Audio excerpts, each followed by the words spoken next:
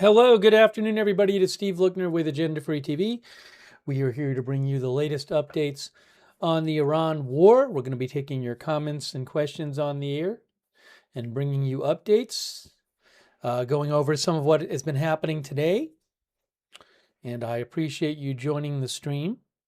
Thank you to our moderators, by the way. We have moderating right now Beth Mythical and Roberts Mayqueen and Janet and Ruth over there on YouTube. Thank you for moderating. We have also moderating right now on Twitch, Idaho Star and Surly Dev. Big thanks. Linda Belk, Larry, and Misha moderate for us on X. Thanks to our Facebook moderators too. Kay Lowry Body is moderating. Thanks, Kay. Thanks, Joanne Gradwall, for subscribing. And also, hey, shout out to Joner Games, who gave a gift membership. Thank you so much, Joner Games. Thanks, Cosmic Brownies, for your support. Jay Carlos, thank you. Ryan1914, thanks for being a member. Real Gay K Barton, thanks for being a member. And thanks, 24 Benjamin from the UK. Really appreciate it, 24 Benjamin.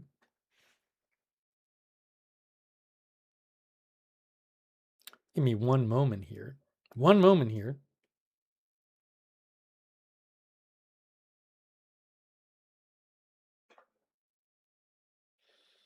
Here we go.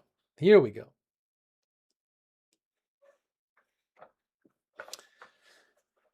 Okay, so in terms of what's been going on today,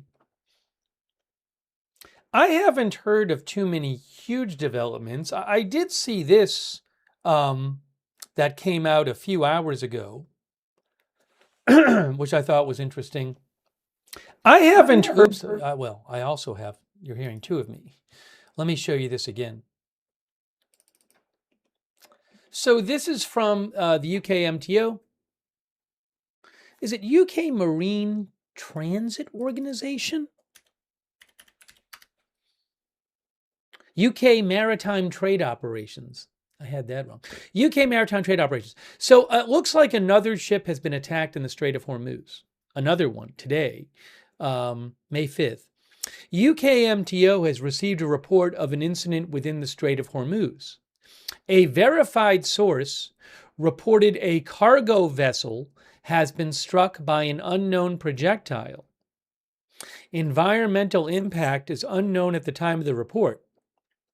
So, so that certainly looks like another Iranian attack on a ship in the Strait of Hormuz. There were multiple ships reported attacked yesterday. And so this is not going to help encourage ships to try to go through the Strait of Hormuz. But again, this is just the last several hours this came out. I'll try to get you more details on this. I haven't seen anything else yet. We're going to, by the way, look at, there was a press conference this morning with Secretary Hegseth and Joint Chiefs Chairman Kane. Marco Rubio gave a press briefing today. So we're going to be looking at that stuff a little later. President Trump made comments today. We're going to be looking at all that. And we'll watch it and talk about it. But I did find this interesting. And then, now, I haven't seen yet, speaking of the Strait of Hormuz, I have not seen, and maybe I've missed it, I have not seen an update yet from CENTCOM about the U.S. military's effort to guide ships through the Strait of Hormuz.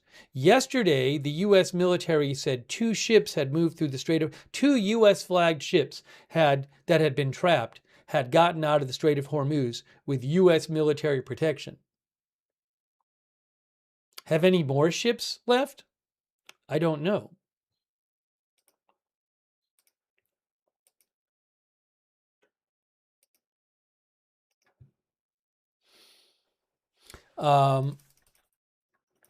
So I haven't heard an update on that, but it's also possible that I haven't watched all the press conferences today. So I'm sorry if I've missed that. We were last night covering development, so I got a bit of a late start today in terms of getting super detailed into things. And here is what marine traffic looks. Let's look at marine traffic for a second. Here is what marine traffic looks like.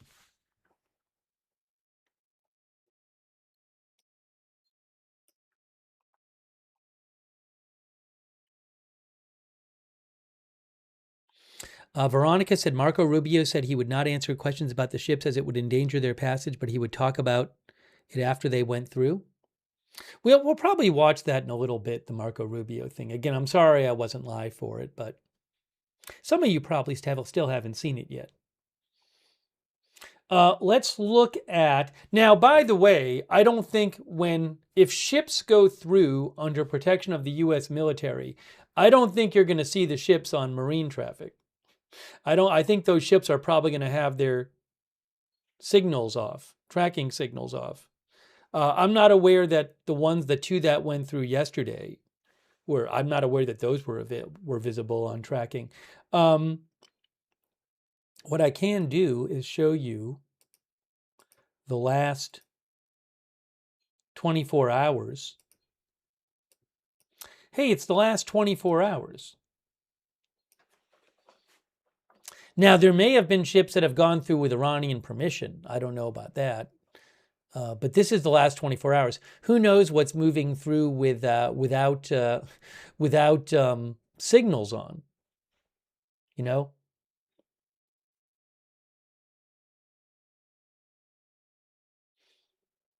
What is that 17484 ship? That looks like it's maybe going on the Iranian route. Then it disappeared. Certainly not a lot of traffic on the, as we're watching this last 24 hours. As per usual, not a lot of traffic there on the marine traffic, ship tracking and marine analytics provider, marinetraffic.com.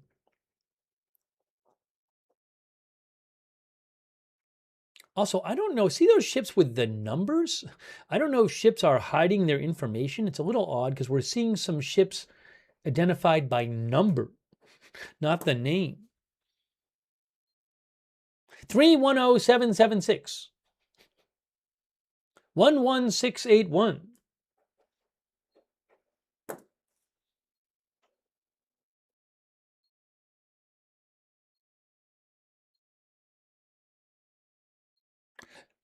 We're almost at the end of the 24 hours.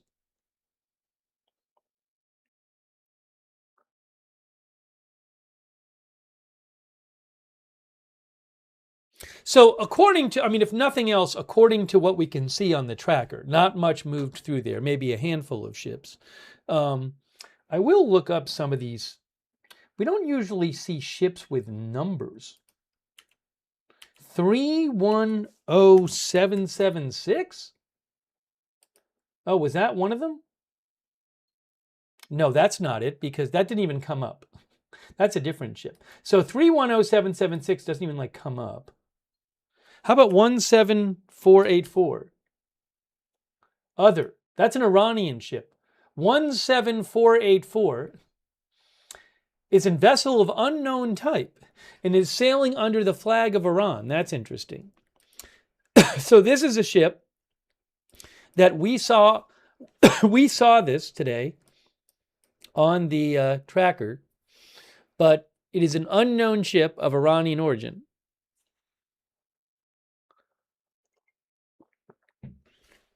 Yeah, I don't know. One of our viewers said there's a space. Maybe I need to type in a space. That's 17484, unknown Iranian ship. Maybe I need to type in a space. Oh, 310776. Here it is. Oh, this looks like an Iranian fishing ship. This is an Iranian fishing boat, 310766. 310766. There.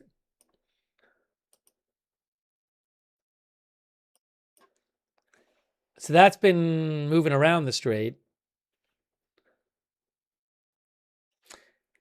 I did see that OSINT, I don't know if this is related. OSINT Technical had posted, who I follow, had posted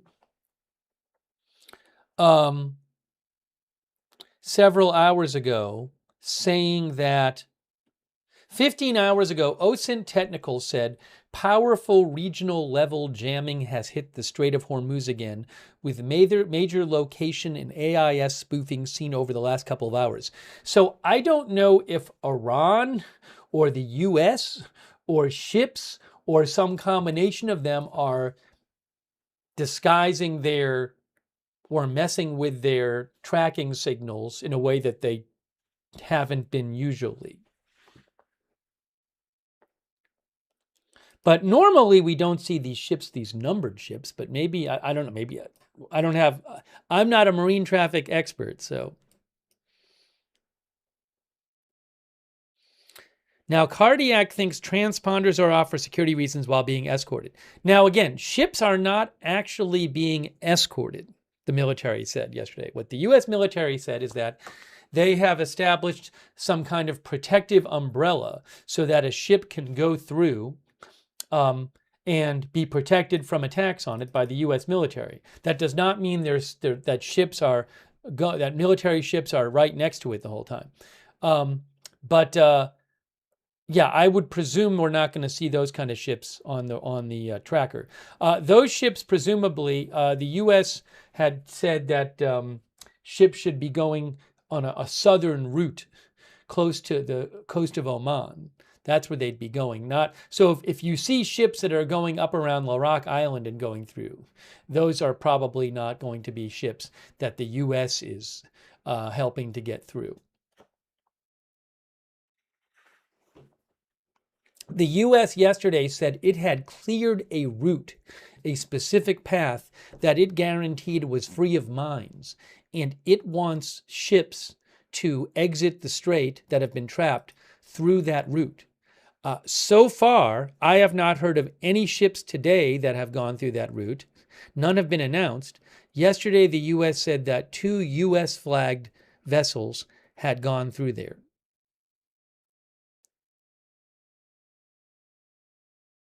By the way, I believe there's roughly a couple thousand ships that are trapped, have been trapped during the war inside the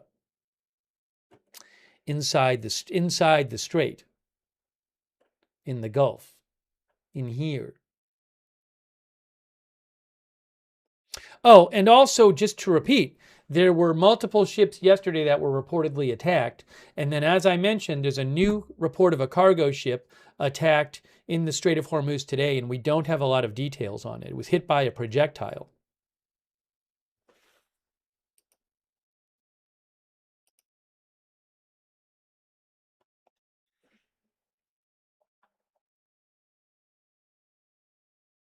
Yes, also, Mr. QQQ Crash mentioned, I had posted about this a few hours ago. I didn't hear more about this.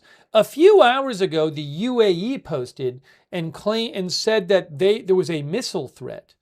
They said that their defense system was actively engaging with missiles and drones, with missiles and drone threats. Now, I don't know if Iran launched more missiles and drones at the UAE today. I haven't seen confirmation of this. Yesterday, over a dozen missiles and several drones were launched at the UAE by Iran, according to the UAE. I've seen no confirmation today, but I did see this hours ago. This was about 7 or 8 hours ago.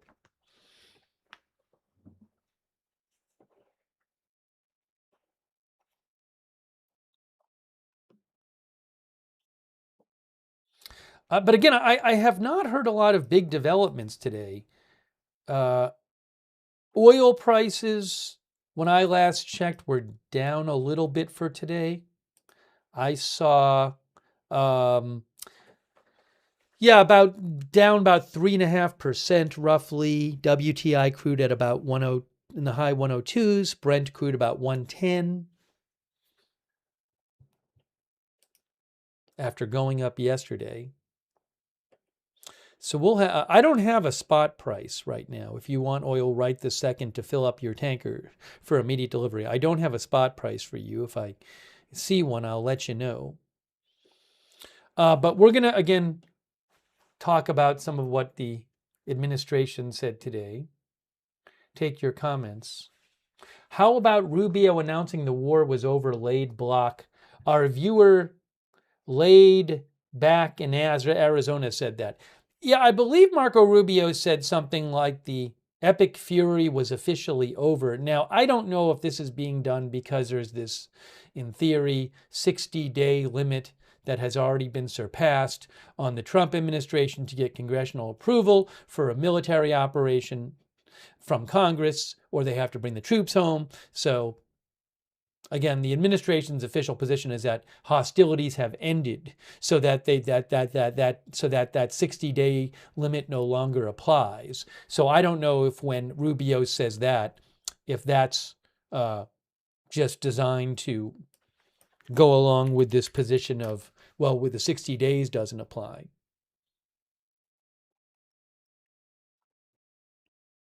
In a little bit, we'll watch the Rubio press conference, but we'll talk about it. I think we should check it out and discuss it.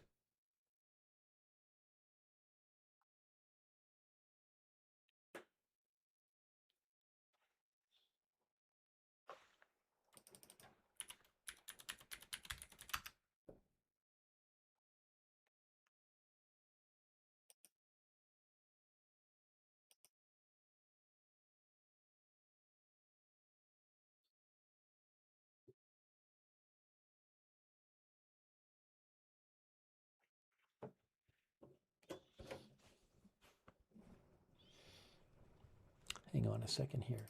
But who knows, things could change at any time. Who knows when new things will happen? Obviously, the U.S. is conducting a major military operation now to open the Strait of Hormuz. And Iran does not want that to happen. That seems like an inherently unstable situation. 555 Logs thought Rubio was articulate today during the press conference.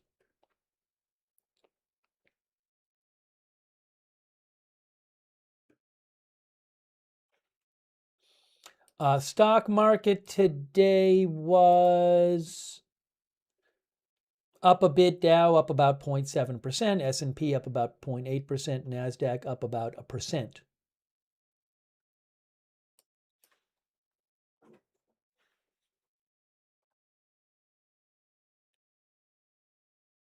Official jackpot says liberals fear-mongered us that oil would be $200, so wrong as usual.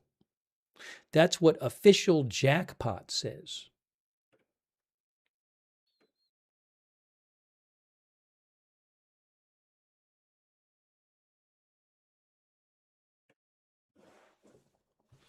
By the way, the price of gas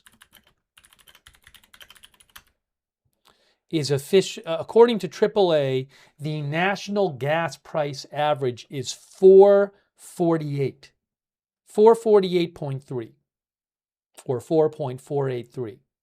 That's up about 2.5 cents from yesterday. Yesterday was 4.457. Today is 4.483. Before the war, it was 298, I believe.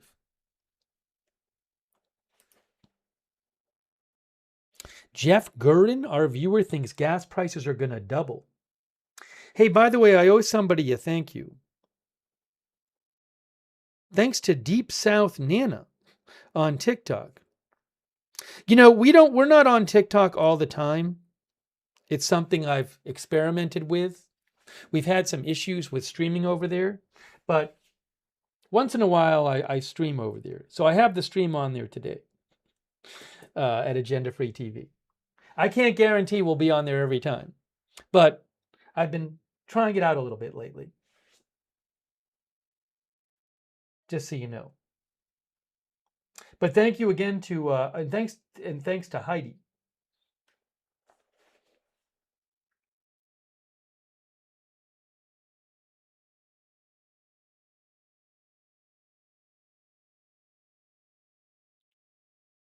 And Zog the alien. Okay. So once in a while, if we change and we start going over there all the time, I will certainly let you know.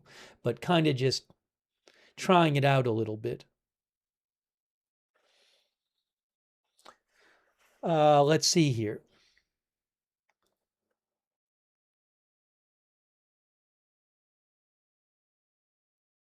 No, the map would not be showing the marine traffic. Presumably, you're not going to see the U.S. naval ships on there. I don't think the U.S. naval ships want to give up their locations.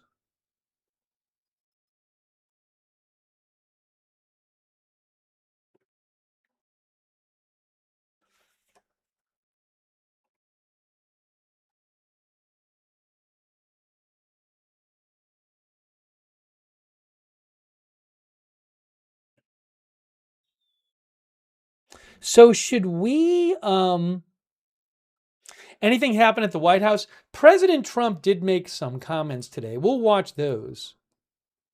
Should we maybe go over? I mean, several hours ago, a couple hours ago, about 3 hours ago, Marco Rubio gave a press conference, gave a press briefing. I kind of think we should. I kind of think we should check that out as a group and talk about it because that's going to be the latest update. Oh, by the way, Shin, who I follow, says 2 blasts heard in Keshem, Hormozgan province, Iran. You know, periodically during the ceasefire, you hear these reports of explosions in Iran, and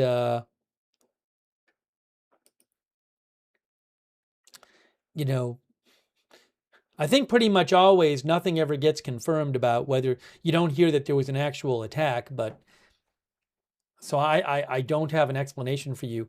But the 2 blasts heard in Keshem. Keshem is Keshem Island. Let me show you where that is. That's according to Shin, who I follow, who reports stuff from Iran. Just posted that. Keshem is Keshem Island, which is right next to the Strait of Hormuz. And here is where Keshem is. I'll show you.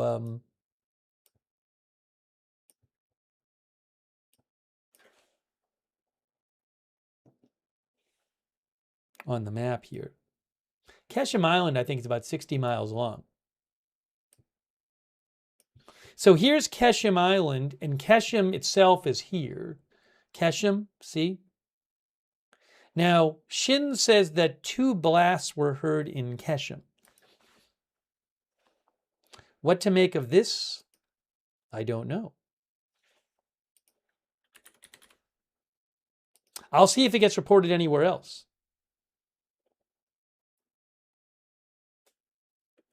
But that's what we're talking about, right in there. See, it says Strait of Hormuz.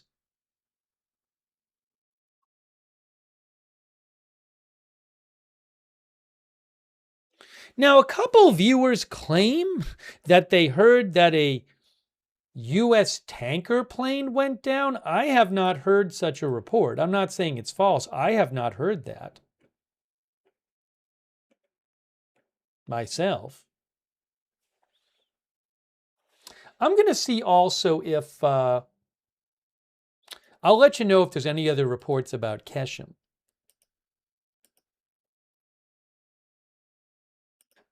I haven't heard anything else about it yet.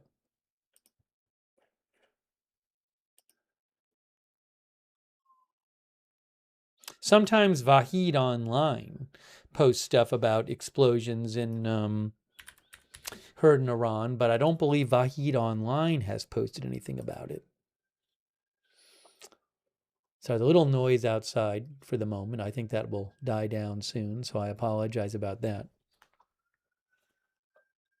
Darcy said there was a plane that squawked 7,700, then disappeared, but that's pretty normal. Yeah, so most times that 7,700 is squawking an emergency, but most time planes squawk 7,700, they don't crash. Give me a moment here. Hold on.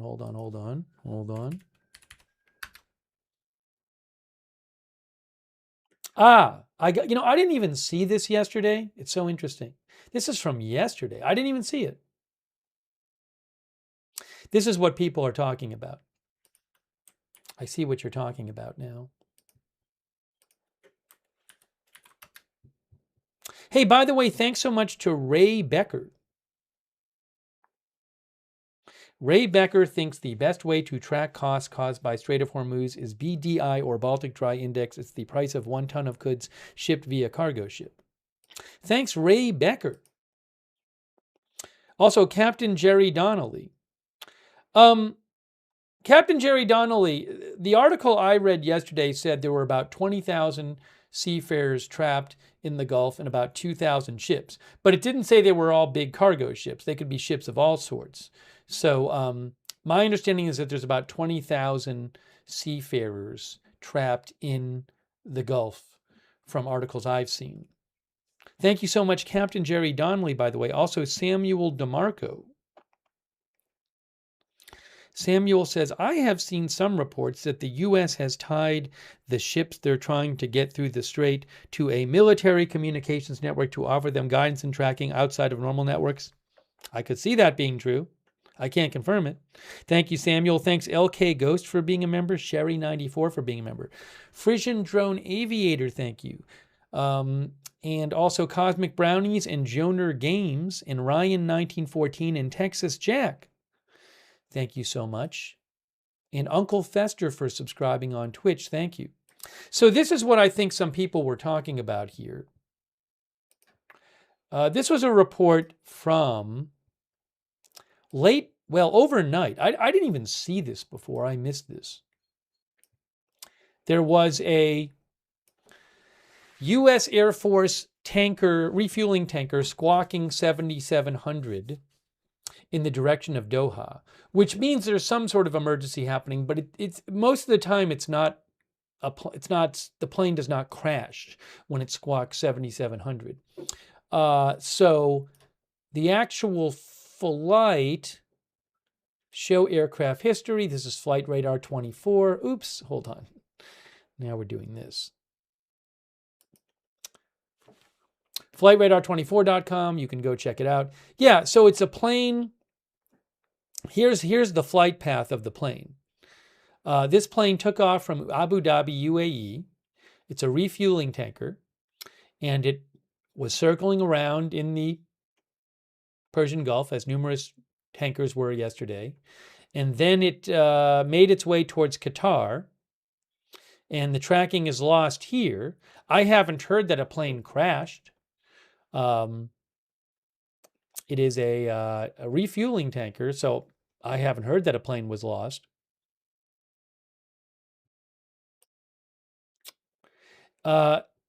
This would have been it would have been there at about 2 a.m. Eastern time, about 2:30 a.m. Eastern time.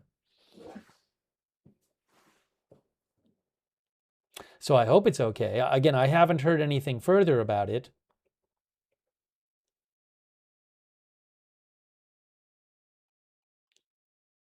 Flight Radar 24 didn't say anything further about it.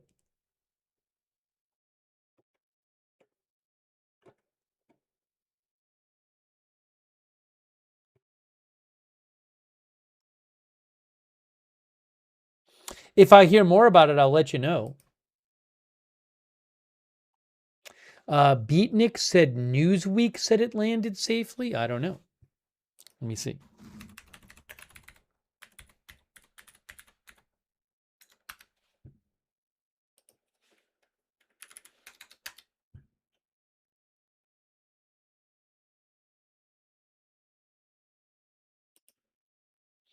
Newsweek said today that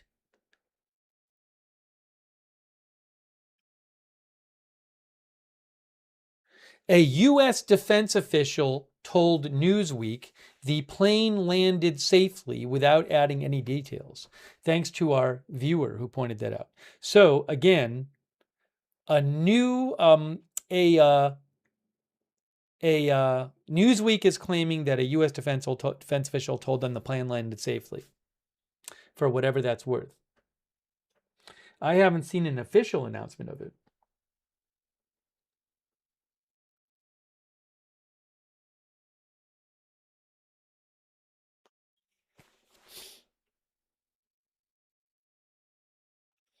Our viewer Birdman thinks war's over and nothing will happen going further?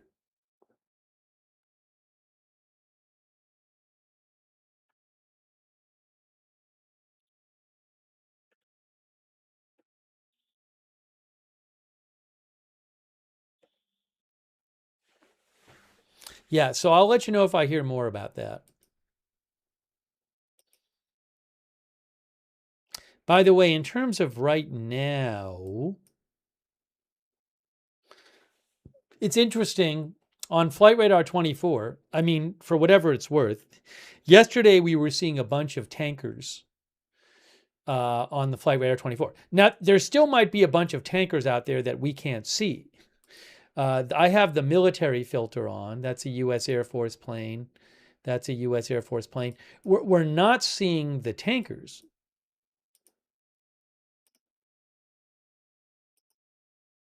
It's interesting. So I would assume there's tanker. I wonder if they just have their transponders off today. But you can see I have the filter on, the military filter, and I don't see any of them here. I don't even see anything taking off from Tel Aviv. That doesn't mean they're not there.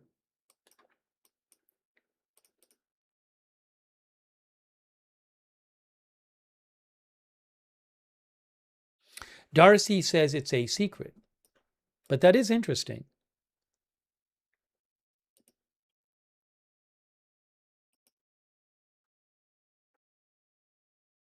I don't know if the tankers are sometimes, I don't know if those are sometimes, there's a political reason sometimes to allow planes to be seen. You could, on the first day of the operation, allow that the world in Iran can see how many tankers you have up as to send a message, and then you have them turn their transponders off for the rest of the operation. I don't know.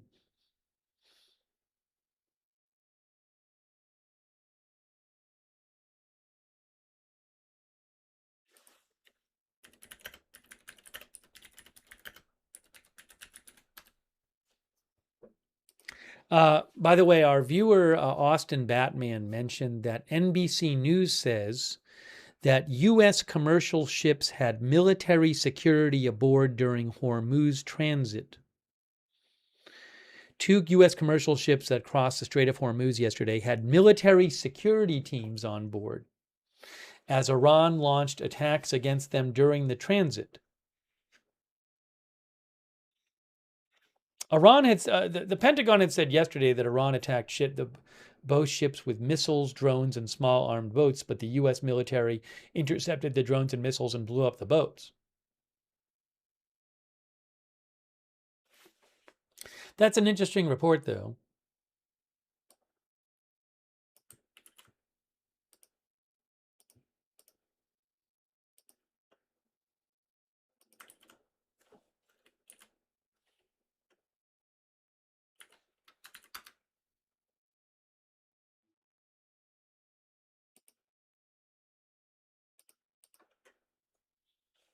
I'll post a link to that report if you want to read about it. I just posted the link in the chat. I also posted it on my X account. Thank you, Austin, for mentioning that.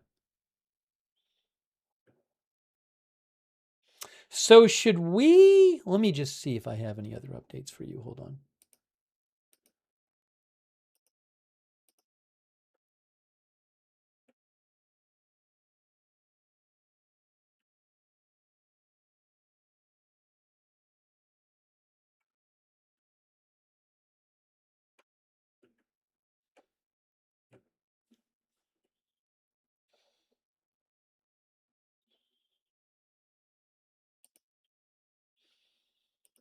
Maybe we should look at what Rubio said today. That might be a good thing to do. Oh, I do want to mention something else here.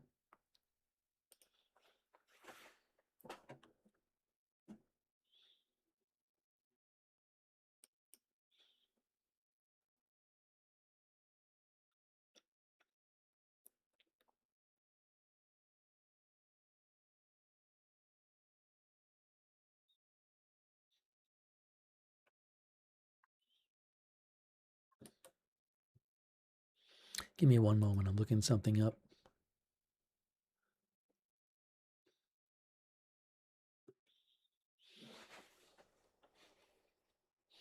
All right, why don't we check out some of what Marco Rubio said? I think we should do that.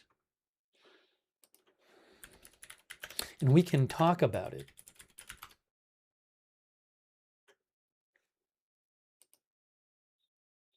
Katie Kubiak thinks Marco Rubio did a fine job.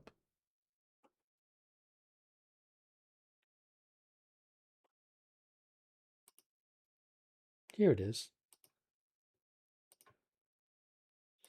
I'm going to put my headphones on.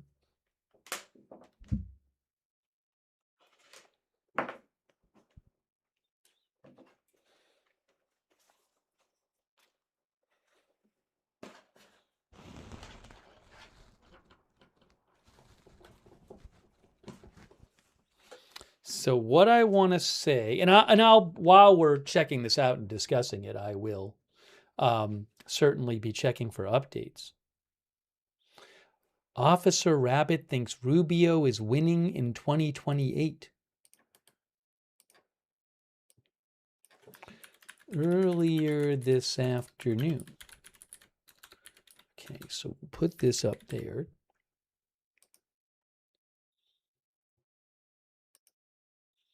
We'll take this one off, and then we're going to put this here. Good. And then we're going to put this there. Ooh. Okay, so why don't we discuss this? Let's see what he had to say, and I'm going to take comments from you guys while we're watching it. By the way, thanks to Bears Junkie. Bears Junkie says, watching the Red Hats cope hard while this president makes every wrong move in Iran has been hilarious. Thanks, Steve Cousins from New Zealand. Thanks to Lynn Downey. Thanks, Lynn.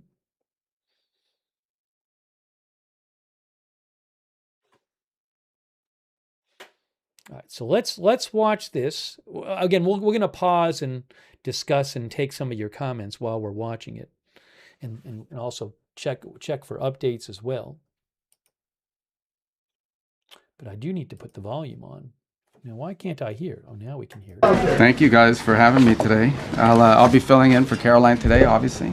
So I'll have a brief remarks here, and then we'll get to your questions. As you know, over the weekend, the president announced this Project Freedom, and the goal of it is to, frankly, if you want to talk about it, it's to rescue like almost 23,000 civilians from 87 different countries that are trapped inside of the Gulf and left for dead in the Persian Gulf by this Iranian regime. You know, for more than 2 months now, these innocent sailors and commercial crew members have been stranded out at sea because Iran is conducting something that's not just criminal. It's criminal for sure, but it's desperate and destructive, this blockade of the Straits of Hormuz. Nations from around the world, the overwhelming majority of whom are not even engaged in any military hostilities, are now at risk not just of losing their cargo, but the lives of their own citizens because of this blockade. These ships, you know, you don't leave a ship out there for this long. You start running out of food, you start running out of potable water, essential supplies, and they're at the mercy of this piracy. What it is, it's piracy. And not only that, but some of them have seen, you know, been open fire on and rained down senseless attacks on several civilian ships already. So frankly, the way to put it, these are innocent bystanders. These are countries that, and ships and so forth that have nothing to do with any of this, and nonetheless are being caught in the middle of it and being held hostage merely because Iran could do that, just because of, just as the regime brutally slaughtered tens of thousands of their own citizens for the crime of peaceful protest, because they're unhappy with the quality of life or the lack of quality of life in Iran today. And so they're sitting ducks. They're isolated, they're starving, they're vulnerable, and at least 10 sailors have already died as a result of the civilian sailors. So already many nations privately and some publicly have asked the United States to help free their ships and to restore freedom of navigation in the Straits of Hormuz and this critical artery of global trade. And so President Trump, as he always does, stepped up and answered the calls for their help. And he's directed the United States military to guide these stranded ships to safety, to provide a protective bubble under which they can operate and move product and get themselves out of there and out of the harm's way. And this is the first step towards reopening the strait and bringing this regime's last-ditch act of economic arson, bringing that to a close. we're doing it not only because we were asked, but because we're the only ones who can. We have the power to sort of take the steps that we've taken now. Under this president, under President Trump, the United States will help our friends. We're going to stand up to rogue regimes like the one in Tehran, and we're going to be unashamed to use our power and our abilities to project military power in the service of our national interests above all else. Now, what's really important for you to report and for everyone to understand is this is not an offensive operation. This is a defensive operation. And what that means is very simple. There's no shooting unless we're shot at first. Okay, we're not attacking them. But if they're attacking us or they're attacking a ship, you need to respond to that. You're not going to let some fast boat come up on a ship and shoot it up. We're going to respond to it, and we've been successful at it. I don't know what the exact number is, but I know a number of those fast boats have now been targeted, and will continue to be if they pose a threat to our forces. We'll shoot down drones, we'll shoot down missiles, but it's defensive in nature. This is defensive. So if you hear stories about attacks and launching of firing back and forth, it's not back and forth. We are only responding if attacked first. This is a defensive operation, and that's what's occurring here. Just about the importance of the Straits for a moment. This is approximately a quarter of the world's oil trade, along with significant volumes of fuel and fertilizer that operate through the Straits of Hormuz. The Iranian regime cannot be allowed to dictate who uses this vital waterway. I don't think this is also being reported enough. Maybe you are reporting. I don't read everyone. I don't many damn outlets here. I don't know who you all are, but I mean, I know who some of you are, but I don't know all of you are. But I will say this about it. This is an international waterway. Okay, this is an international waterway. And international law is very clear, and I love it because everybody always talks about international law, and this international law on this is very clear. International waterways, no country can control them. There is no international law that allows you to say, I'm going to put mines in an international body of water, and I'm going to blow up ships that don't listen to us and try to go through. That's what Iran is doing. This is a criminal act. And someone needs to do something about it. Something needs to be done. It's completely illegal, completely illegitimate, and completely unacceptable. And that's why the United States military is guiding stranded commercial ships safely through the strait and is working to restore freedom of navigation and putting an end to these efforts to hold the global economy hostage. So far, as a proof of concept and as a proof of function, 2 U.S. flag merchant ships have successfully transferred the Strait of Hormuz in the first stages of this project, and they're now safely on their way. The U.S. military is deploying the necessary assets to extend this defensive umbrella over commercial shipping. But there should be no mistake. And as I said this already, this is a defensive operation. I want to reiterate that point. This is important to understand. If no shots are fired at these ships and no shots are fired at us, we're not firing shots. But if we're fired on, we will respond, and we will respond with lethal efficiency. The assets supporting this project, by the way, include guided missile destroyers, over 100 land and sea-based aircraft, multi-domain unmanned platforms, and 15,000 of the finest military service members on the planet. These forces have already destroyed, as I told you earlier, I thought it was 6, it's 7 Iranian fast boats that failed to heed our warnings. And by fast boats, we're talking about, some of these things look like Boston whalers. Okay, so these are not like Navy ships. But nonetheless, they come fast at these boats, try to swarm them, try to harm them. We're not going to let that happen. So 7 of them now sit at the bottom of the sea, along with, by the way, the rest of Iran's Navy. That's where you can find their Navy today. And we're going to continue to systematically clear this passageway through the straits to restore freedom of navigation. Now, while this project steadily progresses, Operation Economic Fury, continues to impose maximum pressure on the Iranian regime and what remains of their already frail economy. Today, inflation in Iran is 70%, and their currency is in total and complete freefall. U.S. sanctions enforcement is stepping up. It's moving in lockstep with the naval blockade to degrade Iran's capacity to generate, to move, and repatriate revenue. It directly targets the regime's primary revenue lifelines. The blockade alone is costing Iran as much as $500 million a day in lost revenue.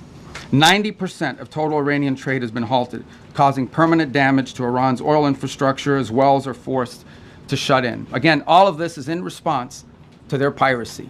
Okay, it cannot be that you have these straits and they blow up any ship that moves and the only ships that get to go through are theirs. You can't have a situation in which the straits are closed to everyone else, but they benefit from the piracy. That can't happen. That's why the blockade is in place, and that's why these sanctions are crippling them. Any foreign financial, and by the way, Treasury is now identifying and cutting off every dollar of revenue that's flowing to this regime. And so, look, any foreign financial institution or commercial actor that enables Iran's sanctions evasion is going to face secondary sanctions exposure and a loss of access to the U.S. financial system. As President Trump has said, and the facts clearly bear out, the United States of America holds all the cards. There is no scenario here in which if they decide to join a ladder of escalation, they wind up getting the last say. But our preference is for these straits to be opened to the way they're supposed to be opened, back to the way it was. Anyone can use it, no mines in the water, nobody paying tolls. That's what we have to get back to, and that's the goal here. Every day the conflict continues, however, our leverage on Iran will continue to increase, and their position will continue to weaken, especially as the blockade really begins to bite in conjunction with the sanctions.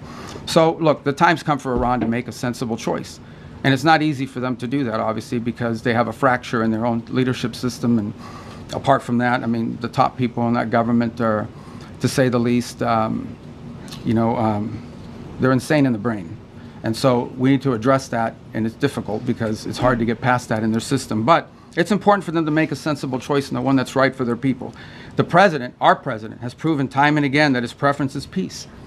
But Iran must accept the reality of this situation and come to the negotiation table and accept terms that are good for them but ultimately good for the world. The diplomatic path, if there's a real diplomatic path, I'm not sure it's going to be one, but if there's a real diplomatic path and we continue to explore it, Steve and Jared are working on that very hard. If there is one there, it could be one that leads them to reconstruction, to prosperity, and to stability, and to not posing a threat to the world. The alternative is growing isolation, economic collapse, and ultimately total defeat. I know what the right choice is for Iran. I hope that the people over there making decisions will make the right one. The last point I would make, and it really is important for them to understand this, is they really shouldn't test the will of the United States, at least not under President Donald Trump. He has proven time and again that he will back up what he says. And if they test him, ultimately they will lose. The hard way, the easy way, the long way, the short way, they will lose. And with that, it's time for your questions. Okay, so we'll get to the questions in a second. I want to take some comments from you guys first. I do want to mention, so it's clear from what Secretary Rubio is saying, this is not just an operation to free the trapped ships that have been trapped during the war in the Gulf because the strait has been closed. He said it repeatedly. This is what the U.S. military has said too the last couple of days. This is an operation to open the Strait of Hormuz to international shipping without Iran controlling who goes through, like it was before the war. Okay? And so that is, he said it. He said that getting the ships that are trapped out is the initial stage. That's also what the U.S., what CENTCOM said yesterday. That's the initial stage. But the overall goal of this military operation, this new military operation, is to unblock the Strait of Hormuz. Period. Okay. So that is what the goal is. And obviously, that would be a huge deal. That's not something that Iran's going to take lightly, because right now, their biggest leverage they have, the biggest way that they can put pressure on other countries, is by blocking the Strait of Hormuz. And also, it's something that they want to do, Iran says, into the future. They want to be able to control the strait to charge ships. So it's a potential source of income from them. But that's the biggest source of leverage they have. The biggest way that they can wield power over the international community is through that strait. So that's not something they're going to give up lightly. And remember, as we talked about, there is a new attack reported today, several hours ago, on a cargo ship in the Strait of Hormuz. I have not seen more details on that, but UKMTO did report a new attack on a cargo ship in the Strait of Hormuz today, after multiple were reported attacked yesterday. Presumably that's Iran who did the attacking. So let me take a few comments from you guys, then we'll get to some more of, we'll watch some of the answers to the questions. Evelyn in Maine thinks if Iran is allowed to do this, other countries will do the same. Wall Street thinks the U.S. will open it, but how will they keep it open? So something I mentioned yesterday is that yesterday 2 ships went through, U.S. flagged ships went through, as Marco Rubio said, as a proof of concept, showing that it could be done, to demonstrate to other countries, right? Hey, your ships can go through too, with U.S. military protection. But we have a huge U.S. military operation going on to protect these ships. The U.S. military said it shot down drones and missiles that were fired at ships and sunk small boats that were attacking ships going through. So as I said yesterday, I said, well, if the only way that you can get ships to go through is with this huge U.S. military force protecting them, does that mean that the strait can only stay open if the U.S. keeps this huge military force there forever? Because if the U.S. military were to pull their force out, well, wouldn't Iran just be able to attack the ships going through again? So that's the kind of thing I think that Wall Street is talking about. So you could create a situation where there's a huge U.S. military presence protecting ships as they go through. I don't know if that's going to be a long-term solution, even if ships do start going through now. So something else to keep in mind. Mike J says, shouldn't this have been in America's contingency plans?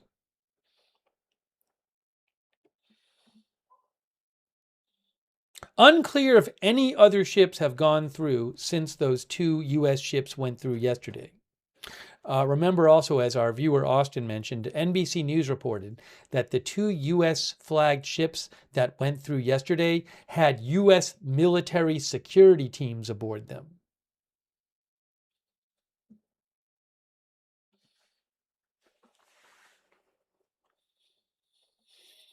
Let's see here.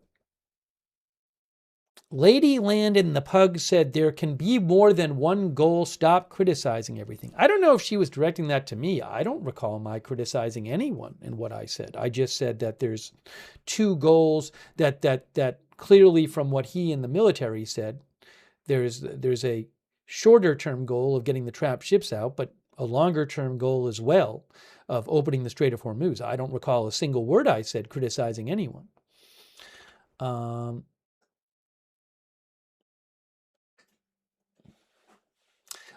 Deeps says, let's spend $1 billion a day for a strait Trump says we don't use. It's interesting.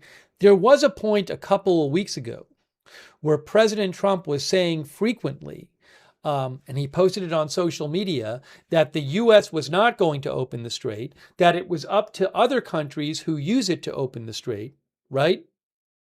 I mean, I'm not going to go back and find those now. But that was something President Trump was saying several weeks ago, but that's not the position now. Let's see here. Tally NA thinks it cannot be sustainable to have a military presence there to escort ships through. Cavitate says Trump wants the Gulf countries to band together. Rusty Spoon says 2 to 3 ships a day getting escorted isn't going to do much with a mounting backlog.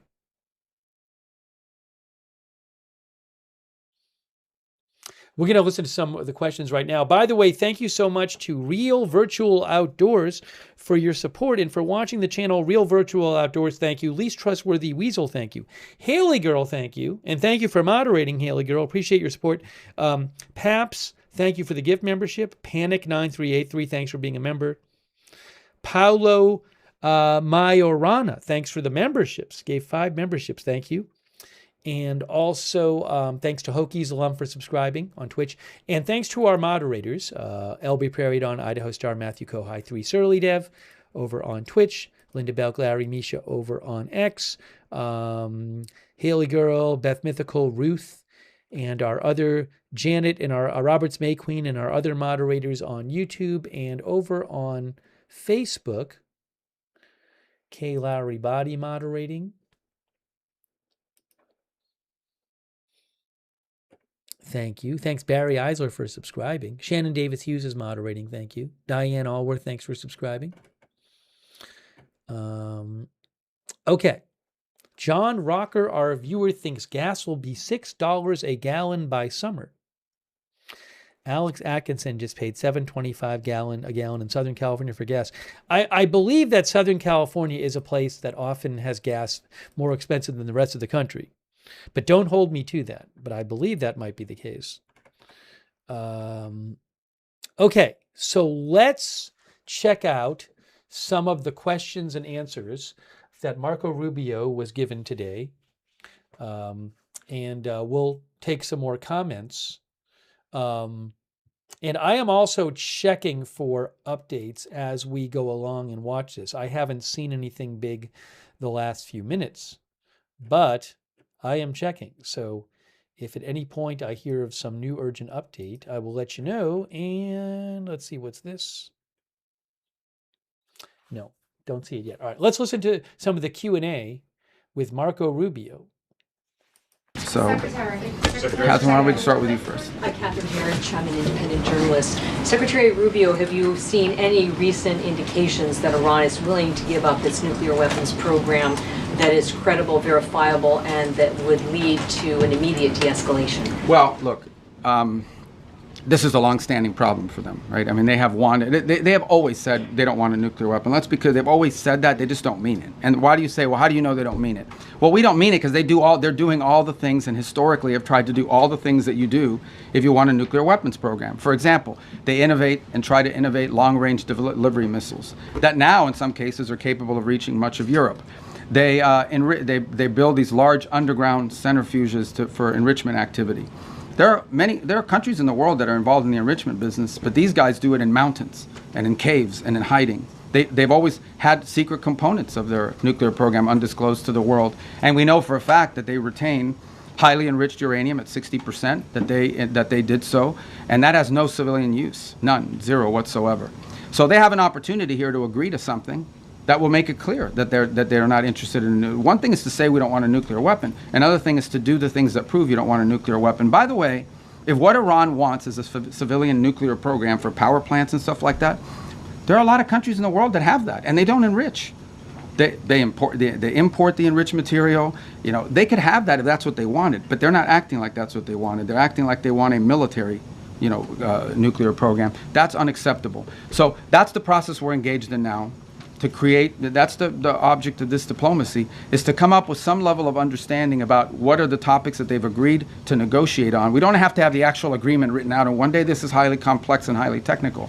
But we have to have a diplomatic solution that is very clear about the topics that they are willing to negotiate on and the extent and the concessions they're willing to make at the front end in order to make those talks worthwhile. That's what Stephen Jarrett and the whole team is working on, and I hope to have good news on it. That's the outcome we would prefer. That's the outcome we would have preferred a year ago.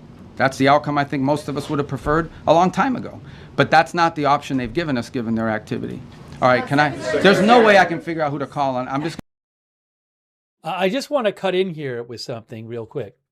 So I had mentioned before we started watching the replay of Marco Rubio that Shin, who I follow, who reports stuff from Iran, had said that there were reports of 2 blasts heard. This was like 40 minutes ago. 2 blasts heard in Keshem, on Keshem Island, which is right near the Strait of Hormuz. It's part of Iran.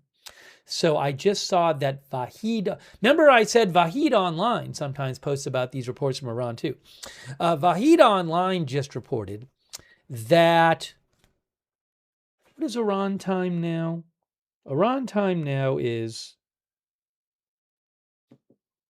hold on. Iran time now is 2:09. So yes, about 40 minutes ago, same time that Shin reported it, Vahid Online says that there were some unconfirmed messages, Keshem, 2 low-pitched explosions within 30 seconds, and a lot of shaking. Someone else reported 2 explosions were heard in Keshem. Someone else that he saw reported 1:30 a.m. in Bandar Abbas. Bandar Abbas is, by the way, in southern Iran, not far from Keshem, just to show you where this is. Here is Keshem. Here's the Strait of Hormuz. There's Keshem right there. There's Keshem Island. Bandar Abbas is right there. So another report said that there were 2 explosions. Something exploded in the sky in Bandar Abbas. One person claimed that at 1:13, Bandar Abbas was hit by a missile. So again, several people, there are these several unconfirmed reports that about 40 minutes ago, there were explosions, a couple explosions heard in the Keshem area. What can I say?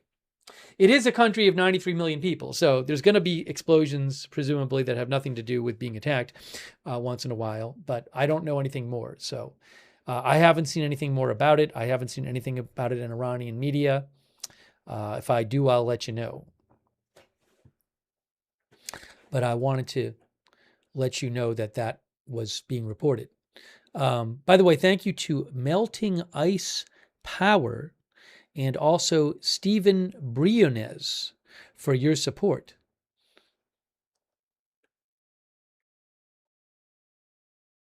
Acid Junk says, saw the same report from another source.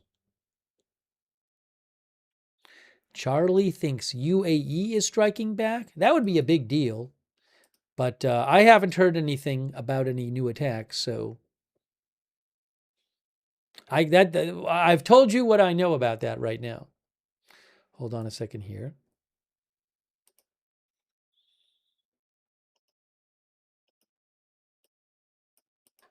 Okay, so let's get back.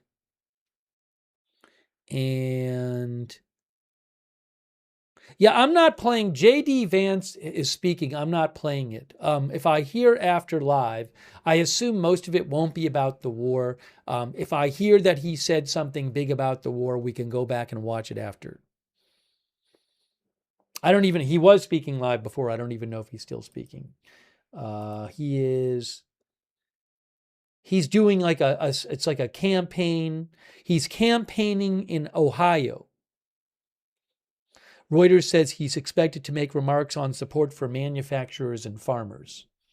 So I'm going to stick with this right now. Okay, so here is more of Marco Rubio this afternoon answering questions about the war.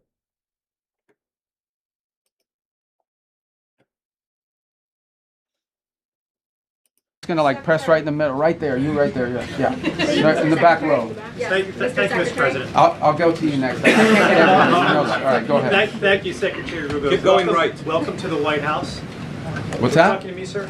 Yeah, to you, yes, sir. Thank you. I have 2 questions on 2 separate issues that come Do they under... get 2 questions for these? 2 questions that... There's a lot of people in here. That fall under your umbrella. All right, well, you can ask me 2 questions. I'll give you 1 answer. Go Thank ahead. you very much. And I'll pick the one I like better. Thank you, Mr. Secretary. The first has to do with the blockade. There are lawmakers from both parties who claim the blockade is an act of war. What do you say to that? And my second question has to do with the fuel embargo of Cuba. How long, Mr. Secretary, will that last? Okay, 2 things. All right, good. I'll answer both your questions because I like the second one too. The first one on the blockade. And so why do we have a blockade? We have a blockade because they shut down the straits. So I don't know which members of Congress you're talking to, but here's what I would ask them. I would ask everybody here. It's very simple. These guys have shut down the Straits of Hormuz. This is what Iran is saying. We will shut down the straits. No one can go through. No country in the world can go through unless we allow you to go through, and you have to pay us. But our ships can go through, meaning the Iranian ships, as much as they want. That's crazy. Who would agree to that? So how are we going to have a situation where they get to close the straits to everybody, and the only people who are allowed to go through there 100% without paying anything are the Iranians? If you do that, they'll keep the straits closed forever. They're trying to make this some new normal. Okay, under no circumstances can we ever allow them to normalize the fact that they get to blow up commercial ships and put mines in the water. So the response to that is we're going to blockade your ships. If everyone's ships are not getting out, your ships are not getting out either. That's not an act of war. That's a defensive measure. It's a counter to what they have decided to do. You know what is an act of war? Putting mines in the water. Why don't the members of Congress, whoever it is complaining about it, they should be all over that. These guys put mines in the water. That alone, mining in the water is illegal, period, under any circumstances, and they've done it. But this is crazy stuff, but this is what they've done. On Cuba, Oil blockade on Cuba. There's no oil blockade on Cuba per se. Here's what's happening with Cuba, okay? Cuba used to get free oil from Venezuela. Used to give them a bunch of free oil. They would take like 60% of that oil and resell it for cash. It wouldn't even go to benefit the people. So the only blockade that's happened is the Cubans have decided, the Venezuelans have decided, we're not giving you free oil anymore. And you can only imagine nowadays, the way oil prices are, no one's giving away free oil, much less to a failed regime. So the problem with Cuba is worse, okay? Their economic model doesn't work. And the people who are in charge can't fix it. And the reason that I can't fix it is not just because they're communists, that's bad enough, but they're incompetent communists. The only thing worse than a communist is an incompetent one. And that's what, so incompetent communists run that country. They don't know how to fix it. They really don't. And we have 90 miles from our shores, a failed state that also happens to be friendly territory for some of our adversaries. So it's an unacceptable status quo, and we'll be addressing it, but not today. Okay. All right, let's go to the front, right there. Secretary Rubio. Yeah. You are going to the Vatican to meet with the Pope. Is this an attempt to smooth things over with the Pope, given the rhetoric between President Trump and Pope Leo? No, it's a trip we had planned from before, and obviously we had some stuff that happened. And no, look, there's a lot to talk about with the Vatican. I'll give you one example. The Pope just returned from a trip to Africa, where the church is growing very vibrantly. And we have shared concerns about religious freedom, freedom in different parts of the world. We'd love to talk to them about that. The topic of Cuba, we gave Cuba $6 million of humanitarian aid, but obviously they won't let us distribute it. We distributed it through the church. We'd like to do more. We're willing to give more humanitarian aid to Cuba, by the way, distributed through the church, but the Cuban regime has to allow us to do it. They won't allow us to give their own people more humanitarian aid, and we're willing to do it through the church. So there's a lot to talk about. And the president recently said that the Pope is endangering a lot of Catholics as a result of his rhetoric around the Iran war. Is that a sentiment? Well, I don't think that's an accurate description of what he said. I think what the president basically said is that Iran can't have a nuclear weapon because they would use it against places that have a lot of Catholics and Christians and others for that matter. It goes back to the central point. I think the president, without trying to speak for him, but I think I can characterize it this way. He doesn't understand why anybody, leave aside the Pope, the president, and I, for that matter, I think most people, I cannot understand why anyone would think that it's a good idea for Iran to ever have a nuclear weapon. Look what they're doing with the Straits right now. They're holding the whole world hostage. They have these sailors, on commercial ships that are going to starve to death out there. They don't care. They don't care that this is melting down the economies around the world, even of their own allies. This is what they're doing with the Straits. What do you think they would do if they had a nuclear weapon? They would hold the world hostage with that nuclear weapon. That's what they would do. They would do exactly to the world with a nuclear weapon what they're doing now with the Straits. And I think the president's point is how anyone cannot see that as an unacceptable outcome and an unacceptable risk is beyond him. It's puzzling. And someone has to do something about it.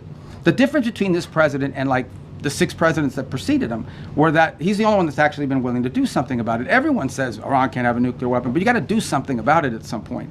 And he's been willing to address that threat. And that's what he promised he would do when he got elected, by the way, is address threats like this. Secretary. Yeah, I wish I knew your name. Thank you so much, Mr. Secretary. Can you put name tags on? Thank you so much, Mr. Secretary. Who are you with? I'm with Rudao Media Network. Okay. Mr. Secretary, the President has said multiple times that weapons were provided to the Kurdish groups to pass on the Iranian people. However, Kurdish political parties and the regional government says they have not received such weapons. Even some claim these weapons remain in the U.S. base in the region. Can you clarify who those weapons were given to and whether you intend to retrieve them or still want to pass to the Iranian people? Yeah, look. So in case you couldn't hear it, the question was, if I have the question right, the president has said repeatedly that the U.S. gave weapons to the Kurds to give to the protesters in Iran, and that the Kurds didn't pass along the weapons. And I believe we've heard the president ourselves say that during our coverage. I don't know if I can quickly find something on that real quick. Let's see here. Hold on. I know we've talked about it here. Let's see here. Yeah, so President Trump said, I'm looking at a Daily Beast article that quoted him from a few days ago where he said, I'm not happy with what happened with the Kurds. The Kurds did not deliver the weapons. Oh, also, he told Fox News, we sent guns to the protesters, a lot of them, and I think the Kurds took the guns. Anyways, without getting into all the details, that is what the question was asked. And just so you know, the person who asked the question is from Rudao Media, and Rudao is a Kurdish media outlet. So my guess is that is why he was particularly interested in this question, is because he's from a Kurdish media outlet. Okay, so with that being, I just want people to be able to understand the question. Ultimately, what the president is expressing, and I think has repeatedly, is he wished the Iranian people had, look, he's heartbroken by these images. You think about it, you're an Iranian, okay? You're unhappy that your economy doesn't work for you. You don't have freedom. You don't have an opportunity to express yourself. You've got friends that have been shot in the head because they're out protesting. And it's heartbreaking to him to see that these people are abused in this way and have no measures to take against their own government as a result of it. By the way, this goes back, if you guys remember the protests in 2009 where they slaughtered people in the street. This is a vicious regime, guys. Okay? These are people that hang people from cranes in the town square so everyone can see. They continue these executions of people and have continue to do so for over a decade and a half now. And so I think what the president is expressing is the desire that he wishes the Iranian people had an ability to fight back against some of these things that are happening to them. And I would view that as distinct and separate from the specifics of this operation that was ongoing before it concluded, and certainly different from the operation that's going on now. Right there in the... Regarding Colombia, Mr. Secretary... Right behind you, not Colombia, right there. Yes, ma'am. Mr. Secretary, thank you so much. On Lebanon, are we in a ceasefire or less fire? And the second question, do you think you would be able to achieve an agreement between Lebanon and Israel without risking a civil war in Lebanon? What are you doing to risk? Just a little context here. One of the questions is Lebanon in a ceasefire or a, what'd she say? A less fire? Less fire? Anyways, remember that Israel and the Lebanese government reached a ceasefire weeks ago, whereby Israel would hold off on attacking Hezbollah in Lebanon. And remember, the Lebanese government is not Hezbollah. Hezbollah is a group in Lebanon, but supposedly Hezbollah was going to stick to this ceasefire. Anyways, there has been a bunch of fighting in Lebanon. We talked about this yesterday. Numerous days over the last week or so. The majority of days over the last week or so, Israel has announced, hey, we're going to attack this part, Hezbollah in this part of Lebanon, because they've been breaking the ceasefire. So there's been hostilities quite often during this supposed ceasefire in Lebanon. So I think that's probably what the question was referring to. What are you doing to... No, I got it. I got the gist of your question. So look, here's the challenge with Lebanon, okay? There's no problem between the Lebanese government and the Israeli government. Israel doesn't claim any land in Lebanon belongs to them. And by and large, I think a peace deal between Lebanon and Israel is imminently achievable and should be. The problem with Israel and Lebanon is not Israel or Lebanon, it's Hezbollah. Hezbollah operates from inside of Lebanese territory. They terrorize and attack Israelis, but they also are inflicting tremendous damage on the Lebanese people. The reason why Lebanon gets attacked by Israel is because of Hezbollah. Because Hezbollah is hiding in some house, launching rockets against Israelis, and then they get hit. So what you're seeing now is Israeli responses to either attacks or perceived threats. And this is not new. This has been going on for a very long time. What is our hope? Hold on. President Trump posted something? Breaking news. President Trump says, new post from President Trump. I haven't even read it yet. He says, we have agreed that while the blockade will remain in full force, Project Freedom is going to be paused. Breaking news. Project Freedom is paused. It is paused for a short period of time. Project Freedom just started yesterday. It just started yesterday, and now it is paused. Breaking news.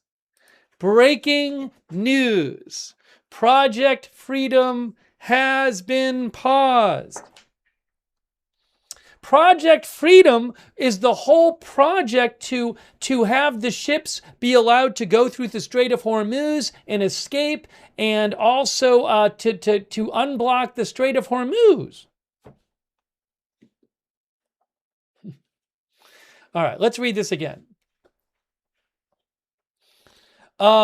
Based on the request of Pakistan and other countries, the tremendous military success that we have had during the campaign against the country of Iran, and additionally the fact that great progress has been made toward a complete and final agreement with representatives of Iran, we have mutually agreed that while the blockade will remain in full force and effect, Project Freedom, which just started yesterday, the movement of ships through the Strait of Hormuz, will be paused for a short period of time to see whether or not the agreement can be finalized and signed.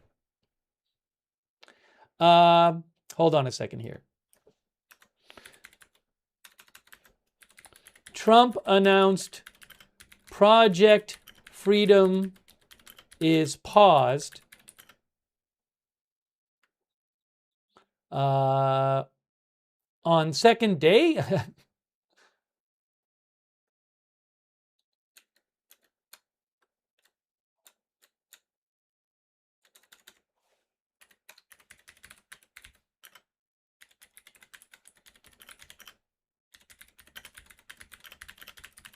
There it is. Why am I confused by it? Because it just started yesterday. So yeah, it just started yesterday, and I'm not aware that Iran has changed its greatly, and it has made any kind of major changes in its negotiating positions. And Marco Rubio just 3 hours ago was talking about Project Freedom and gave no sign that it was going to be paused. So for reasons like that, I was not expecting Project Freedom to be paused about, 24 hours after, about 36 hours after it began. Let me just do this. Hold on. Now, maybe there really are great progress, and there maybe really is great progress in negotiations. President Trump before has claimed that there was great progress in negotiations and a deal was close, and there never ended up being a deal. Now, the oil price, let's see here. Oh, Trump announces.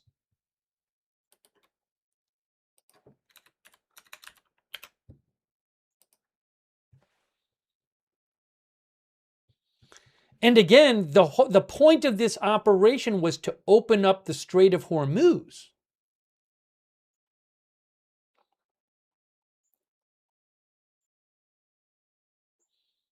CJC Freedom says, I have whiplash. Give me a moment here. So the price of oil, it's interesting. So for example, Brent crude oil, it was at about 110 and it went down to about 108 when this happened.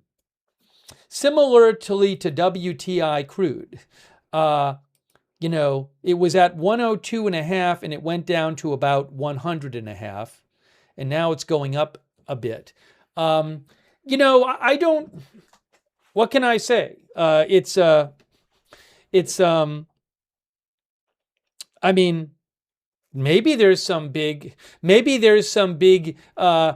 breakthrough in negotiations. We've heard about claimed breakthroughs before, and then there was never an agreement. I'm going to read some of your comments. But it's pretty fascinating. This is a day after it started.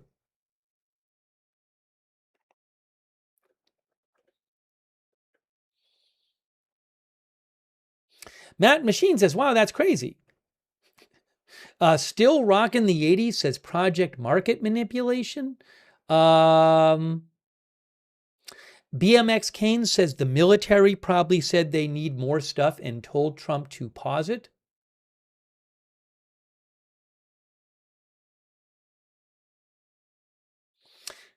So Dave Zenbenda heard some report about a cargo ship. We had mentioned before that a cargo ship was reportedly attacked today. Now, I hadn't seen any, hold on a moment. I hadn't seen any details. Give me one moment. I need to do something real quick. I hadn't seen any details about the cargo ship. So I'll see if I find any. I don't know where Dave saw that report. But before I do that, give me a second here. Let me just get President Trump's things on the screen again for you. Okay, hold on. So what I need to do is get that on the screen. But big breaking news. Wow, I was not expecting this. I don't know that anyone was expecting this. Big breaking news.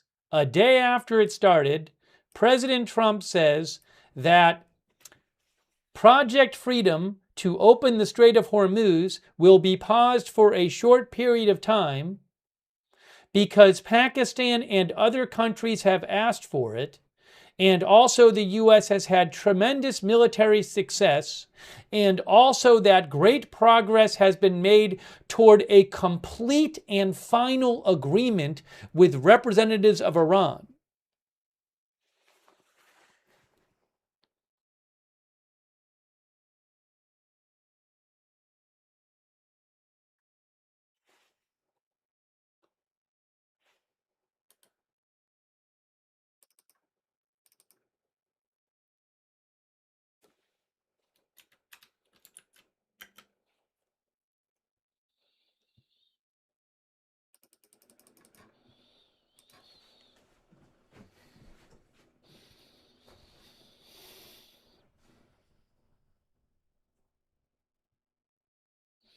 All right, hold on a moment here. So this is big new news. I was not expecting this.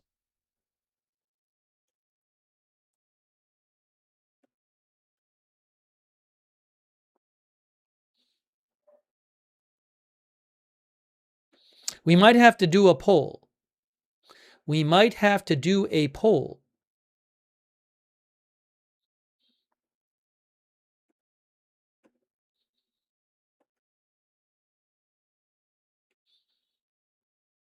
The poll will be, will there be an agreement signed with Iran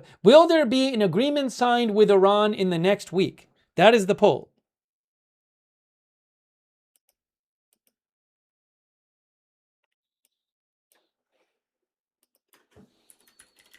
Will U.S. sign agreement with Iran in next week? That is our poll today. Well, that's our first poll.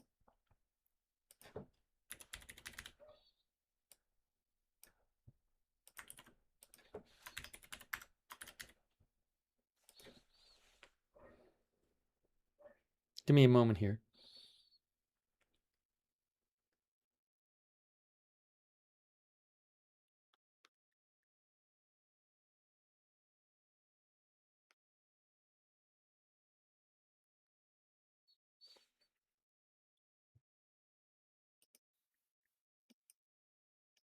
I have to just post it, and then I'm going to show you what people say.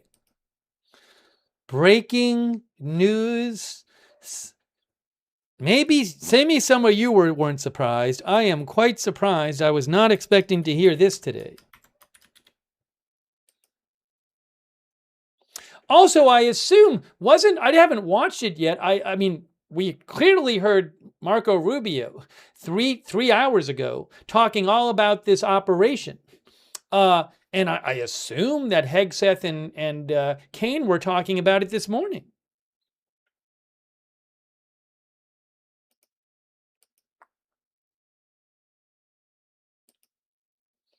Okay, here's you guys.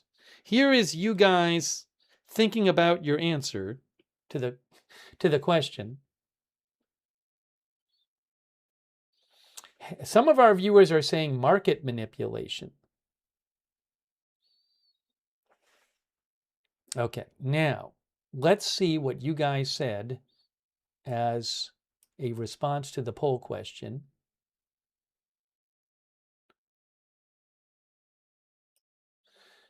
Okay, over on YouTube. Wow, guys, wow. It's paused. It's paused. I said, the question I asked you is, will the U.S. sign an agreement with Iran in the next week? On YouTube, it is 87% no on YouTube. On Facebook, it is 81% no on Facebook. On Twitch, it is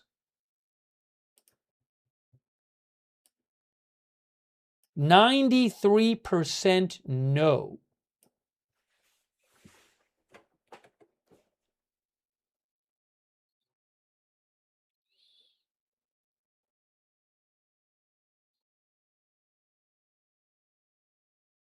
Oh, hold on a second. Austin said CBS News was reporting something about the ship, the cargo ship that was hit. Oh, hold on a second. I messed everything up here. Why did this happen? Wait a second. Oh, I see. So everything's all messed up. Here, hold on. All right, that's fine. Hang on. So some of our viewers said CBS News is reporting something about this cargo ship that was attacked today.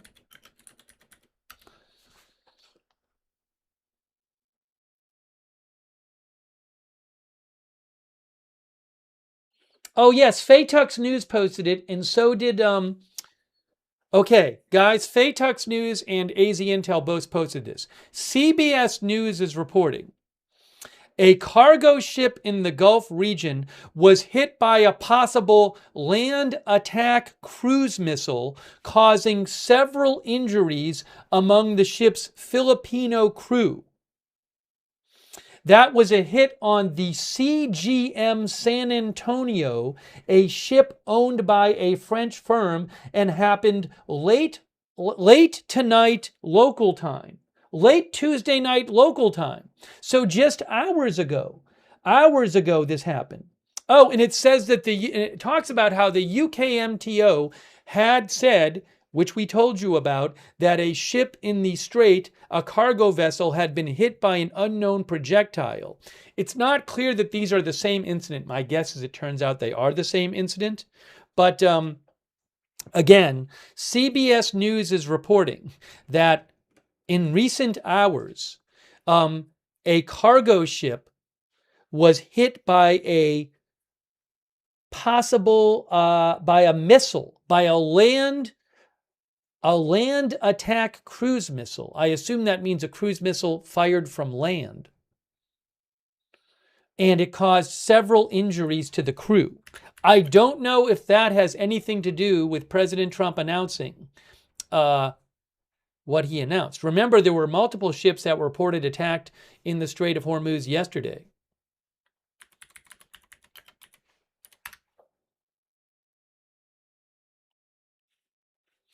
A land attack missile is a naval... sorry. Now,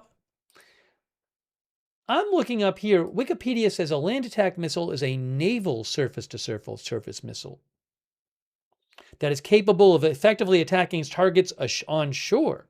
Okay. So that looks like it. So if that's the case,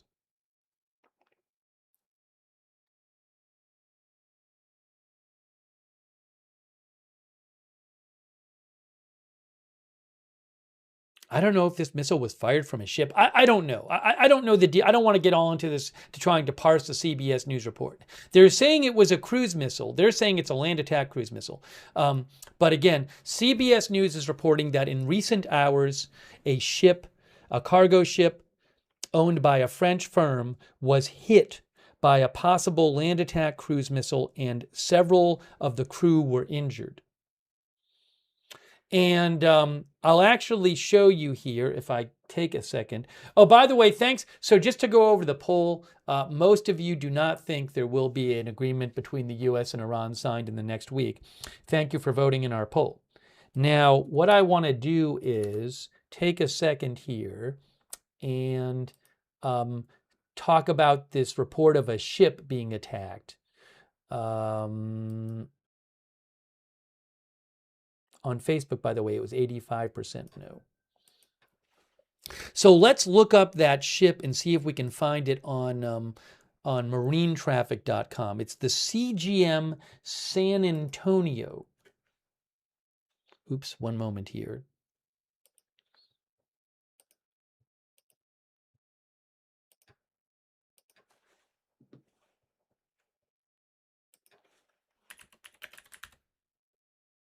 CGM San Antonio container ship.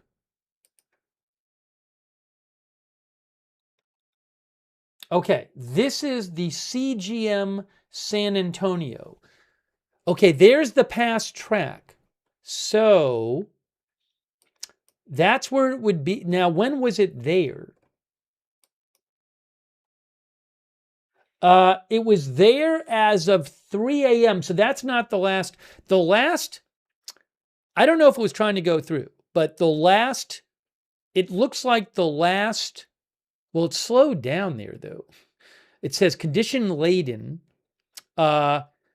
This broadcast is from about 3 a.m. this morning, U.S. Eastern Time. So this would have been hours ago. This would have been because the attack was reportedly Tuesday night local time. So this would have been hours before the actual attack happened. Okay? So did this ship try to go through the strait on its own? Was this ship being escorted by the U.S.? Any chance this ship was being escorted by the U.S. when this happened? Not escorted, because they're not escorting. But was this a ship that was being protected by the U.S. as it was going through? I don't know.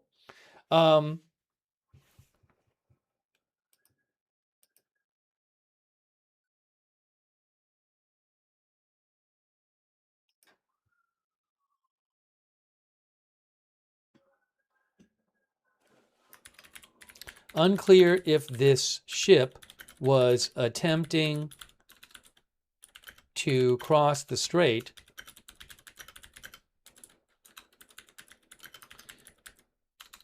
when this happened.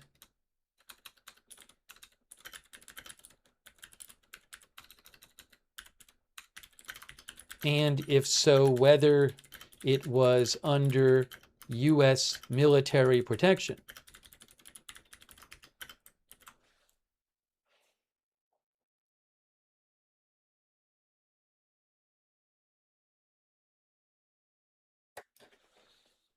I mean, I do wonder if there's a connection between that cargo ship being attacked reportedly by a missile and President Trump announcing on the second day of the operation that the operation to get ships to open the Strait of Hormuz has been paused.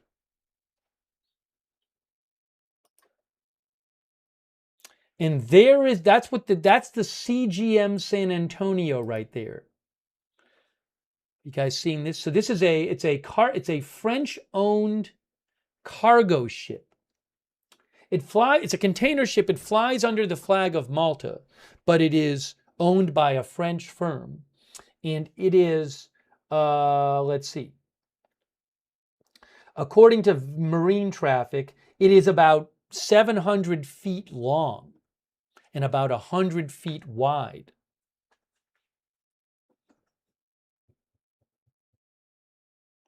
Okay.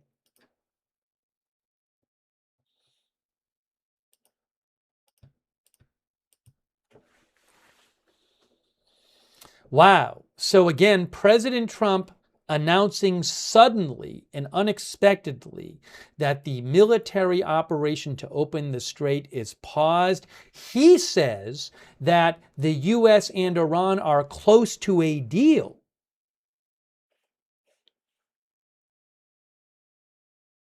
He didn't say that was the only reason why it was paused, though. All right, give me a moment here. Give me a moment. Let me put this up. I want to take some comments from you guys. But major development that just happened.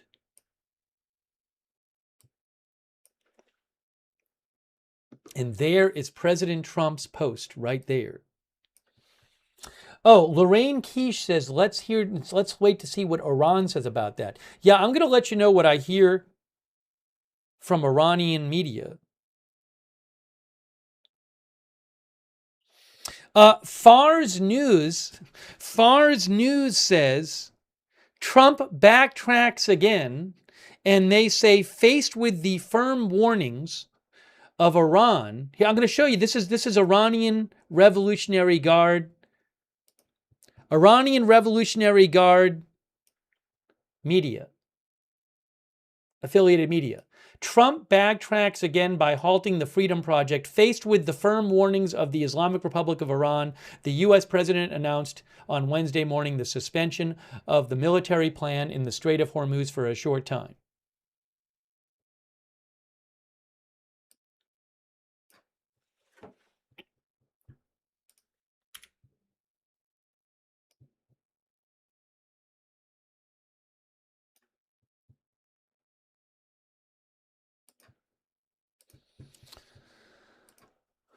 Iranian state media Fars News.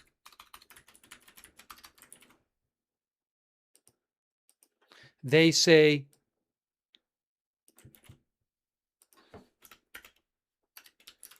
Trump backtracks again by halting the Freedom Project.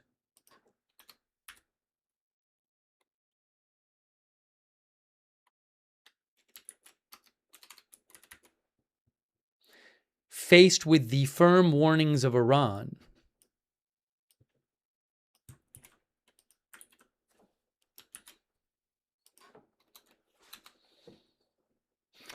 The president announced the suspension of the military plan for a short time. That's what Fars News says.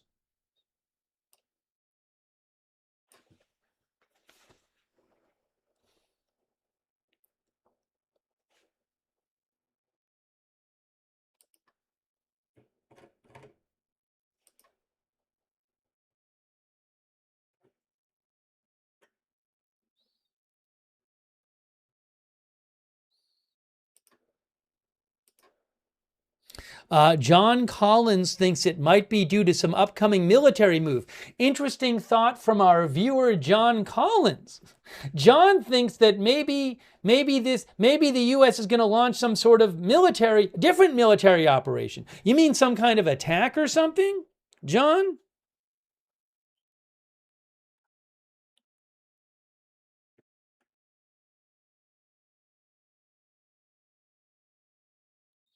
GOS thinks Trump is all over the place, man. This is nuts.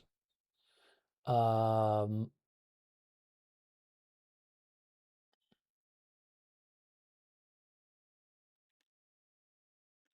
viewer Katja says, why is Trump pausing a humanitarian effort?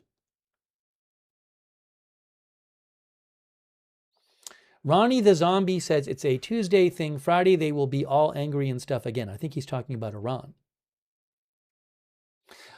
Beads and Beans thinks just giving more time to line up troops. No way Trump is backing off. By the way, thank you with Israel Bishop,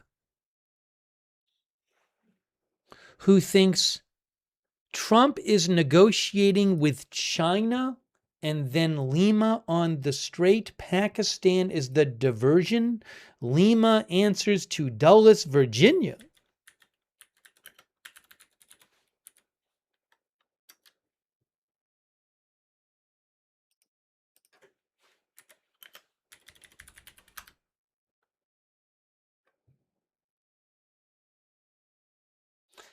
I don't know exactly what you mean by Lima. Somebody had mentioned Lima a couple of weeks ago.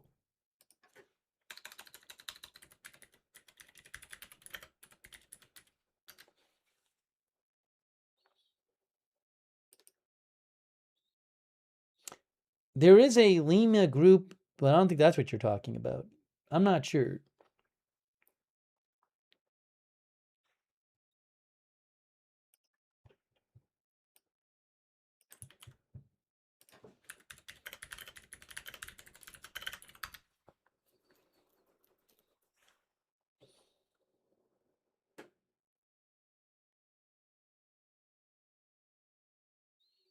Gemini says, in some intelligence in private military circles, Lima is used as shorthand for logistical or clandestine infrastructure hubs.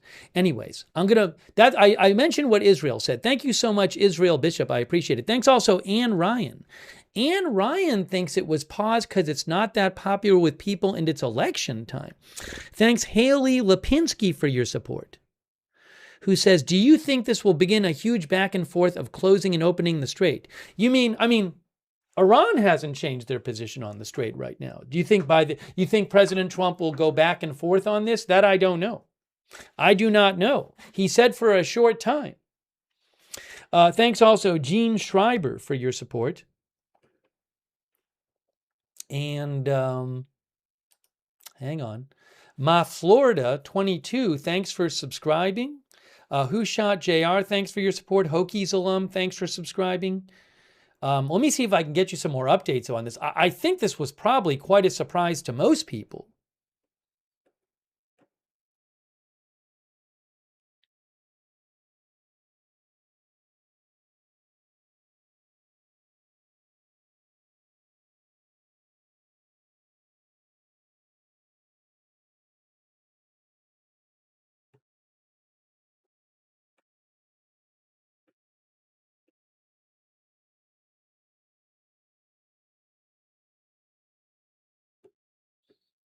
Who knows? Maybe we'll hear about some surprise agreement between Iran and the U.S.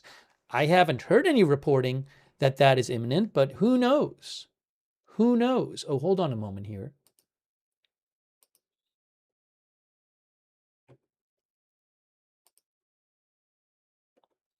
We'll have to see also other comments from Iranian state media. Oh, hey guys, Tasnim state media says of Trump's announcement. Tasnim Iranian state media says Trump, who was trying to somehow cover up the failure of his plan, wrote, piecing together his usual false claims. Continuing America's failures in dealing with the Strait of Hormuz problem, Donald Trump announced the suspension of the so-called Project Freedom, which was supposedly launched to allow ships to pass through the Strait of Hormuz. That's from Iranian. So quick reaction from Iranian state media Tasnim.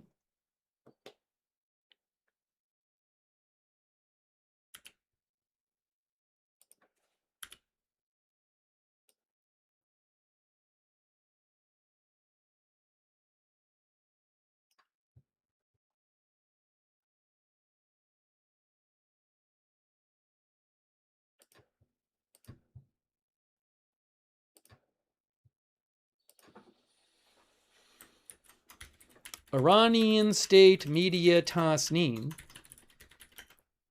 with their take on the news.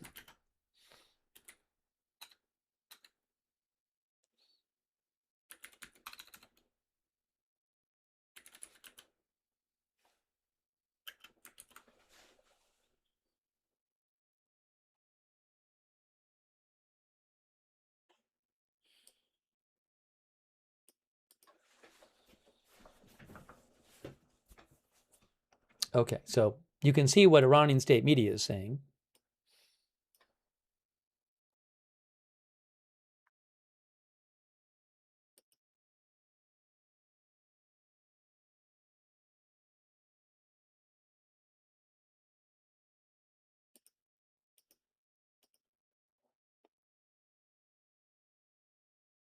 Now, by the way, I'll say this.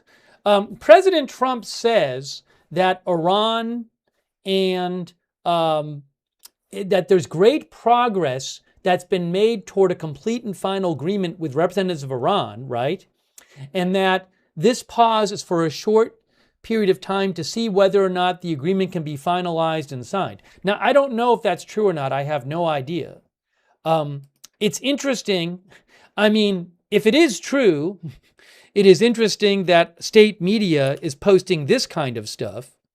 I don't know if it's true, but it's interesting that if it is true, as I mentioned, that state media would be saying, Trump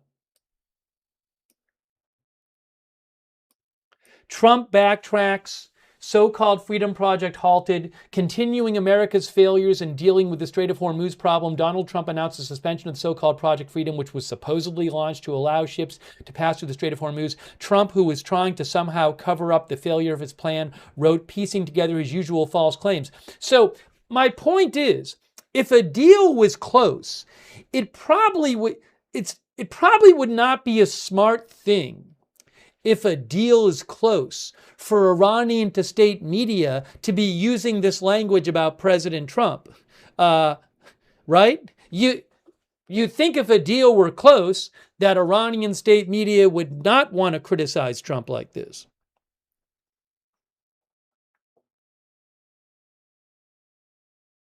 So I don't know. I'm just saying it's quite an interesting thing if a deal is real close that state media is, because this kind of language I don't think is going to make Trump any more likely to make a deal.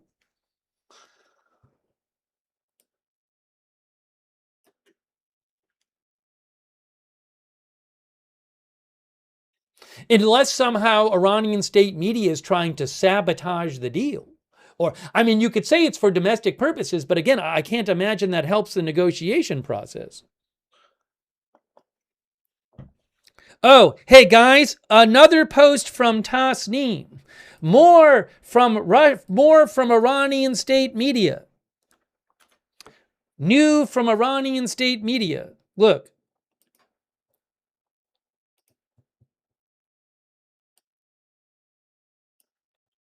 Achievements of Trump's so-called Freedom Project. Multiple missiles hit U.S. military targets, they claim.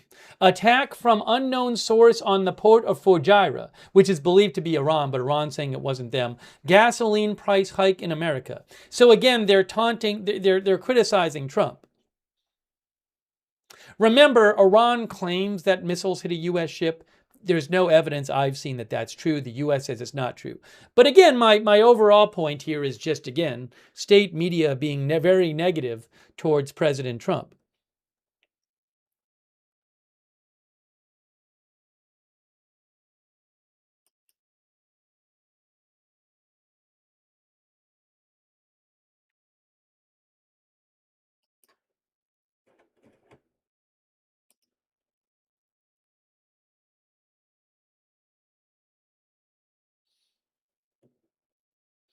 Iranian state media IRIB has posted and said,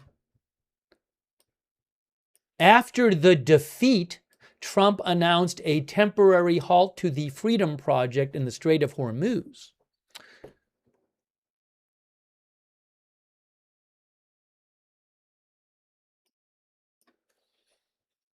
So you can see how Iranian state media is covering this.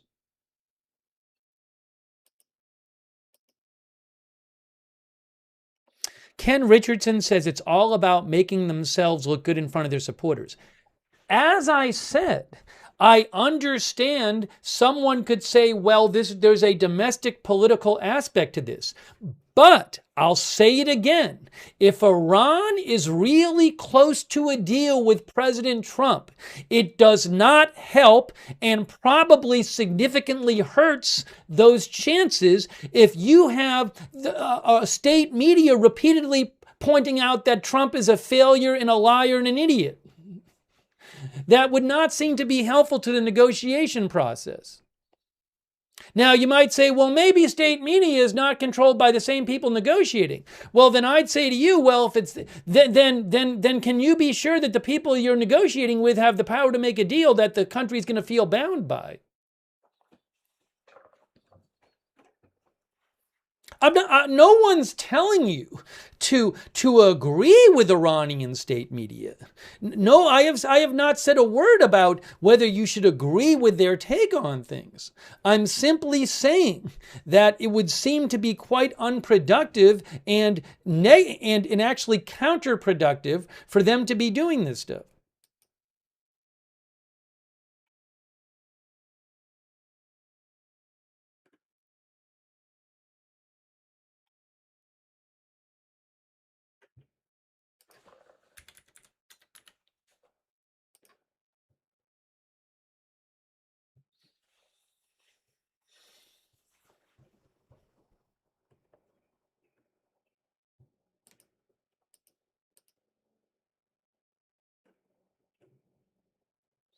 Let's see if we can find. I really think this was. Oh, hold on a second here.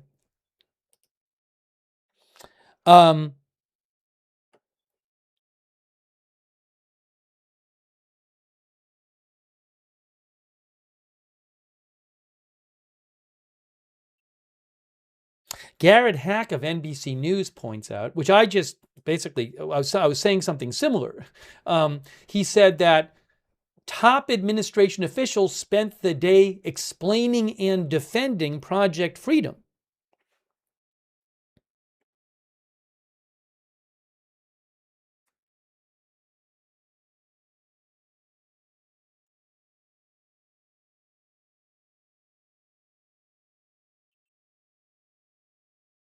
Oil prices.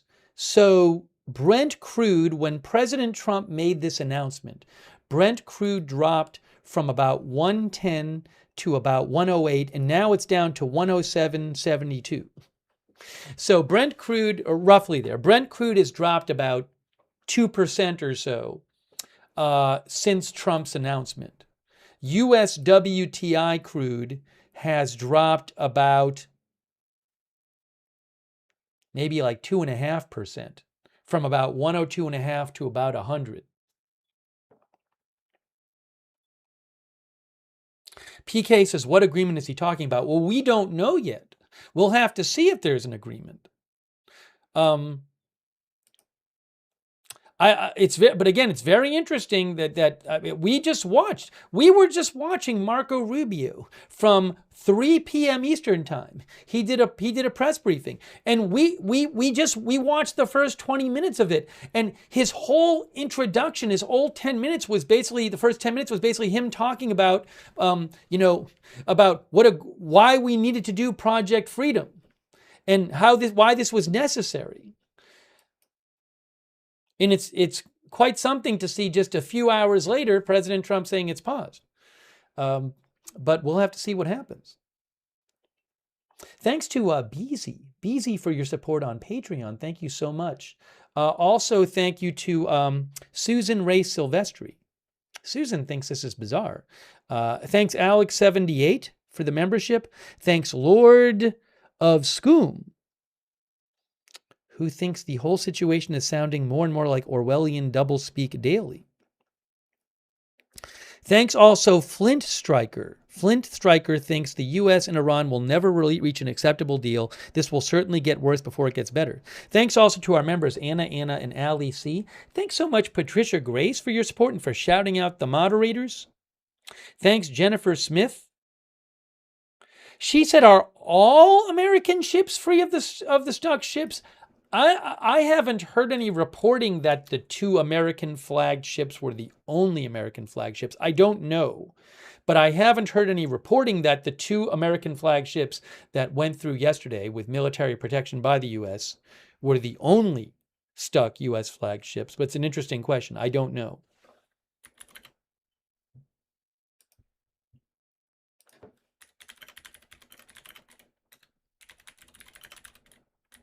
James Zandarsky says, James Zandarsky thinks there's something fishy going on.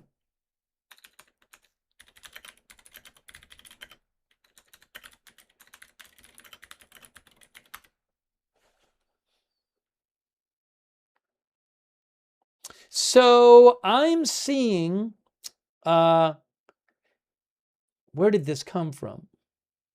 Hold on.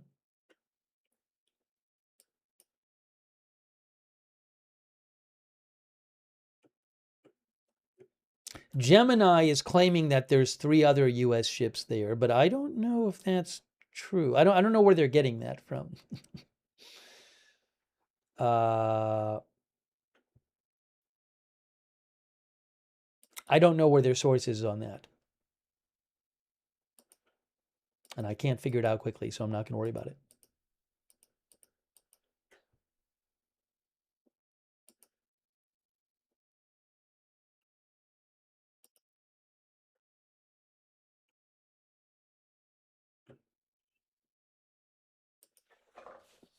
Okay.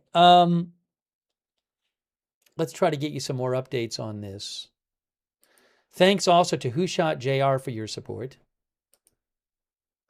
Man, I was surprised by this announcement.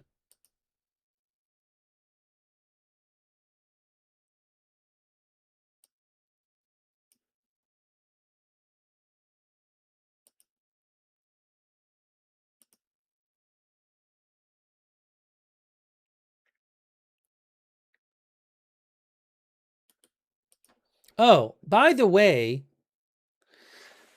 the Wall Street Journal reported today, interestingly, that seafarers trapped in the Persian Gulf said intense electronic interference in the region in recent hours have rendered their onboard navigation systems useless.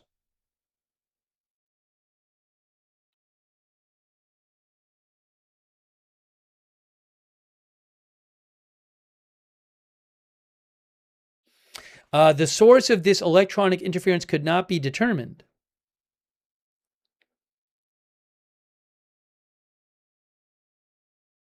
And in the past 48 hours, there's been a sharp decline in vessels broadcasting their position.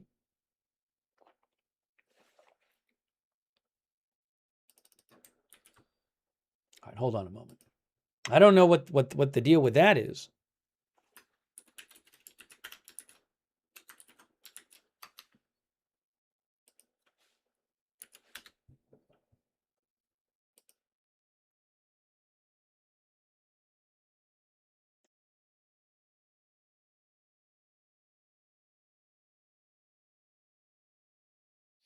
They say without reliable and accurate navigation systems, ships can't see each other or even locate themselves on electronic charts, meaning they are effectively sailing blinds. Radar still works, but it's a much more challenging way to navigate. All right. So again, I don't know what the deal with that is, but that's an interesting report from the Wall Street Journal.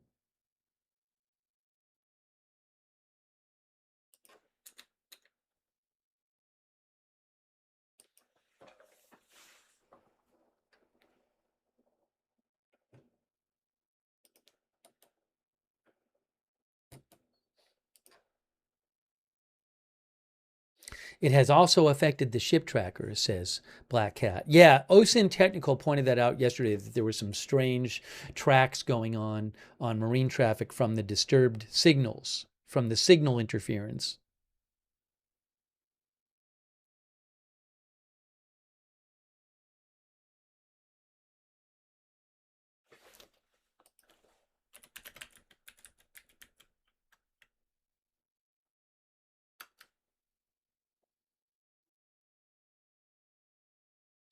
Oh, I didn't see that the second ship that passed out yesterday is the CS Anthem.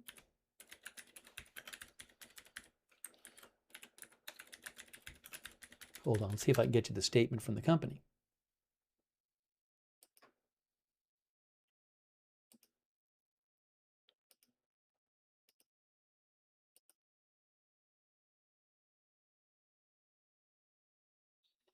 Wall Street Journal said Crowley Shipping, a Florida-based shipping operator, said that CS Anthem passed through the Strait of Hormuz yesterday and was one of the other ship apparently was the Alliance Fairfax. So CS Anthem, hold on. This is an oil chemical tanker sailing under the flag of the U.S. This was apparently one of the 2 ships that yesterday got out through the Strait of Hormuz. Well, I don't see it there. But this ship yesterday got out through the Strait of Hormuz, according to its operator. That's one of them, the CS Anthem. And then the other one was a Maersk ship, Alliance Fairfax. Alliance Fairfax, a vehicles carrier. Right there, you can see it says vehicles carrier under the flag of the U.S. of United States of America. Those were the two that made it out yesterday, the two trap ships.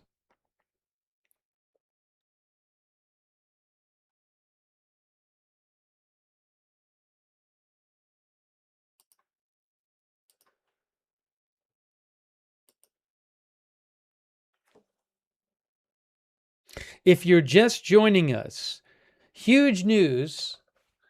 Suddenly and unexpectedly, President Trump announced that the military operation to open the Strait of Hormuz, which began yesterday, has been paused. He said, based on the request of Pakistan and other countries, the tremendous military success that we have had during the campaign against the country of Iran, and additionally the fact that great progress has been made toward a complete and final agreement with representatives of Iran, we have mutually agreed, I guess he means mutually, him and, no, I mean, Iran isn't mutually agreeing because they didn't agree to the thing to begin with.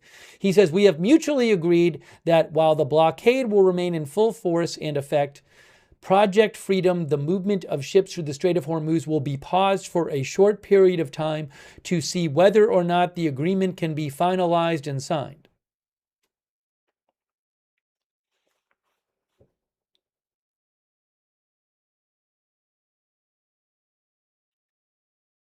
This comes just hours after. Oh, I got to close the poll. Sorry. I didn't close the poll on YouTube before. My bad. This comes just hours after Marco Rubio, Secretary of State, gave a press conference, a press briefing defending the Project Freedom.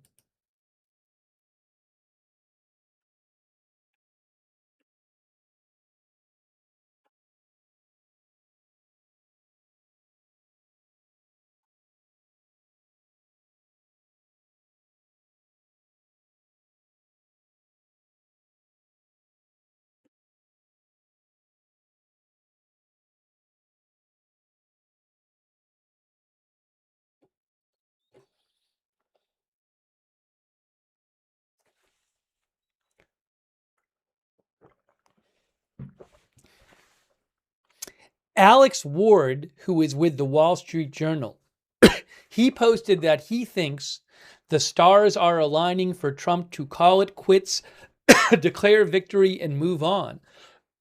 He points out that the President Trump's, we talked about this a bit yesterday, President Trump is scheduled to meet with President Xi of China starting next week on the 14th, right?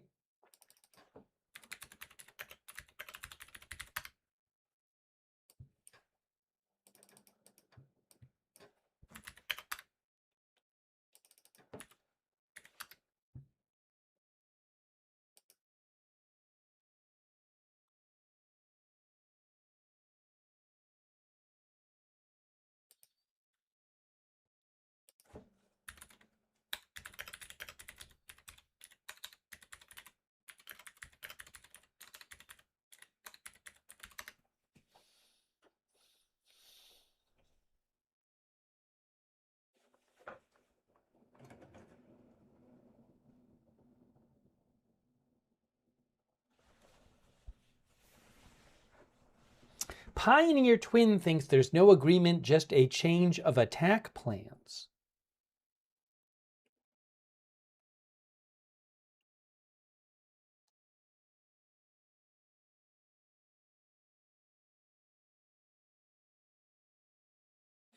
Katja T thought Rubio did such a great job at the press meeting and it was all for naught.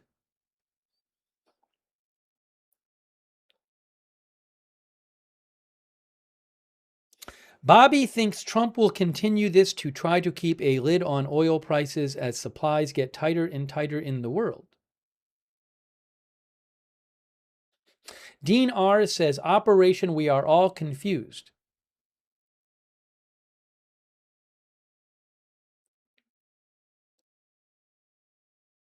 Fred Flintstone said, I feel sorry for Rubio. Tennessee Be Good says Trump and military minds are playing IRGC like a xylophone. Wait and see. When has Trump ever backed down and walked away? Zilch, our viewer, says, what is a short period of time? 24 hours? 30 minutes? A good question. What does Trump mean by a short period of time?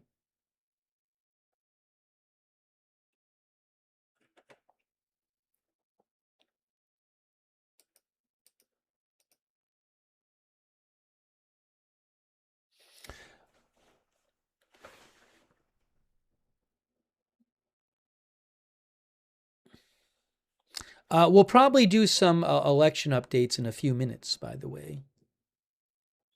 Some primary results going on. Hang on.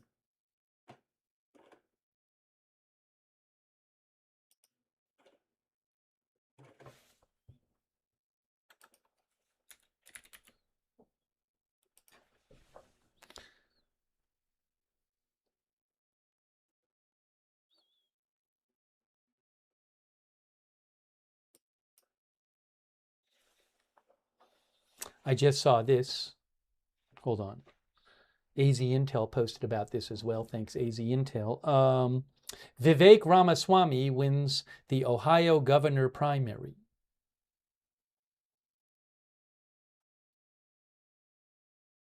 That's from DDHQ. We'll get into some of that in a little bit.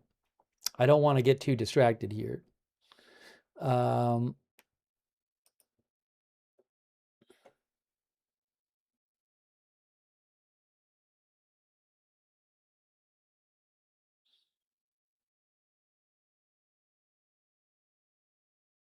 Oh, and I want to see if we can get more news about that cargo ship.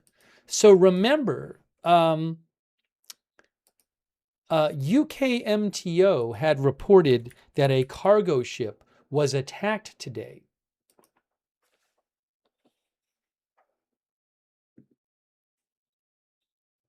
This was several hours ago. UKMTO has received a report of an incident within the Strait of Hormuz. A verified source reported a cargo vessel has been struck by an unknown projectile. Environmental impact is unknown at the time of the report. So, according to CBS News is reporting that a particular cargo ship, where is it here?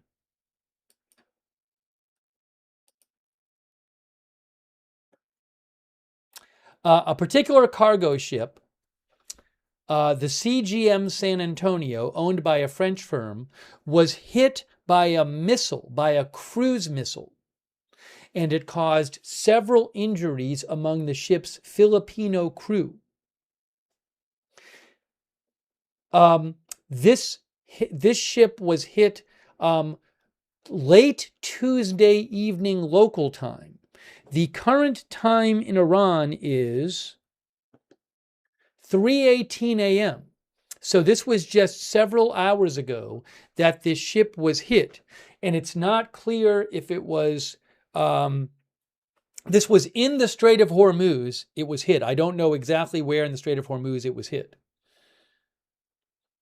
And I don't know if there's a connection between this attack and the several attacks we've heard about on ships the last couple days, and Trump announcing that he is pausing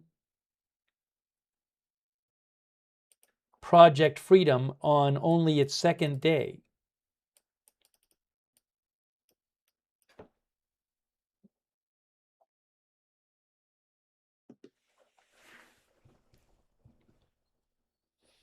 Blue Sword thinks World War III is imminent.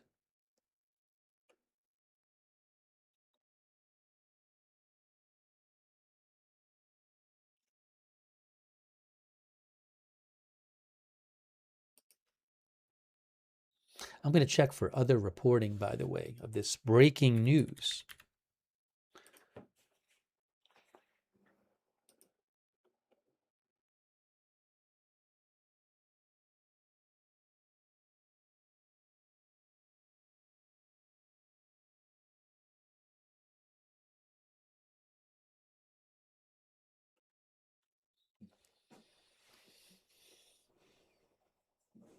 Oh, by the way, quick thanks to Lord of Scum. Thanks for your support. Thanks, Shaft, for the gift memberships. Shaft gave 10 people memberships in YouTube. Make sure you thank somebody if they give you a membership or a gift subscription. Thank you, Shaft. Thanks also, Kells BRL, our new member.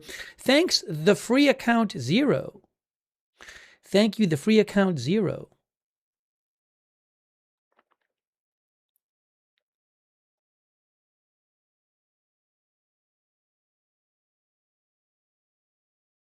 Free Account thinks U.S. cannot put U.S. personnel on a Malta-flagged vessel. CGA would have to temporarily reflag the ship. I think what Free Account is referring to is NBC News reported that the 2 U.S. flagships that went through the Strait yesterday had a U.S. military presence on board the ship. Had U.S. military personnel on board the ship, according to NBC News. Thank you, Making Shavings, who says, could the aggression by Iran be a reason to halt Project Freedom and effectively give Trump the power to legally start offensive strikes again? Well, I mean, I think what you're saying is, could Trump interpret it as that? I mean, I don't know. I feel like to somehow claim Trump is, to somehow claim that Trump is really worried about the 60-day, it sounds like you're saying something like Trump thought he couldn't attack, but now that Iran has attacked some, that Trump thinks he can attack Iran again. I don't know that, I've seen nothing to suggest that Trump is shaping his policy based on this war powers resolution.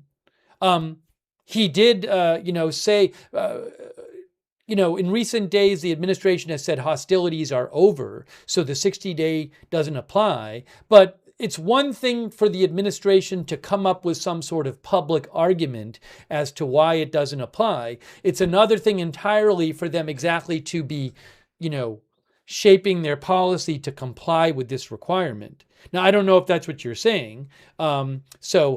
Personally, I have not seen any signs that the Trump administration is allowing the existence of the war powers resolution to actually affect what they actually do, as opposed to what they say, things they might say for public consumption. But if you're saying, another thing you could be saying is, if the U.S. attacked Iran again, would they say it's a new 60 days? Well, I think they would, because the administration's position has already come out the last couple of days to be that the hostilities are over, and that the 60 days no longer applies. Now, another point you're making is, could there be new offensive strikes after this? Certainly there could be. I can't imagine that the Trump administration and the military is surprised that Iran has attacked ships in the Strait of Hormuz when the U.S. was trying to move ships through the Strait of Hormuz. But we'll have to see. Thank you so much, Making Shavings. I really appreciate it. Thanks also, Jeff TE88 PFCR. What I'm seeing now is WTI crude at about 99.7, Brent at about 107.2. Again, Brent and WTI crude have dropped a couple dollars or so since Trump made the announcement. It certainly appears that the drop in price was based on the announcement. But if there's no agreement, will the oil price just go back up to where it was? I don't know. We have seen large drops before based on, remember the day that Trump several weeks ago on a Friday announced that Iran had agreed to open the Strait of Hormuz permanently. Oil went way down, but then it went over the next couple of weeks back up. Thank you so much, Jeff TE88 PFCR. Steve49735, thank you. Steve thinks Trump's post is a brilliant tactic to stir up the highly factioned IRGC leadership.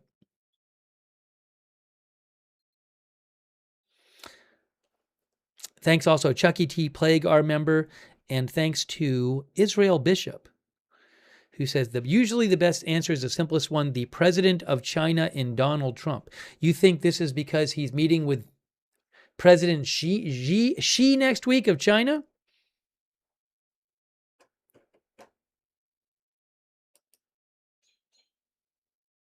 Skurs, our viewer, Skurs Wind says, has the market ever been so manipulated and volatile in recent history?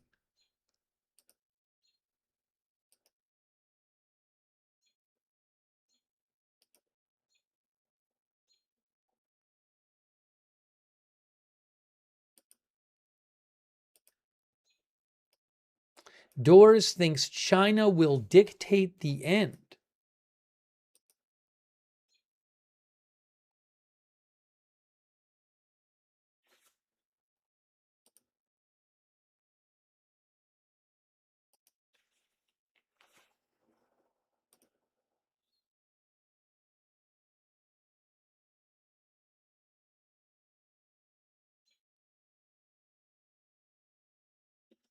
Media is still, I think, kind of catching up with this. I certainly do not think that this was widely expected, such an announcement.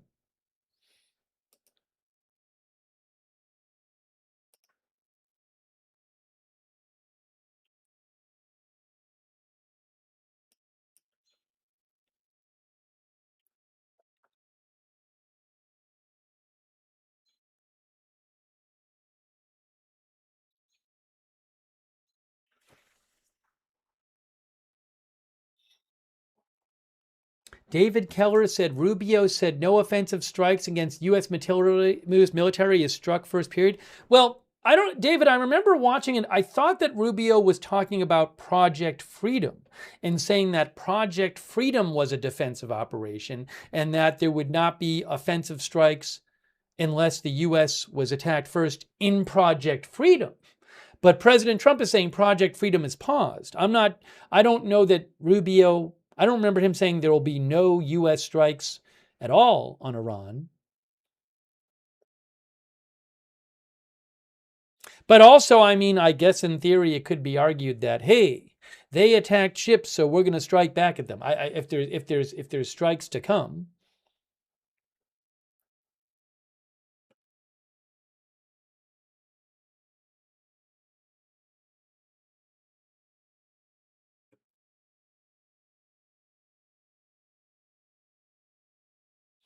Miss Mystery Goddess thinks apparently the U.S. cannot force Iran to open the strait. David Keller said Rubio said that the War Powers Resolution is unconstitutional when he was talking today. I wouldn't be surprised if he did. I didn't watch the whole press conference. But what I can tell you is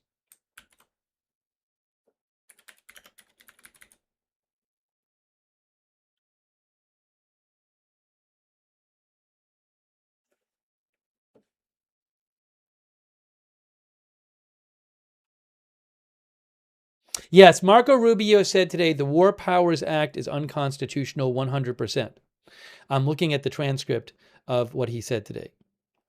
He said, it's not the position of me, it's not the position of the President of the United States now. This is the position of every single president that has occupied this position since the day that the law passed. It's completely unconstitutional. That's what Marco Rubio said today. He says, we comply with it in terms of like notification because we want to preserve good relations with Congress, right? And we do that.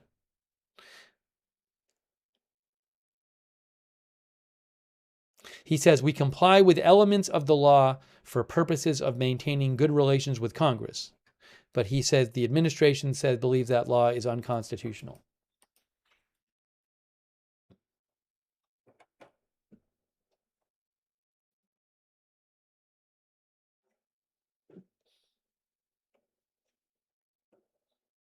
Seems like huge news. what's going to happen next? Now what's going to happen? Now what is going to happen? I have no idea. I have absolutely no idea what's going to happen next.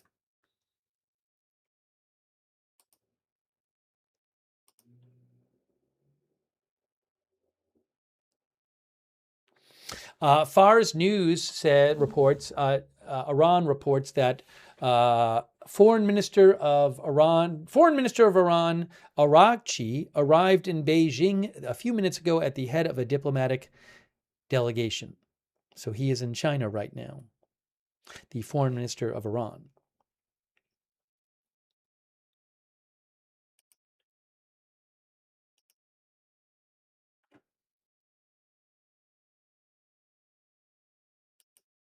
With his counterpart, they say.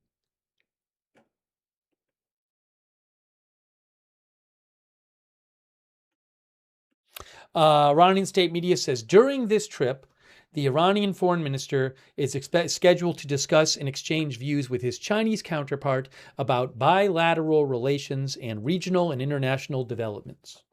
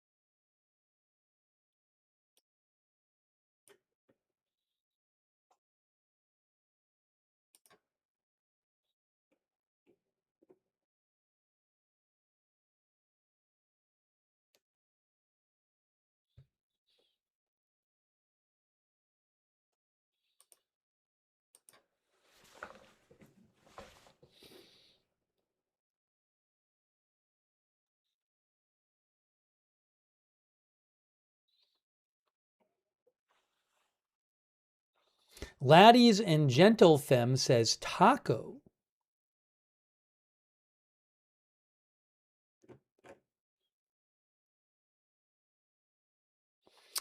Colin mentioned that I said at the start of stream there hadn't been, I wasn't aware of many major developments today, but this is certainly a major development.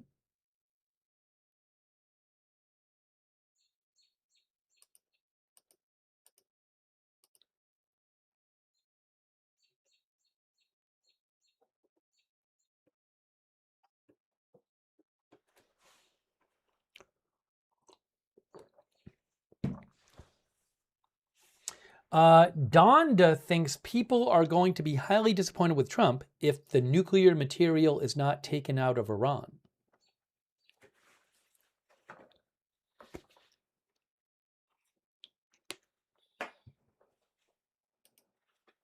Wow, I was not expecting this.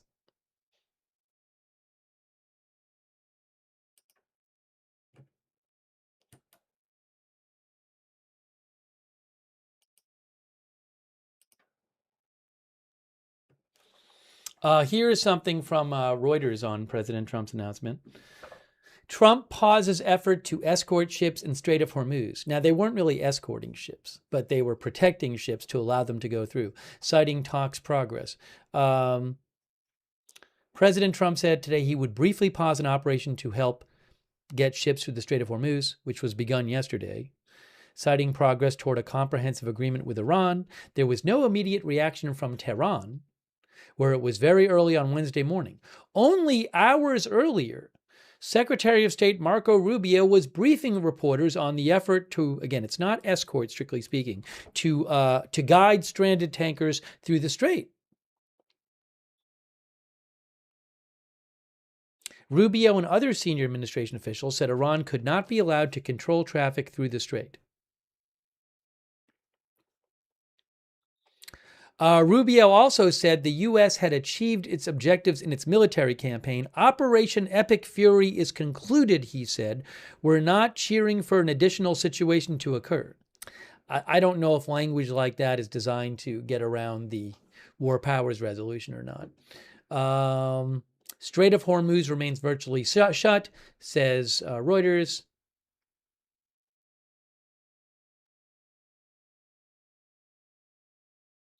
Iran has effectively sealed off the strait, which handles 1/5 of the world's oil and gas supply, by threatening to deploy mines, drones, and fast attack craft. Well, they've also attacked, I think, well over a dozen ships. Several ships in the last day have been attacked in the strait.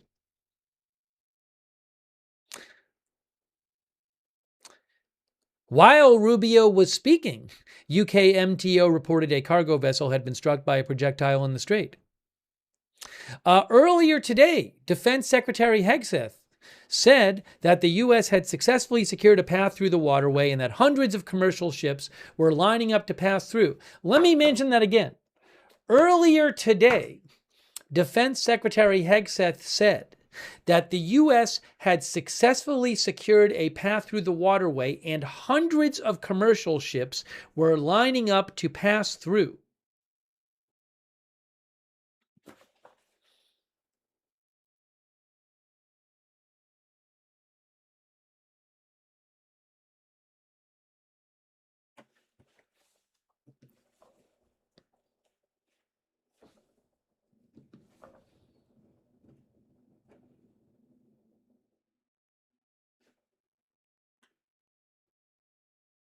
Tucker Man Lane thinks Trump has thrown in the towel. Could we, in a day, could President Trump tomorrow say, okay, it's back on again? I don't know. It's a good question. One of our viewers had asked, is this just going to go back and forth now?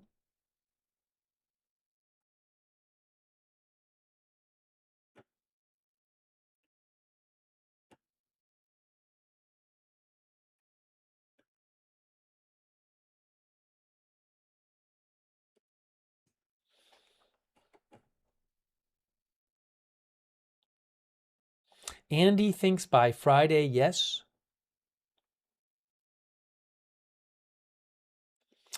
Ryan Hill says, why pause if there may be an agreement? What the heck? Knots Out says, hopefully soon they can all go through without the threat of being attacked. Lid. White House lid called at 7:58 p.m.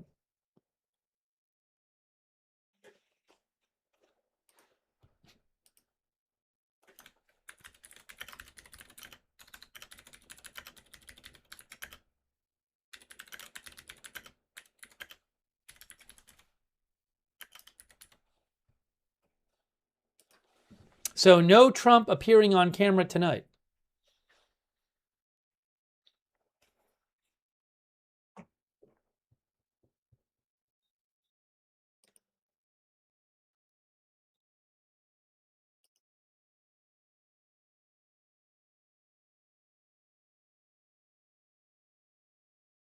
And the press pool had reported that President Trump is holding some sort of event tonight in the Rose Garden.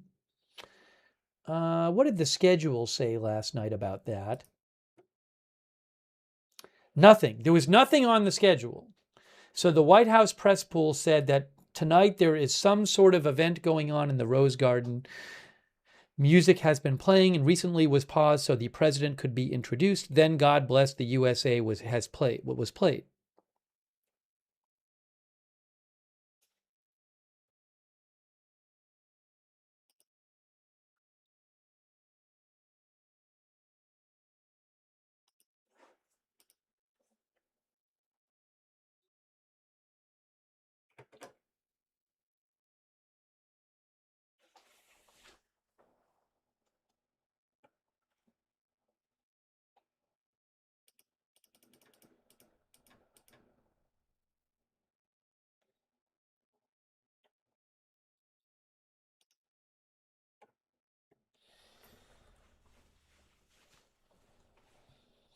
I mean, not that I thought we'd hear from Trump, but given that he announced this big change, you might have wondered, will we hear from him tonight? But again, Midtown Mike says he'll have tons of time to post on social media. Maybe he'll post again on Truth Social tonight.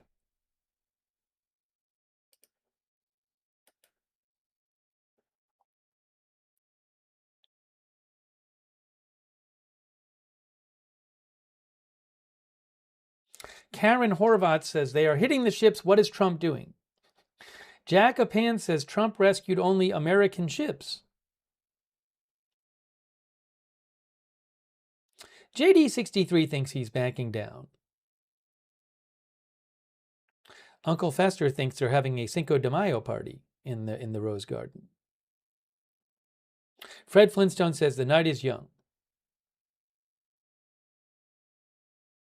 Thanks to Ryan Hill for your support, for the burger sticker. Also, Jet Souls Forever. Thank you, says Taco Tuesday. Thank you, Alex Brand-Zawadsky, for your support. Donda, thank you, and thanks for shouting out the mods. Alex78, thanks for the memberships. Thank you. Thanks, Jeff TE88PFCR, who says spikes fall and drops rise. That's just the way it is. No need to hype the spikes and minimize the drops. Thanks also, Nashinas. Nashinas thinks that Trump, Rubio, and Hegseth are out here dropping contradicting statements. Nashinas26 says, forget America toppling the IRGC. At this rate, the IRGC is toppling the GOP from the inside. That's what Nashinas26 says. Thank you, Nashinas. Pepe says, this is, what kind of negotiations is this? This is a mess. Thanks, Big Dog Gaming, for your support.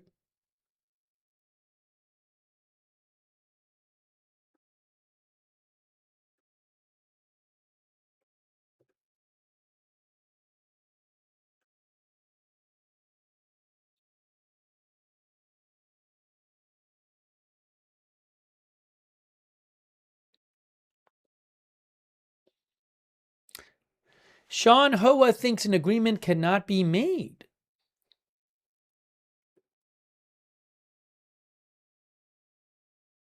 Now, another question is, okay, so President Trump said it will be paused for a short period of time to see whether or not the agreement can be finalized and signed.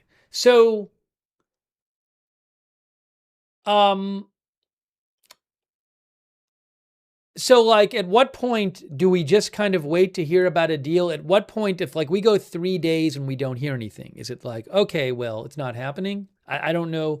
Maybe Trump will give more of a sense in the coming days how long he thinks this might take.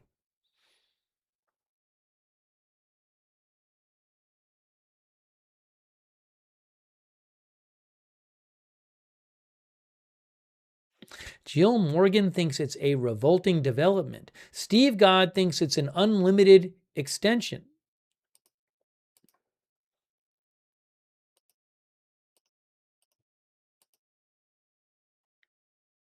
Darcy says it would be nice if it had a deadline.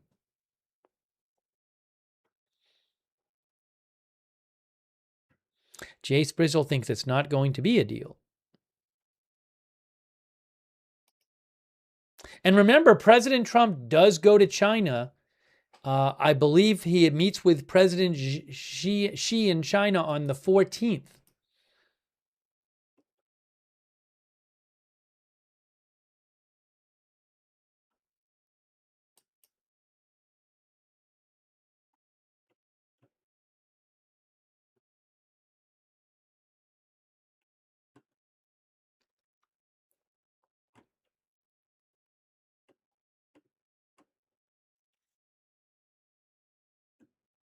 Oh,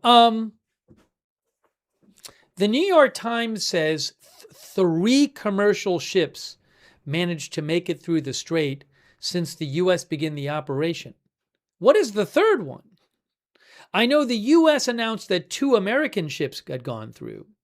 I haven't heard about the third one.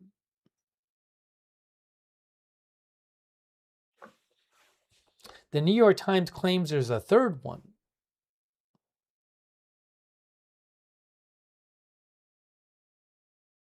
Midtown Mike says another one squeezed through. I haven't heard it. I'll let you know if I see anything about it.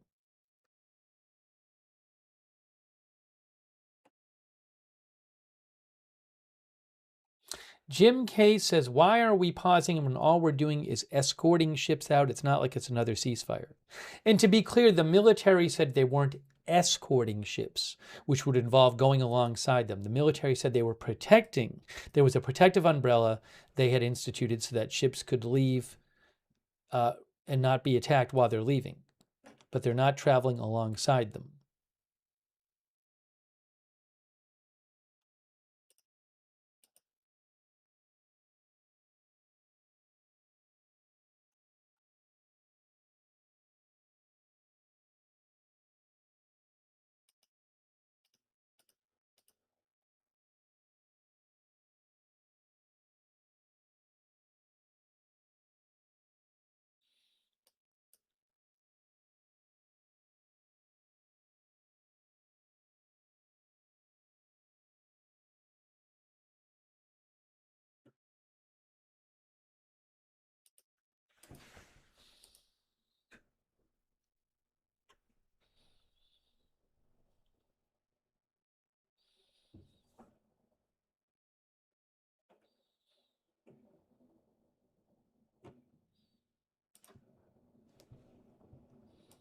I am checking for other updates here. Well, I guess what's not going to be happening in the coming days, as long as this pause is happening, is we'll no longer hear about new ships coming out and,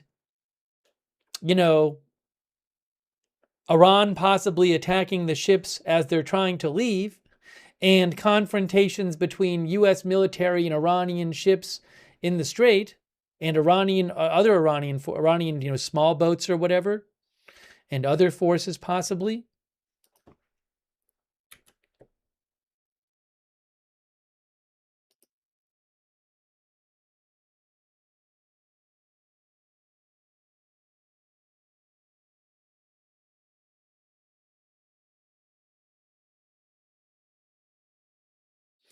I didn't see this. PW360 claims that he saw Trey Yingst on Fox News say there's no expectation of any talks between Iran and the U.S., and many think this is a misdirection. I didn't see Trey Yingst say that, so I can't confirm that he did say that. PW360 claims that Trey Yingst said that.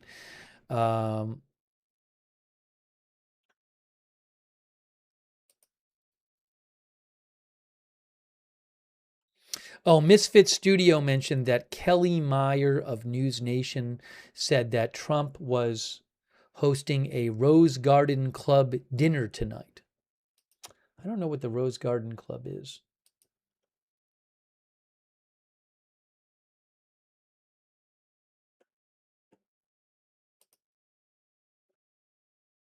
Oh, I'm sorry. I missed it on the schedule. It was on his schedule. I misread the schedule. The schedule said the president participates in a Rose Garden Club dinner at 7 p.m. That's what the schedule for today had said.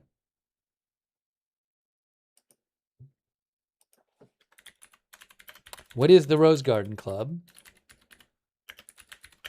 I'm not sure. I'm looking it up.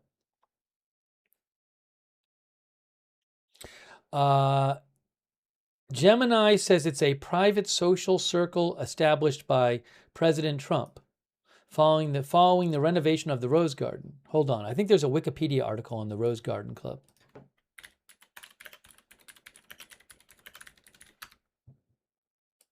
Okay, yes. So here is Wikipedia on the Rose Garden.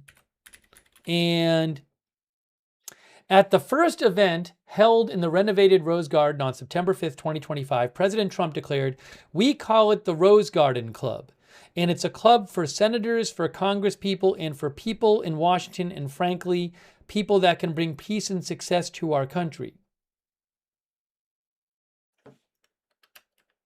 Anyways, I'm not exactly sure what the whole thing's about. But there is a Rose Garden Club dinner tonight. Entity Unknown says, "No ceasefire, we want victory."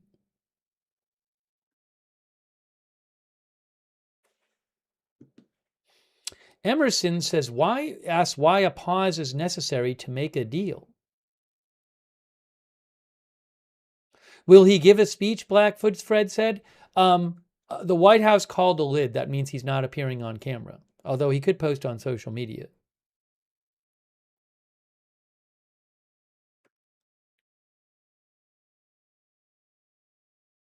Mongol Mama thinks it's donors to the renovation. That I don't know.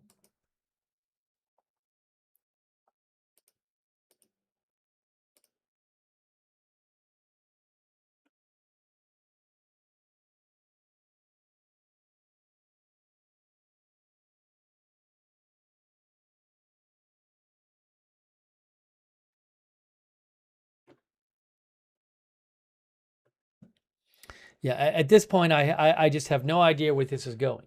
I do not know where this is going.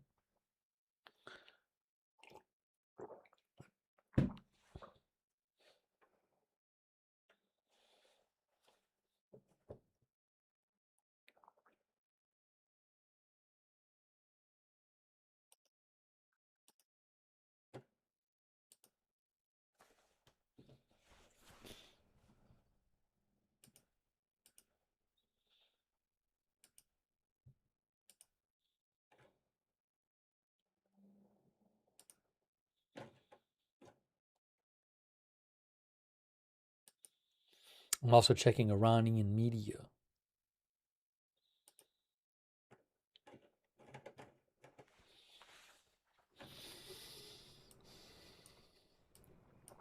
Stacks thinks Iran had like 3 chances or more to make a deal. We are past that. There will be no deals now.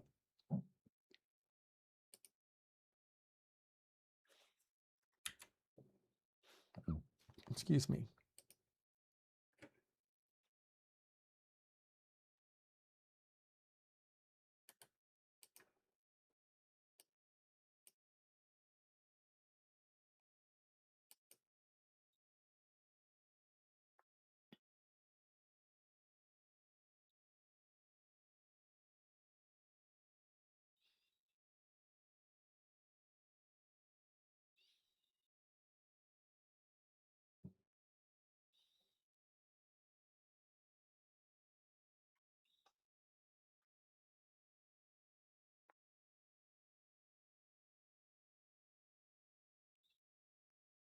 By the way, AP reports, just a little election update here. AP says the primary election Tuesday in Ohio set up what is expected to be one of the most expensive races for U.S. Senate this year as Republicans try to hold on to the chamber, while biotech billionaire Vivek Ramaswamy will face a challenge from the state's former health director as he tries to keep the governor's office in GOP hands. In what promises to be one of November's most high-profile races, former Senator Democrat Sherrod Brown easily defeated a challenger in the Ohio Democratic primary and now will attempt to unseat Republican Senator John Husted. You know, it might be Husted. I'm sorry that I don't know that pronunciation. But that will be a key Senate race in the fall. Husted. And in primary elections in Indiana, one Republican state senator lost to a challenger backed by President Trump, while another incumbent survived in 2 of the 7 races that are testing the president's influence in a deep red state.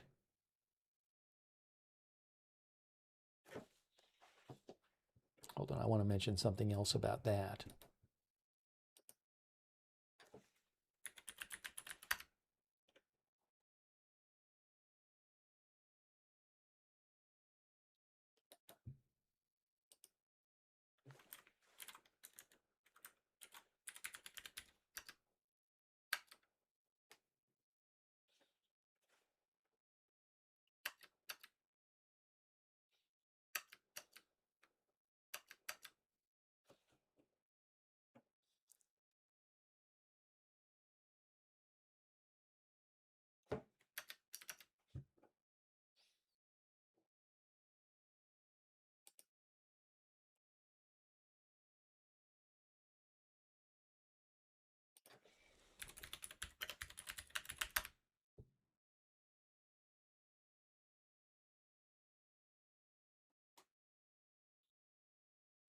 Yeah, Trump endorsed, NBC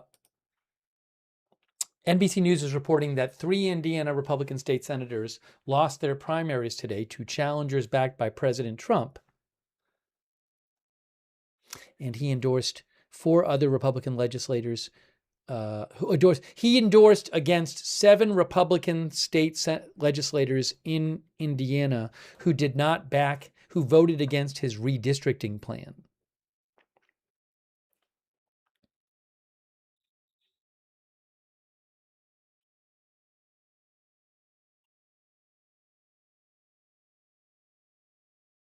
They say the state Senate dealt Trump a rare rebuke when it voted down a redrawn congressional map.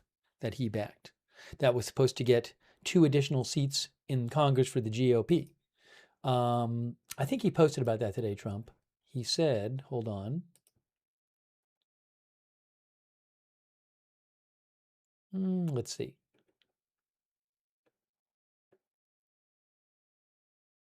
Yeah, right here. President Trump said earlier today, good luck to those great Indiana Senate candidates who are running against people who couldn't care less about our country or about keeping the majority in Congress.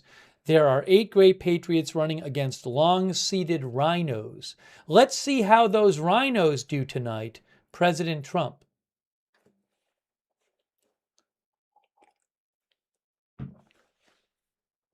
So we'll keep an eye on that situation. Emperor Palpatine, I had mentioned before, there were a few reports of people hearing explosions several hours ago near Keshem, which is here. Just like the other reports the last several weeks during the ceasefire that we sometimes hear of explosions in Iran, I haven't heard anything more about it. I haven't heard any kind of reliable reporting that suggests that some kind of attack happened. So that's the best I can tell you.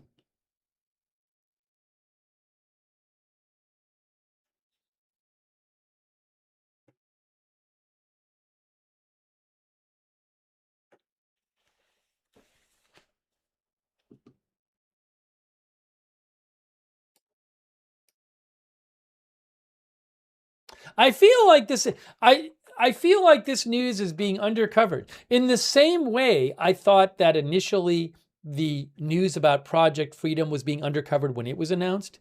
This is a big deal. And I feel like it's being undercovered. This is a major change in war strategy the day after the Project Freedom began.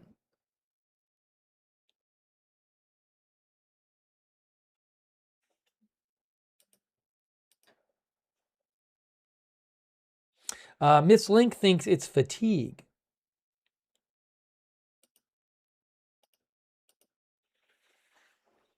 Dodo says, but tomorrow Trump will say the exact opposite. Now, are those military assets, are they going to stay there? Are they going to leave? Or what's going to happen with that?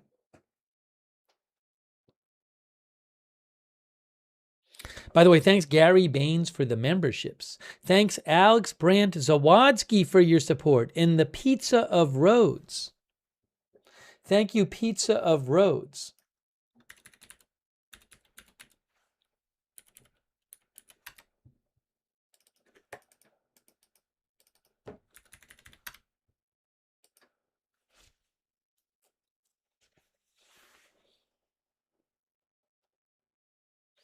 Pizza of Rhodes said Kilauea erupted today. I believe Kilauea is a quite active volcano.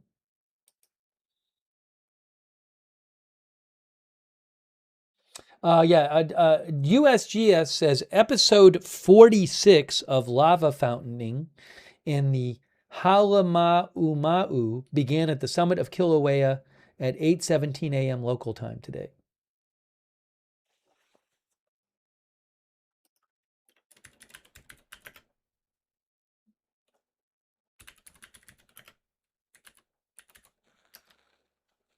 All eruptive vents and lava flows are confined to the Halama'uma'u crater.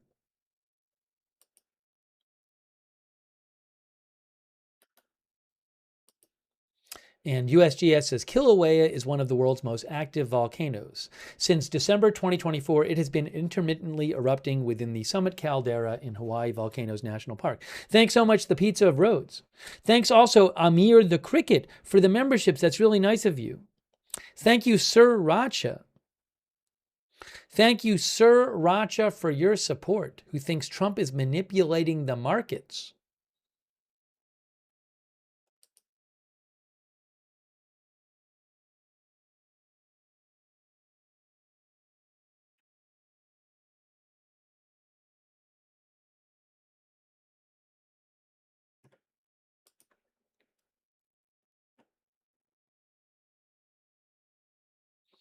The New York Times says that when asked about this post by President Trump, a spokesman for U.S. Central Command referred questions to the White House. I don't even know how much. Did everyone know this was coming? Did everybody in the military know this was coming? Or was this kind of sudden for the military too? To repeat, I don't mean to sound like a broken record, but we watched Marco Rubio speak starting at 3 p.m. today, and the start of his press briefing was just a big, about 10 minutes or so defending Project Freedom.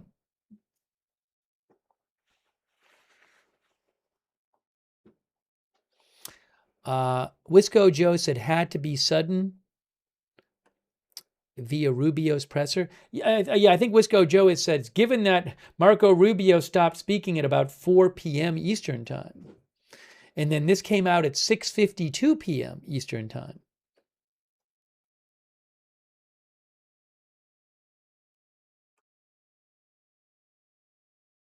How many ships passed through? Hey, it's Mike.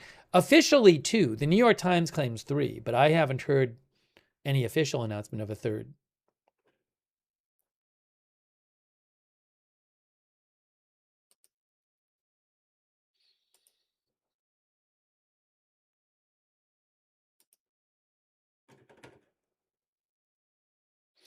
DRKA, Durka Otik thinks U.S. ships were attacked yesterday, so no more Operation Freedom. It's a good question whether the fact that U.S. I believe it was said that U.S. and the other ships were attacked yesterday. I have to go to the CENTCOM transcript.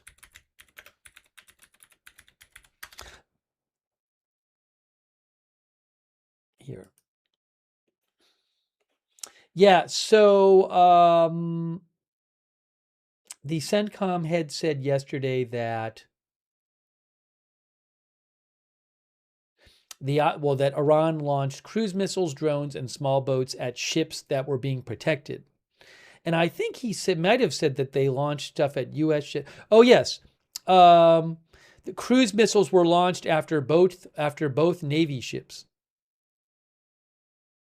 yesterday, too.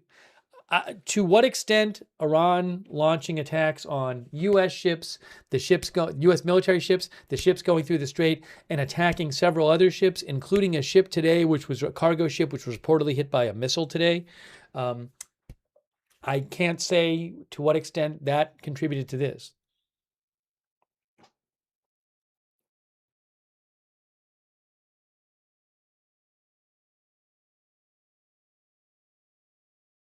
Yeah, I'm still seeing major news outlets that if you go to their homepage, they're not even reporting this yet. Again, I think it was quite a surprise.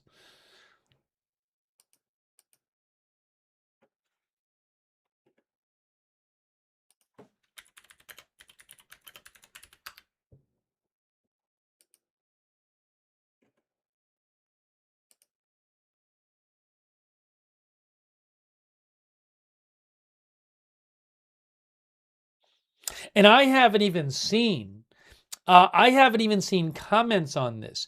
I have not seen a single person comment on this. I haven't seen like a comment from White House officials or people in the Defense Department, or anything like that. If I find Democrats or Republicans commenting on it, I'll let you know.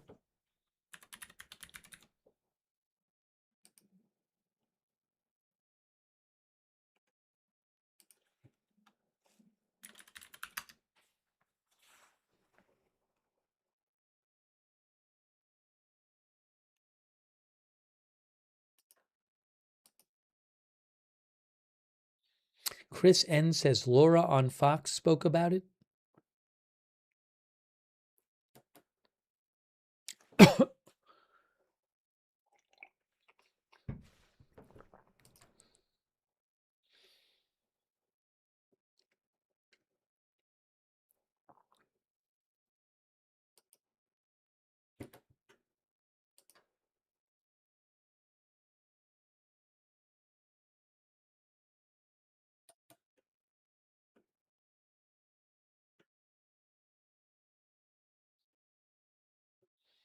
I didn't even watch the Hegseth press conference. Is it worth checking out the start of that press conference just to see Hegseth and Kane talking about it? Because I haven't even seen it. If people want to see the start of it, we can watch the start of it.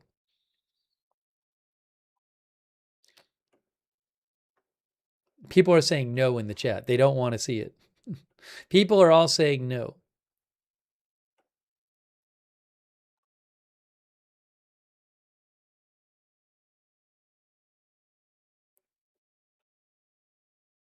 Lots of no's in the chat.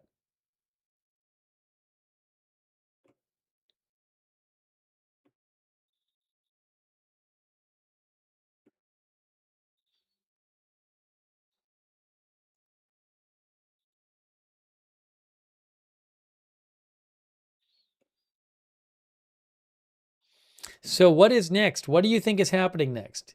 Your guess is as good as mine.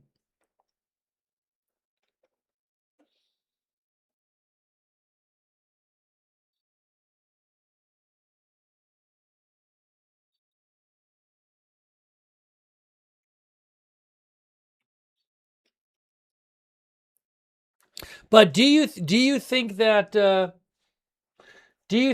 could be? I mean, as I mentioned, one reporter I follow, Alex Ward, said he thought that President Trump was on his way to ending the war. Afro Jean says nothing. We're at a standstill. Kay Cravon says bridges and power plants. Scott D. Johnson says Iran will now declare the Strait open. I mean, they've used language like that before, but when they say open, I think they mean that they get a toll. Unless you're saying they'll just declare it open and they don't want it, they'll totally change their position on it.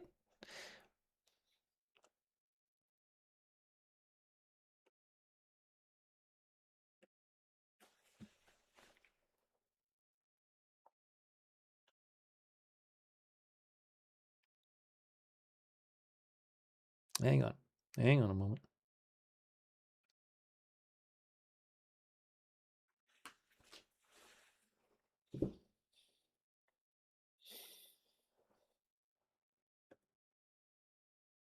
I wonder what Israel is thinking about this.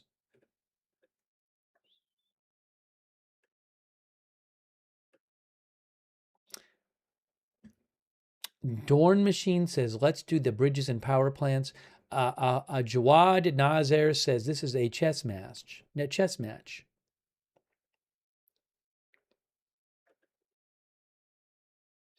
Mr. Cranky Fan thinks nothing will happen. Another week of nonsensical tweets.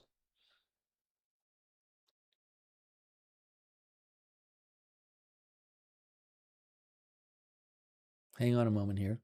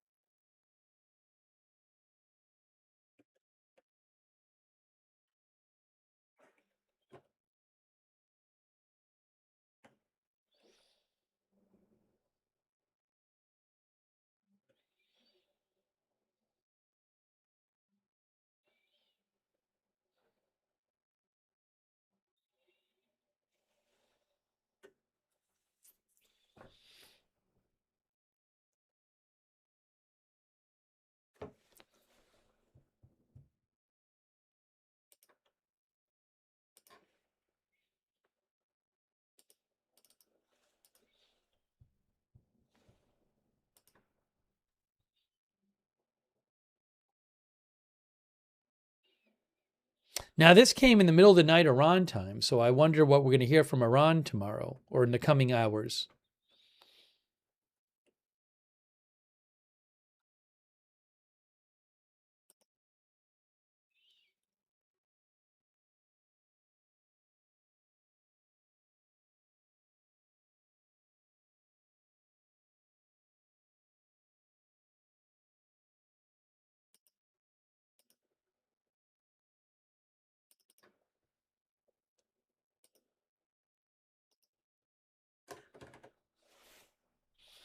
Jan Porter thinks now it is a standoff.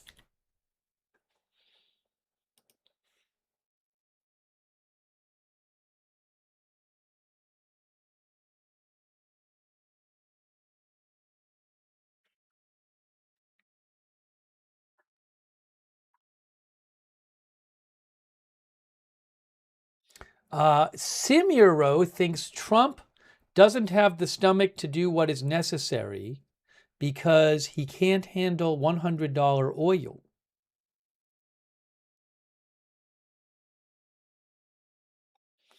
Tactical thinks Iran oil wells are about to fail and be out of use for months.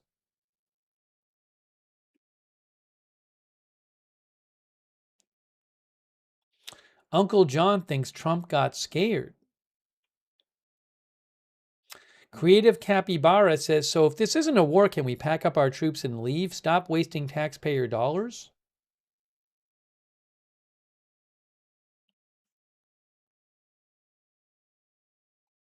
Thanks so much to Israel Bishop, who says, Albert Einstein said, old men start wars, young men fight them. Thanks, Alex78, for being a member, for your gift membership. Thanks, Amir the Cricket, for the gift memberships. I appreciate that. Thanks, Les Paul85, for being a member. Hey, shout out to, also, I want to shout out our Twitch subscribers like Wall Street Shaggy, Allistic, Hugh J, Name Was Taken, Big Game Too Easy, Tuna, Seed Music, Andlin Austin, Matthew Kohai 3. Thanks for being subscribers over there. Weeconomicus, also Maple Kotsu, Unleashed Flute, Sea Shuffle, Uncle Fester, Thorea, Midtown Mike, Steve Goddix, Trav Rake, Beatnik Bandit over there on Twitch. Thanks for subscribing. Wisco Joe, LCS Fox, CC Ma Florida, and all of our other Twitch subscribers. Also our YouTube members. I want to give them a shout out. Gary Baines, James Foster, Criminy, Chris N, Evelyn in Maine, Stephen Parmy, By the Sea, Marcus G, Mr. Rubix, Brett B, Phoenix 2B, Amos, Amy Celeste, Jesse James, JD63, David at Home, Pixie Lou, Alex78, Bearded Texan, all of our other moderators, all of our other Twitch, YouTube members, sorry.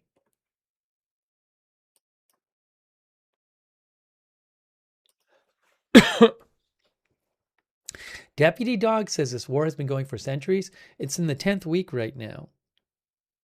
Thanks, Barry Eisler, for subscribing over there on Facebook.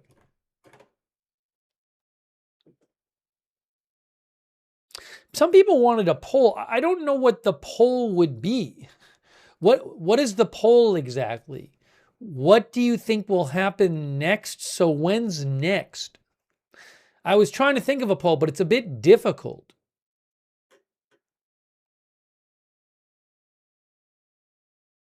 Like, do you mean in 3 days next?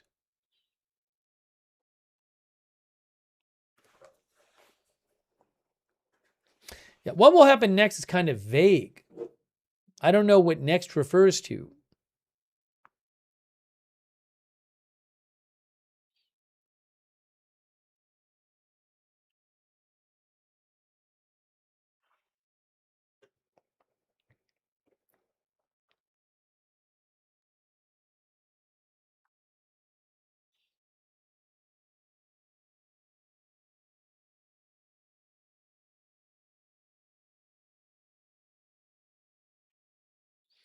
By the weekend?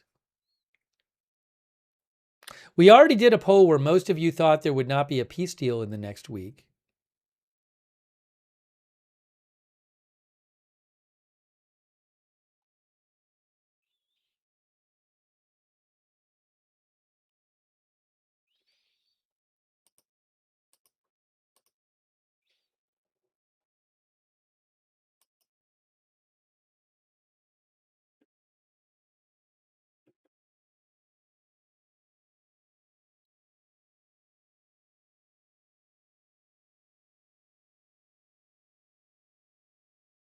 And I only have 4 options I can do in a poll.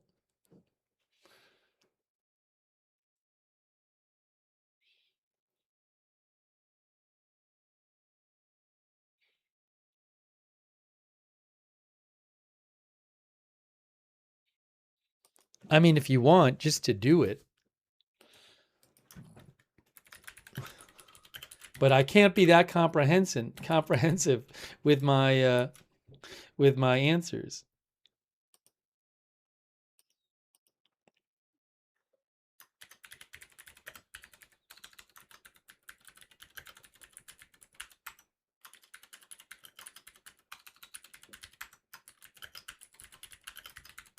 I'll give you 3 choices and then other. You get 3 choices, then other. I don't think this is a great poll, but people wanted a poll. So to avoid continued complaints, I will post a poll.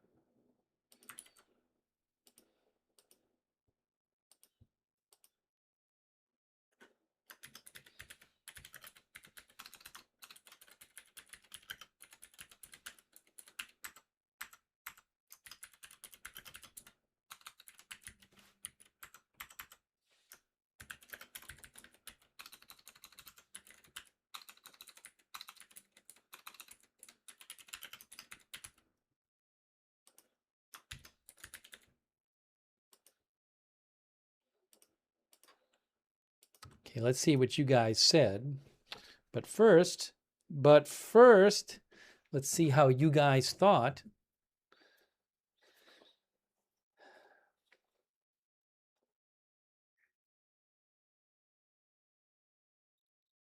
Okay, I'm going to show you your response to the poll now.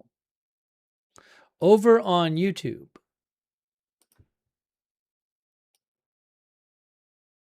what will happen next? 48% say U.S. attacks Iran. 28% say other. 16% say Project Freedom restarts. 7% say peace deal.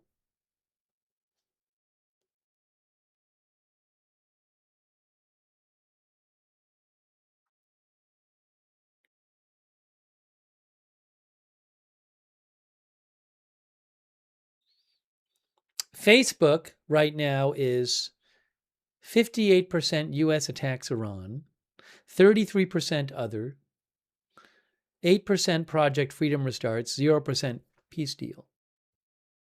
Fairly similar. How about Twitch? Let's see what Twitch has to say about this.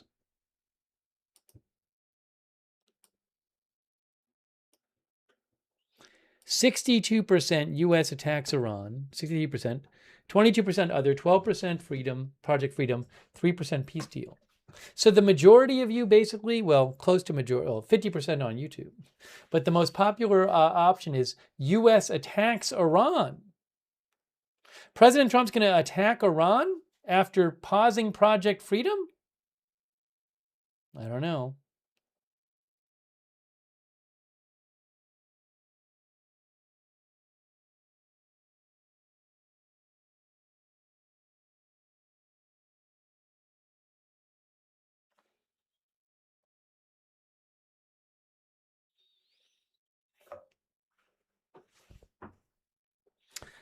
Prep Mom thinks continued chaos and uncertainty.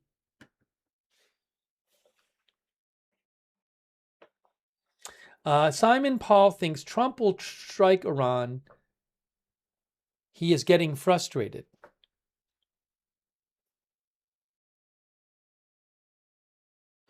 The Peach Lilac says Trump is giving them a lot of chances. Iran should be grateful.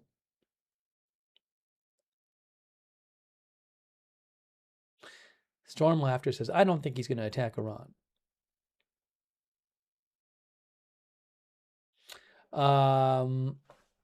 Miss Link thinks he's doing everything he can to not attack.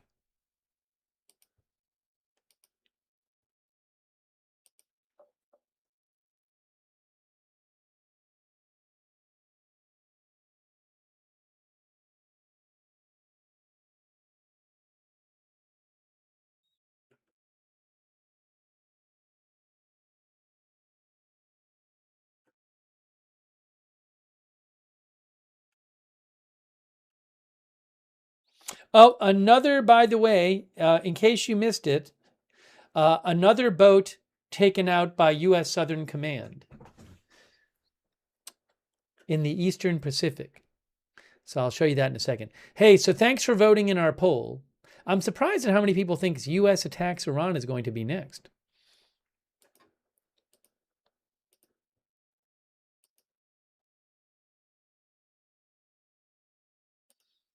On Facebook, 54% thought the U.S. attacks Iran will be next. All right, now what I'm going to do is show you this, what I just saw here, that the U.S., the last 2 days they've had this. Here, look, Southern Command guys, another one. Here you go.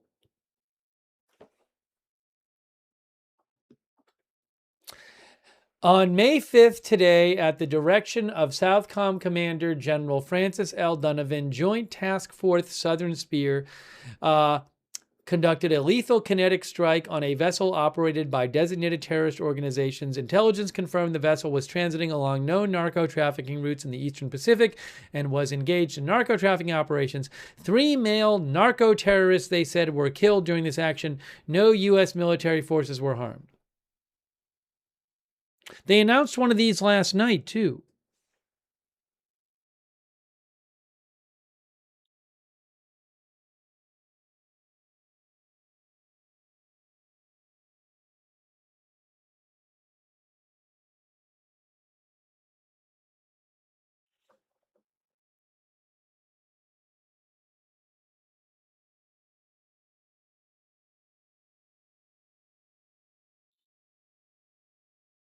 So here's the one for last night. Last night is, where is it?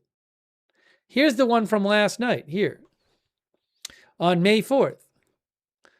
On May 4th, at the direction of Southcom Commander Francis L. Donovan, Joint Task Force Southern Spear conducted a lethal kinetic strike. It's similar language. 2 male, they say, narco-terrorists were killed.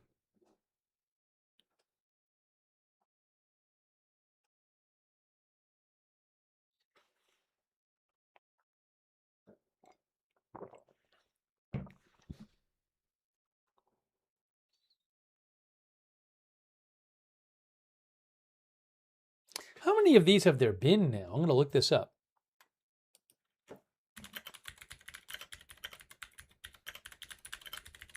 There's a Wikipedia page.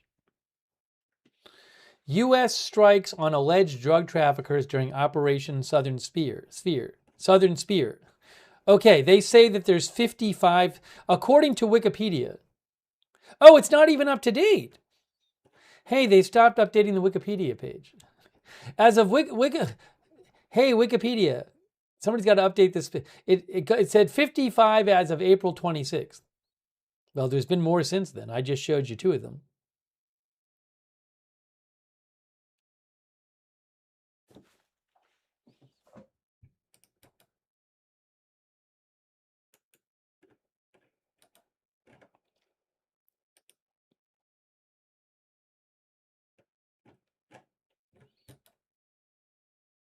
I am not going to personally edit it, but I'm guessing somebody will at some point.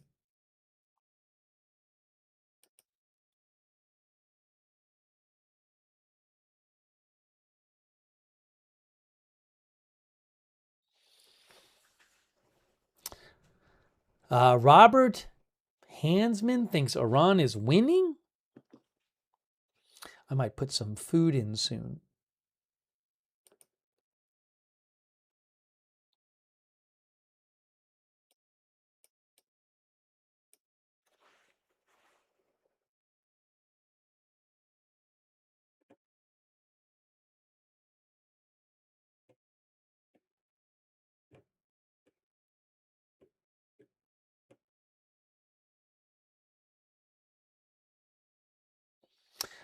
Jamie Dupree, who I follow, who covers Congress, says it looks like Trump-backed candidates will defeat at least a half dozen state senators in Indiana who did not support redistricting.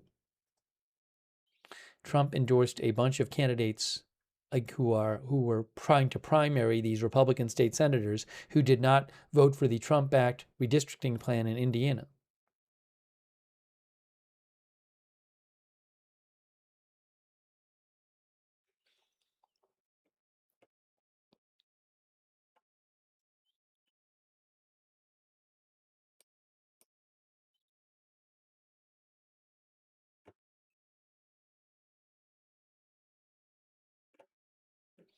All right, so maybe what I'll do.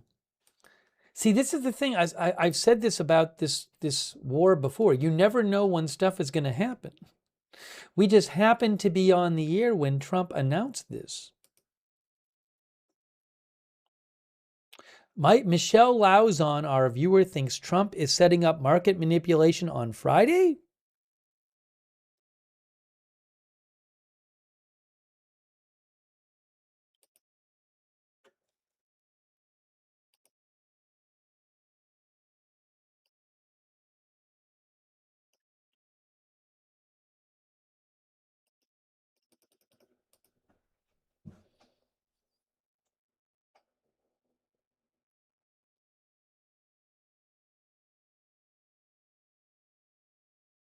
Oh, by the way, the White House just posted this on their social media.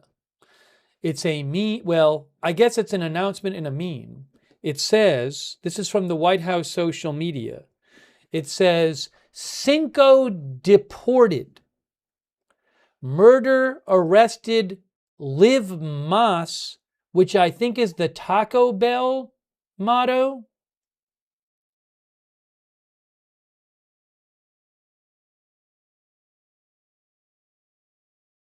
And it says adios.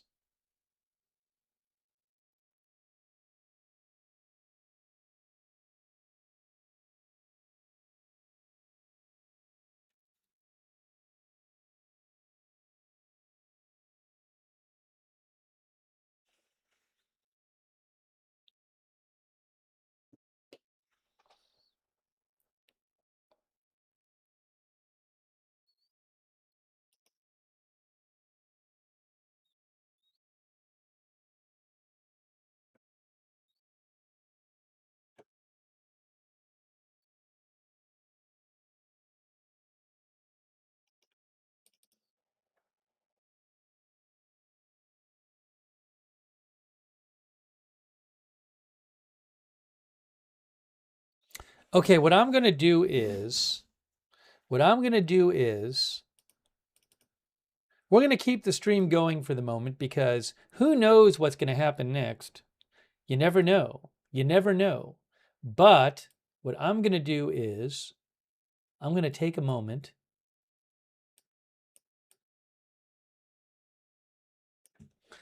and take 5 minutes and put some food in the air fryer. Bayou says it's paused. Something happened now? We'll have to see. But let me do that right now.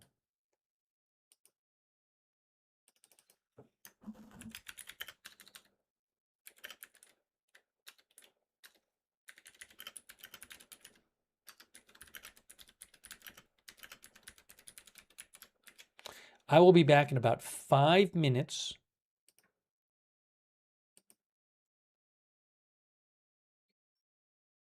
Hawk Goes says many are saying there will be a peace treaty signed on Friday.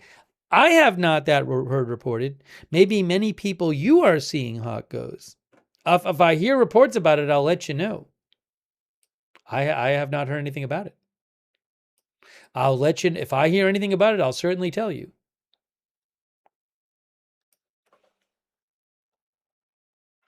Okay, give me about 5 minutes. I'm coming right back and we'll continue our coverage.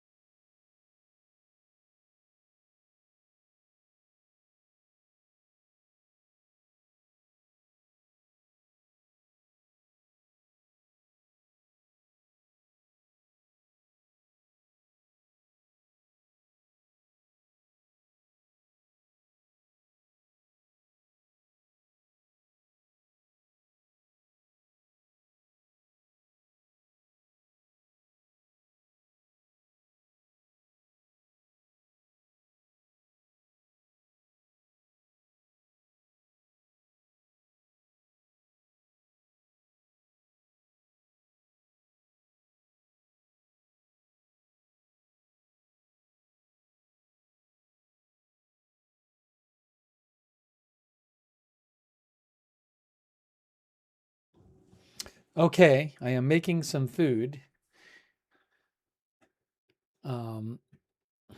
Our viewer Cashew the Kitten says, WTH just tuned in. Yes.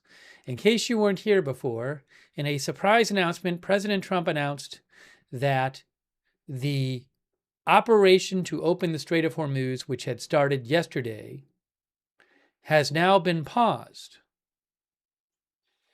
He said that based on the request of Pakistan and other countries and the tremendous military success that we have had during the campaign against the country of Iran, and additionally the fact that great progress has been made toward a complete and final agreement with representatives of Iran, we have mutually agreed that while the blockade will remain in full force and effect, Project Freedom, the movement of ships through the Strait of Hormuz, will be paused for a short period of time to see whether or not the agreement can be finalized and signed. President Trump.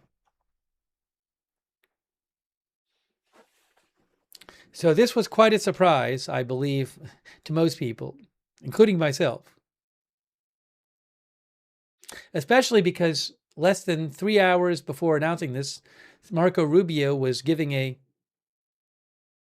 about 3 hours before announcing this, Marco Rubio was giving a press briefing defending the operation.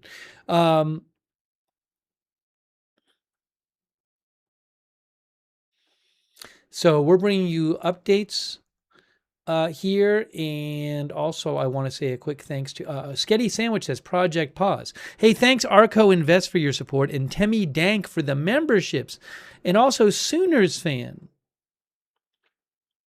Sooners Fan thinks we're at the point where Trump is scratching and clawing just to get back to the place where things were before he started the war, the strait being open. That's what Sooners Fan says. A Roundhouse says, if the deal is so close, why would they pause?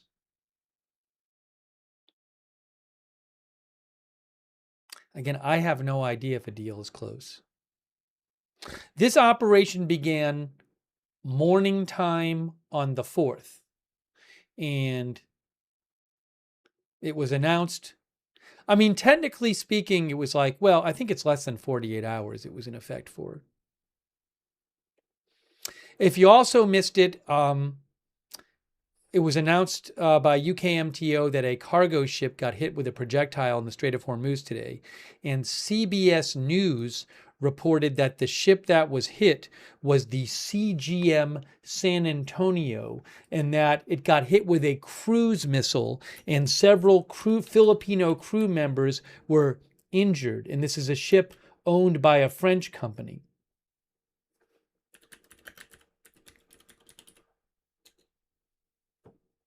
The CGM San Antonio. And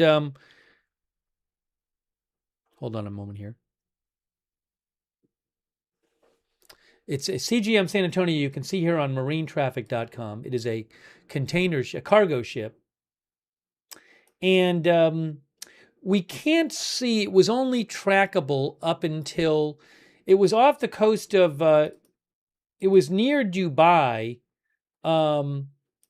in the morning on the 5th, but it stopped being tracked. So I don't know if it was attempting to go through when it was hit, but according to CBS News, this ship was hit late Tuesday evening local time. So hours, I mean, it's right here. This was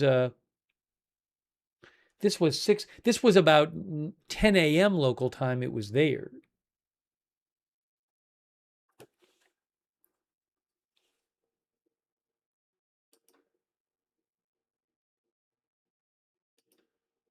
So I don't know exactly where it is right now. And I need about 15 seconds here. Give me 15 seconds.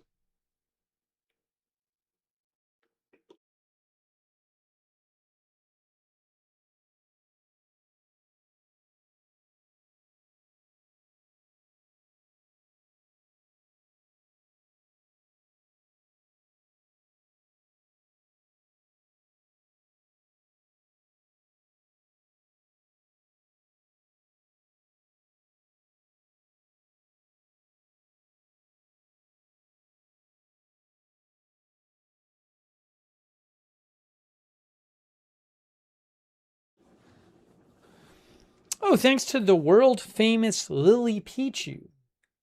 I don't think it's actually the world famous Lily Pichu, but thank you. I appreciate it, world famous Lily Pichu, for the memberships.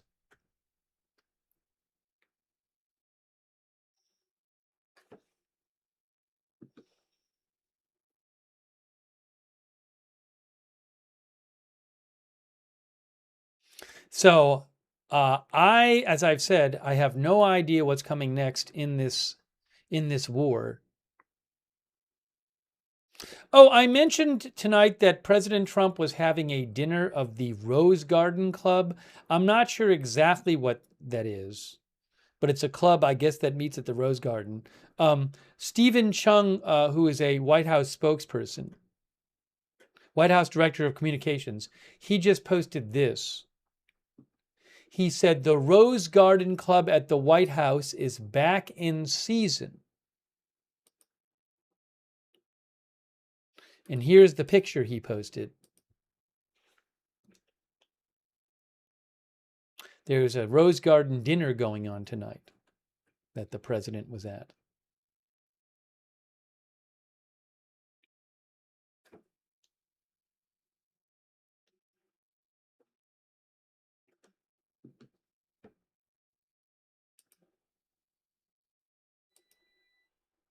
Avery thinks they demolished the Rose Garden?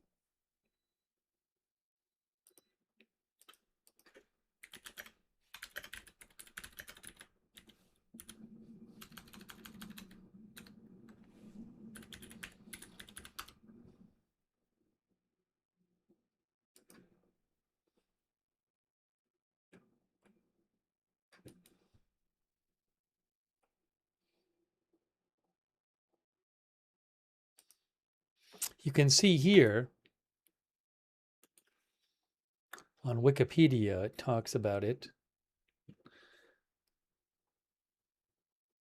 Renovations in 2025. President Trump ordered the grass of the garden be replaced with a patio. Stone tiles were laid in a diamond pattern. At the first event held at the renovated Rose Garden, President Trump declared, "We call it the Rose Garden Club, and it's a club for senators, for congresspeople, and for people in Washington, and frankly, people that can bring peace and success to our country." And then that's a picture from the White House of a dinner in the renovated Rose Garden.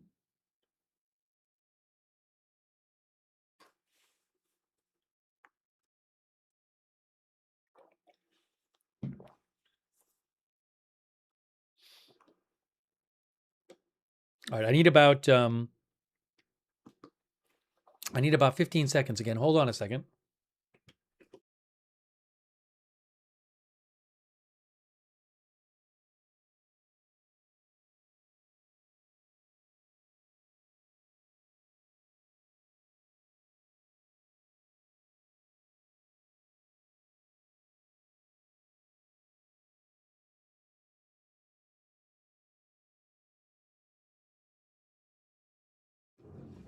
I want to shout out our mods too. Hey, thanks, by the way, Alex78 for another membership. So nice of you, Alex78. Hey, shout out to our moderators who've been moderating here. We have people like Haley Girl on YouTube. Thank you so much. And on Twitch, Good Luck Duck, LB Prairie on Idaho Star. I got that fire in Surly Dev. Also, thanks so much to Country. By the way, speaking of Twitch for a second, Country Gravy. Thanks for all your support over there on Twitch, Country Gravy. That's really nice of you. And also Josh EFC90 for subscribing. And Lynn Austin for the gift subscription. Thank you. Also, Linda Belkin, Larry, and Misha are mods on X. And over on Facebook, thank you. Hold on a moment here.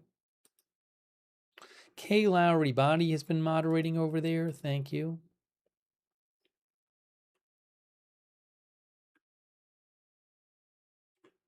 And all of our other Facebook moderators. Oh, thanks to WCat for being a member too.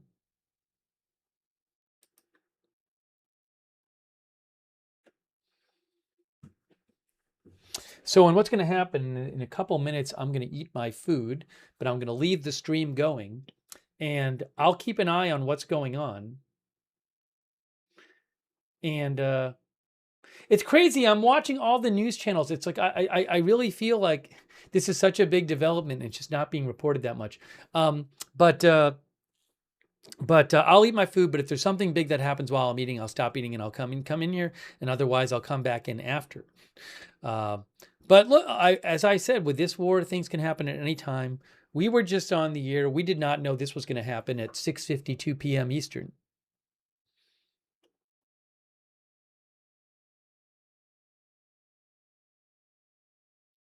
Died suddenly, says, why is the operation paused? I have his message right on the screen. But, I mean, you may think there's other reasons. I don't know.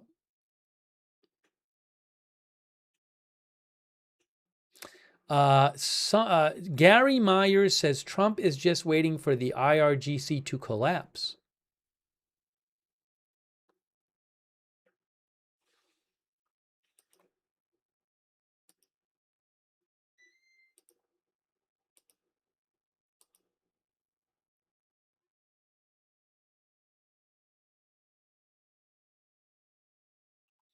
And just to do a quick oil price check,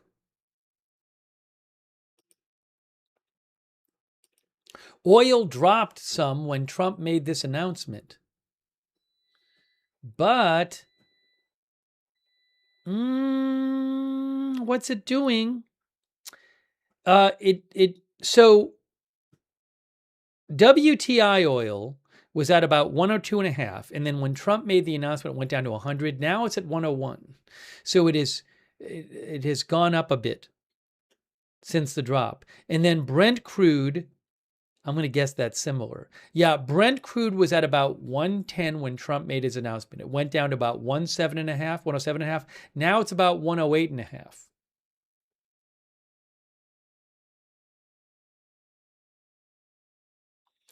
Ordinary Angler says they are stalling again. Cameo says market manipulation again.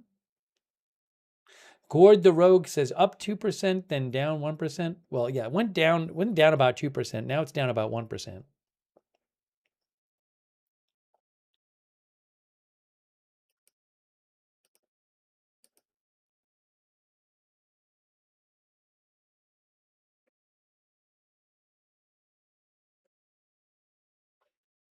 Okay, so I'm going to go eat now, and I will keep an eye on things.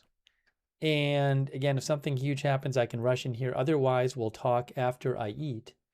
And maybe what I'll do is I'll move this over a little bit that way. Good. And I'll leave this here. I'm going to leave Trump's post up on the screen so people know what's going on. And I'll also post that I'm eating.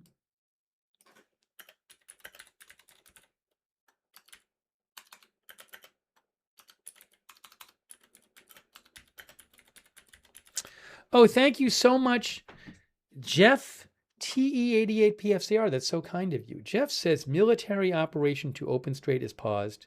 That was Trump's goal. Normal stuff. That's what Jeff says. Thank you so much, Jeff TE88PFCR, for all your support. I really appreciate it.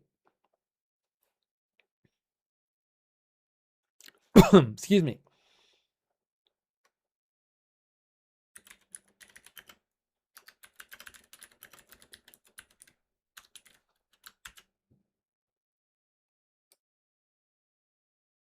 Very nice of Jeff.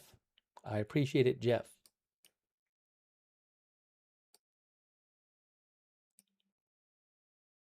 Also, thanks to Bad Bison. Thank you, Bad Bison. Much appreciated.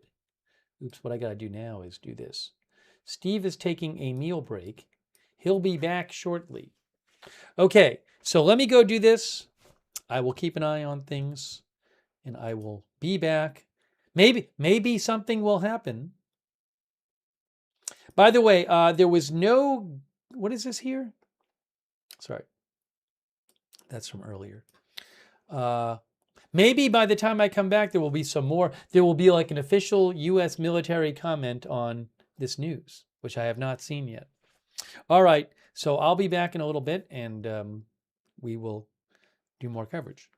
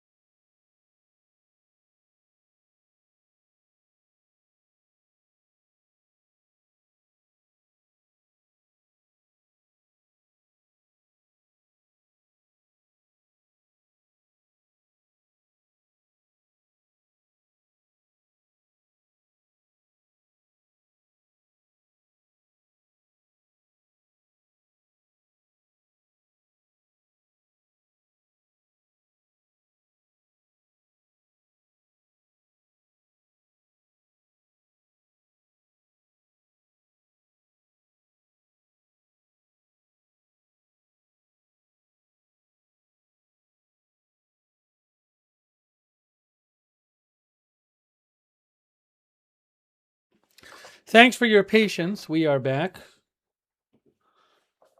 here. Let's see.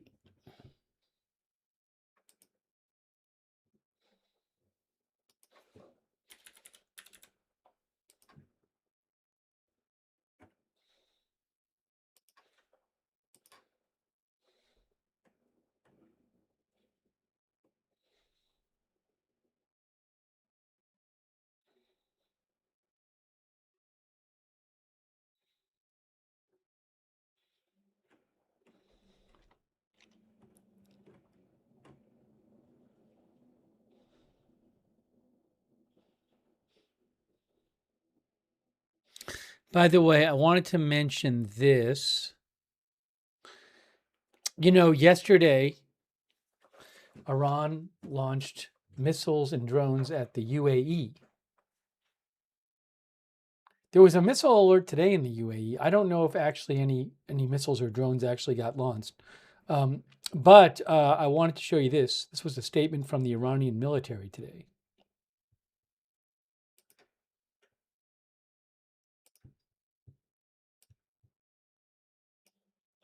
Via Iranian state media. The Iranian military said, if any action is taken against Iran from UAE soil, we will give a crushing and regret-inducing response. Iran's armed forces have carried out, they claim, no missile or drone attacks on the UAE. I don't know about that. The UAE Defense Ministry's report is completely denied and false. Warning to UAE officials, your country must not become a haven for Americans and Zionists betraying the Islamic world. The UAE has regrettably become a main base for U.S. and Zionist forces who are enemies of the Islamic world and cause regional insecurity. Propaganda, false accusations, and feigning victimhood cannot solve problems or distort the international atmosphere. Any past restraint was solely due to the concern for security and well-being of Muslims in the UAE.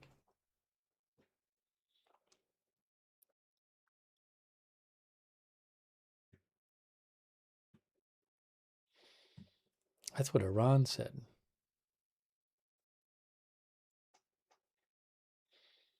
UAE yesterday said Iran fired more than a dozen missiles, I believe, and several drones at the UAE. I mean, I think UAE has having a, from what I've seen of the UAE, they don't make up things like that. So, they also said that there was a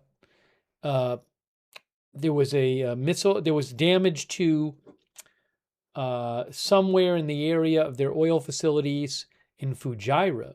So. Again, Iran is denying this, but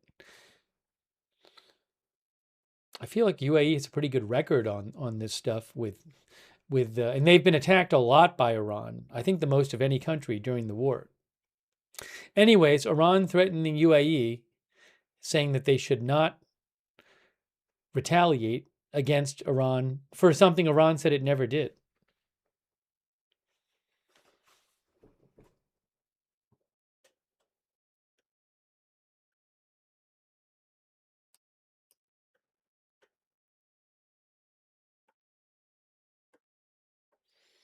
Then there was another thing I wanted to show you. Hold on a moment here.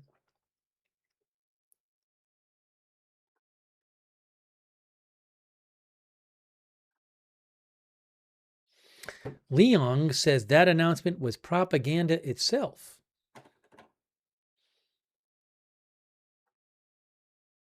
Oh.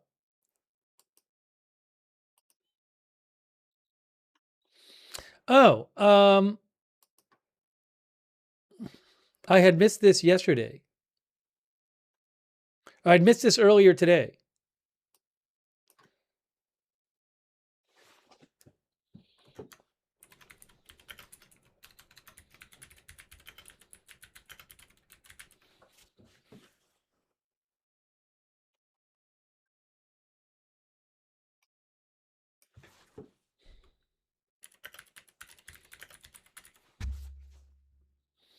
So Iranian state media, Press TV, reported this earlier today.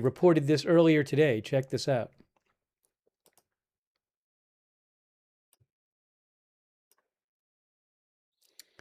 Exclusive. Iran has implemented a new mechanism for ship transits in the Strait of Hormuz. Ships intending to transit the strait receive an email from info@pgsa.ir, Persian Gulf Strait Authority, informing them of the transit regulations. They then adjust to the framework and receive a transit permit.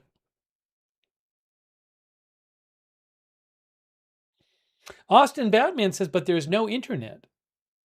Well, no internet in Iran. Well, there's a limited internet in Iran. There's no international internet, I believe. I believe certain domestic things are allowed.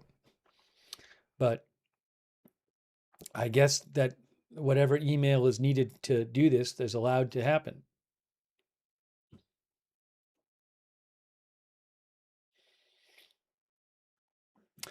Alperer says spam folder. Sonatech says the IRGC has internet, LOL.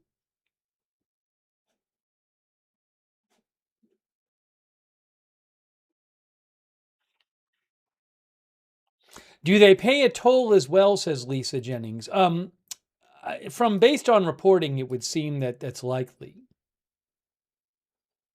I don't know what adjust to the framework means exactly, but it might involve some sort of toll.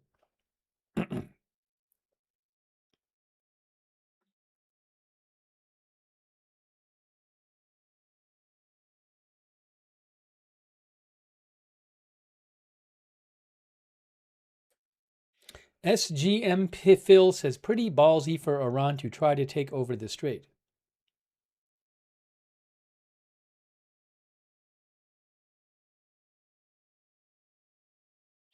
Chucky T. Plague says they should have an app.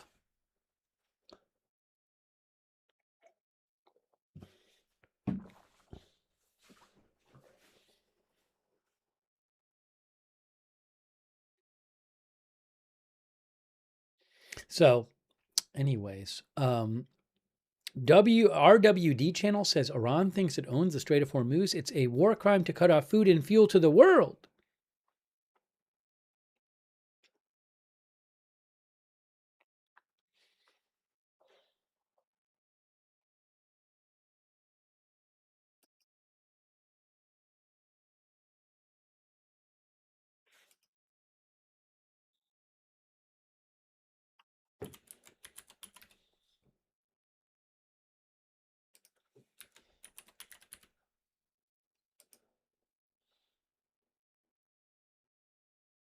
Someone said CENTCOM posted. They didn't post about what Trump said. The CENTCOM post 46 minutes ago talks about a helicopter that is playing an essential role in enforcing the naval blockade. There's nothing about Trump's announcement that that Project Freedom is paused. I still haven't seen any U.S. I haven't seen any U.S. government commentary except for President Trump's post announcing that he was pausing the operation that had just started yesterday to open the Strait of Hormuz.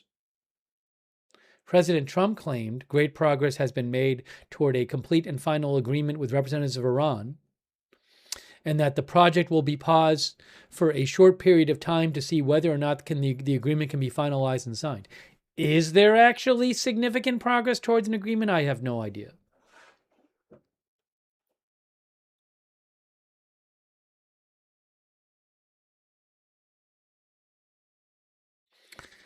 Thank you, NMCT, who says, has anyone talked to, for your support, who says, has anyone talked about how the U.S. basically snuck in 2 destroyers with 196 Tomahawk cable tubes right off the coast of Iran? Now, the U.S. did say that ships that they had been guiding across through the strait, the 2 ships, and also U.S. Navy ships themselves had been fired on by Iran. So I don't. It's an interesting question. When the U.S. moved destroyers through the Strait, did Iran attack them as they moved through? Did they try to attack them? Did they choose not to? Did they not notice them? I find it hard to believe they didn't notice them. It's an interesting question. Thank you, NMCT 2330.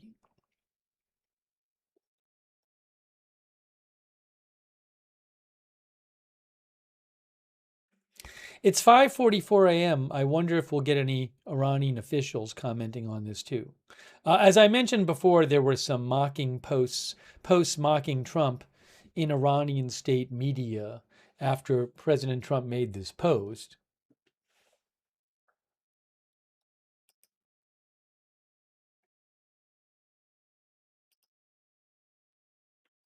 For example, Tasnim state media, Iranian, oops, that's not good.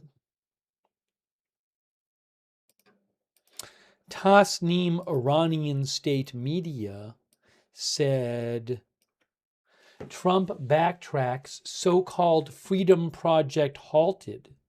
Iranian state media Tasnim said, continuing America's failures in dealing with the Strait of Hormuz problem, Donald Trump announced the suspension of the so-called Project Freedom, which was supposedly launched to allow ships to pass through the Strait of Hormuz. Trump, who was trying to somehow cover up the failure of his plan, wrote, piecing together his usual false claims. Again, that's Iranian state media. But I haven't heard like specific Iranian officials comment on this yet.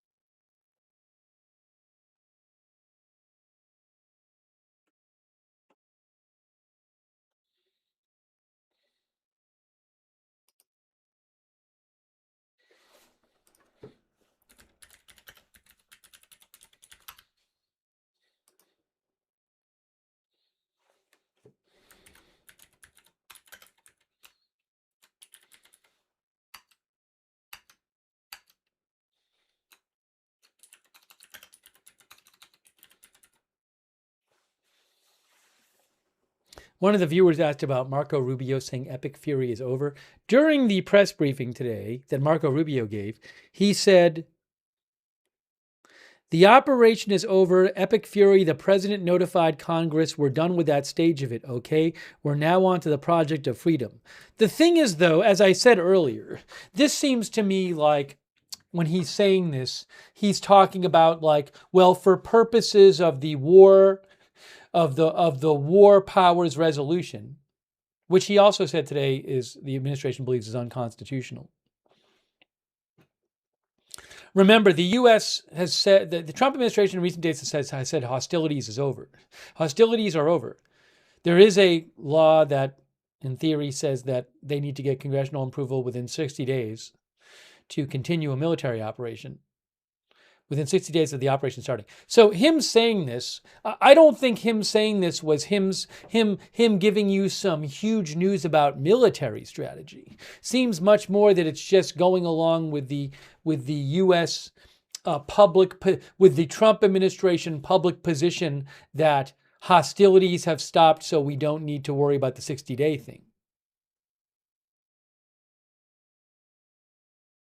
Crypto King thinks the Trump administration is just manipulating the 60 days rule so they can start a fresh new offensive.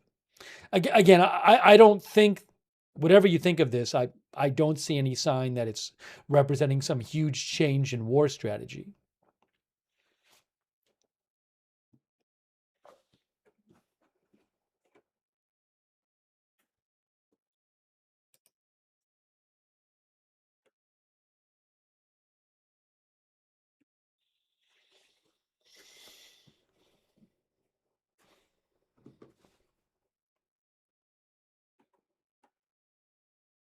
Bob says, war is on, war is off.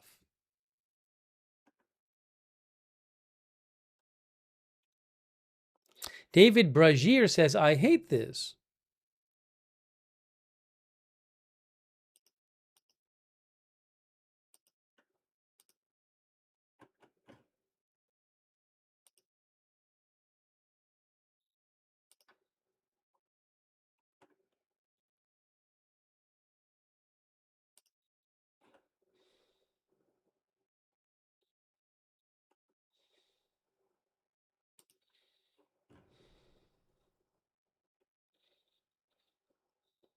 So now what is going to happen next? Your guess is as good as mine.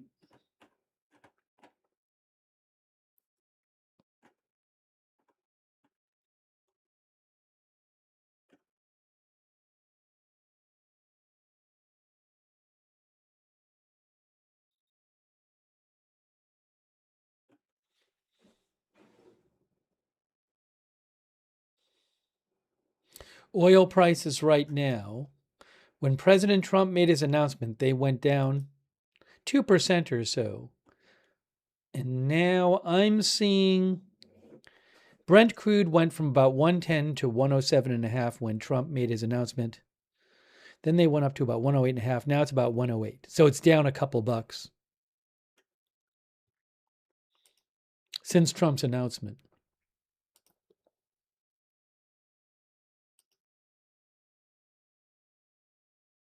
WTI crude went down from like 102.5 to 100. Now it's about 100.5.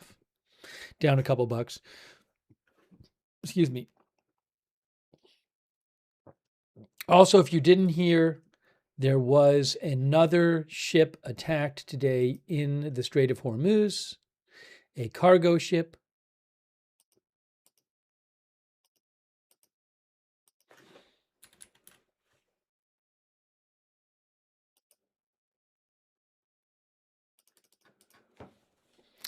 UK MTO reported they received a report of an incident in the Strait of Hormuz. A verified source reported a cargo vessel has been struck by an unknown projectile. Environmental impact is unknown at the time of the report. CBS News reported that a ship owned by a French firm called the CGM San Antonio, a cargo ship, was hit by a missile, a cruise missile, and several were injured among the ship's Filipino crew. That's according to CBS News. Presumably that would be Iran who fired that cruise missile. And that was today.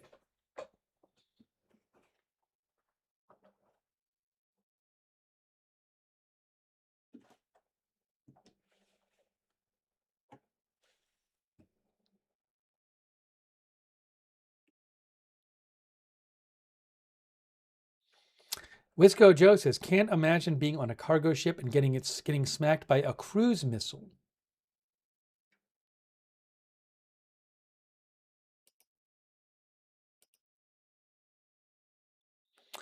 Armin says, why backing out now? Aren't you winning?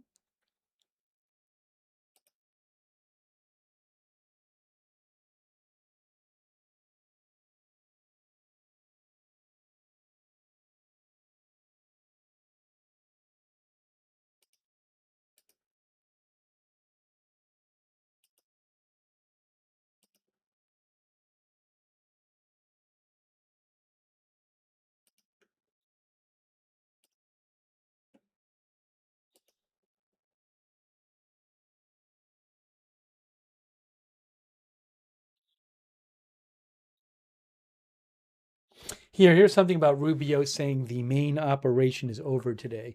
This is from Reuters. Trump pauses effort to escort ships in Strait of Hormuz, citing deal progress. Rubio told reporters at the White House that the U.S. had achieved its objectives in its military campaign, which was launched on February 28th alongside Israel.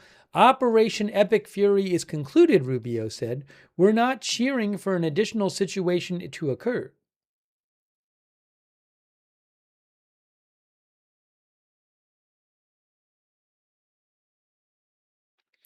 Also, Defense Secretary Hegseth said earlier on Tuesday that the U.S. had successfully secured a path through the waterway, then that hundreds of commercial ships were lining up to pass through.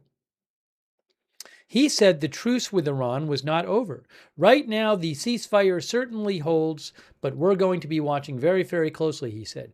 General Dan Kane, chairman of the U.S. Joint Chiefs of Staff, said Iranian attacks against U.S. forces yesterday, remember, the military said Iran fired at U.S. ships yesterday. General Kane said Iranian attacks against U.S. forces, quote, fell below the threshold of restarting major combat operations at this point. Asked what Iran would need to do to violate the ceasefire, Trump said they know what not to do.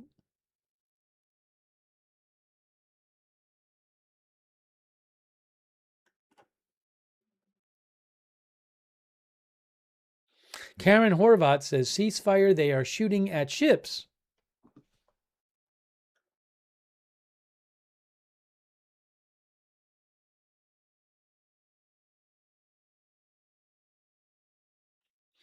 HMN says maybe big celebrations in Tehran tonight. I don't know. I mean, things just seem like they're probably so bad there economically it was bad economically before the war. And now with the war and the blockade and everything. Although if you mean by the regime itself, maybe the regime itself isn't unhappy.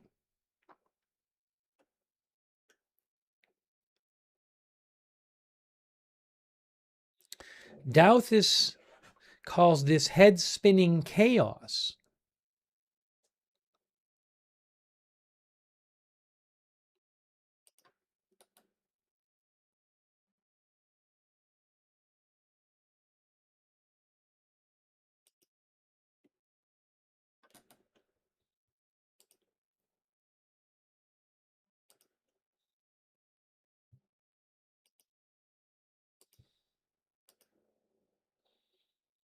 But this really seemed to come out of nowhere. I had not heard anything about or in any way expected President Trump to announce this today.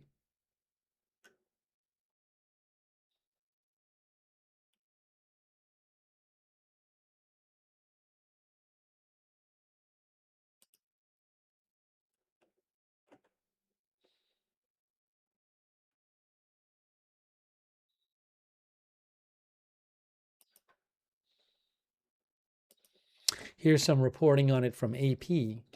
Trump to pause U.S. effort to guide vessels out of Strait of Hormuz he says to allow time for an Iran deal. The White House did not immediately respond to a request for comment for further detail on the claimed progress in negotiations that Trump mentioned. The talks have largely stalled, though a ceasefire that took hold nearly a month ago is holding. I mean, depends on, some people would think yesterday is not holding, but depends on how you define a ceasefire.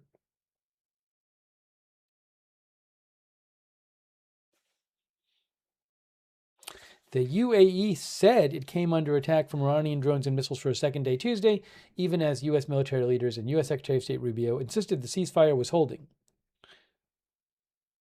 And that while the conflict is not resolved, the initial U.S. military operation against Iran has concluded.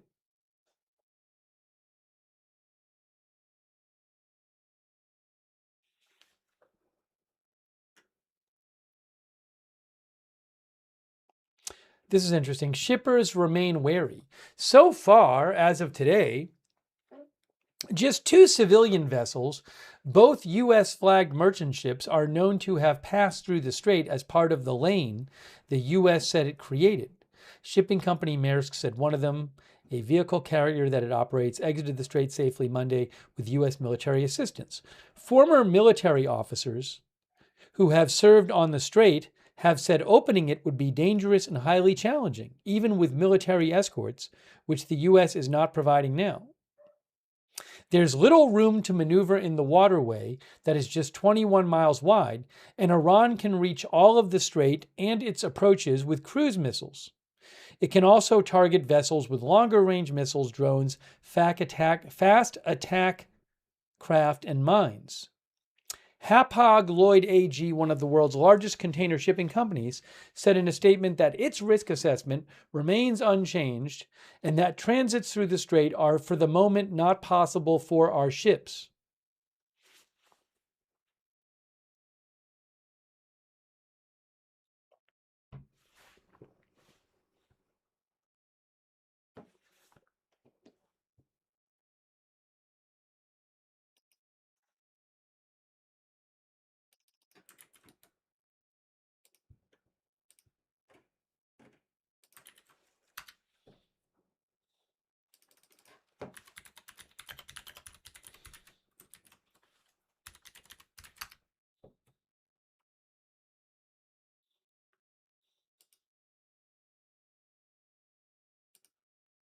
Hang on a moment.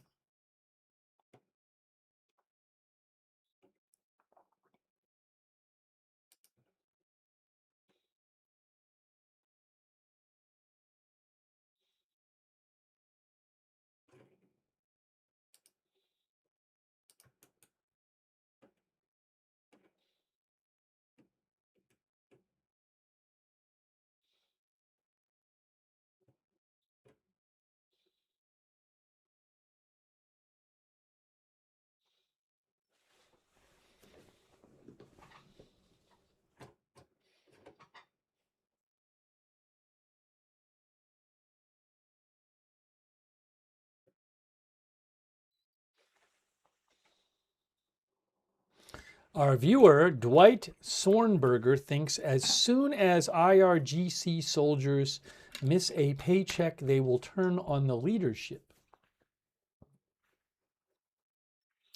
Hold on a second here.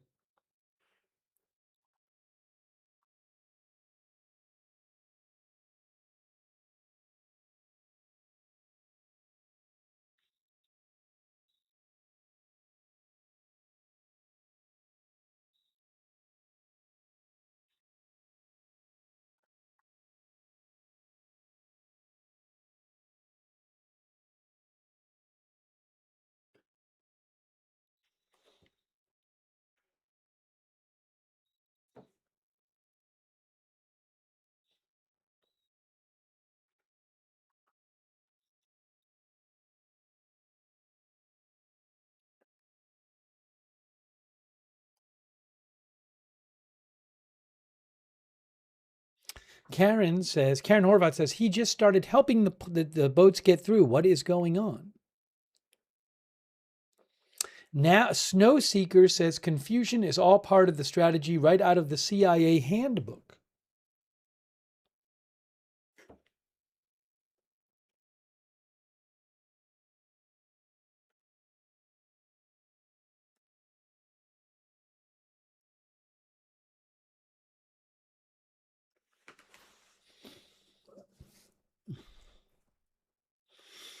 Jill Morgan says, will this affect the stock market tomorrow?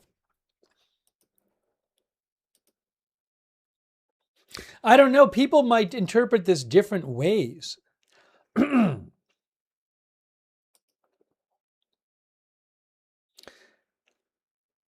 seeing stock futures up a little bit. I don't think the stock future market is open right this second, though. But I think it was probably open when Trump made his announcement. Is it open? Maybe it is open right now. Actually, I think it is open.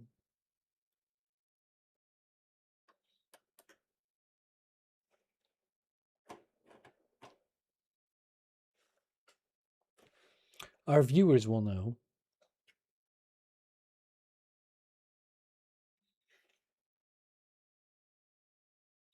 Oh, Stein X says it's open. I'm currently trading it. There you go.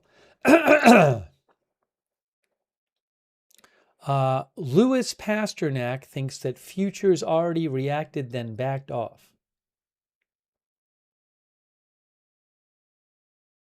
My point, though, is that I mean, people can interpret this very different ways.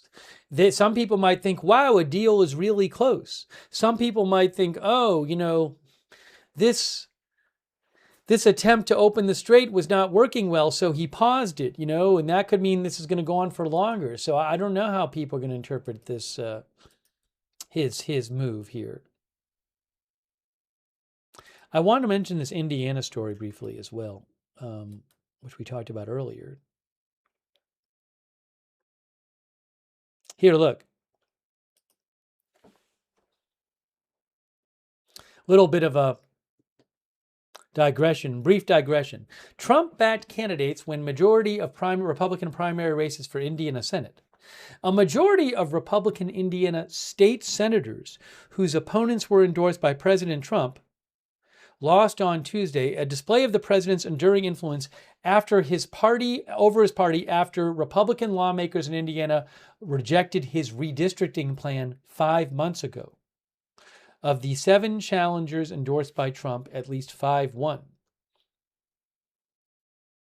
The president's allies spent at least $8.3 million on races that rarely get much attention from Washington.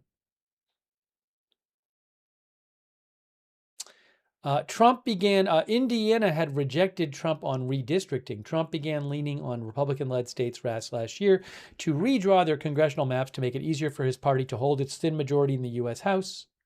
Although redistricting is normally done once a decade after a new census, Trump wanted to abandon tradition to gain a political edge. Texas was the first to do it, and the White House then pressured Indiana to go along too. However, Indiana senators rejected the effort. One of the president's first significant political defeats of his second term. Then Trump proceeded to endorse a bunch of candidates in primaries against the sitting senators who had voted against redistricting.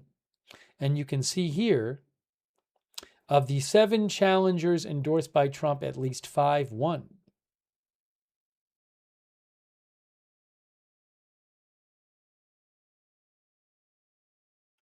The state senators who broke with Trump on redistricting said they were listening to their constituents who were overwhelmingly against his redistricting proposal. Some said they didn't like his aggressive tone in pushing the plan.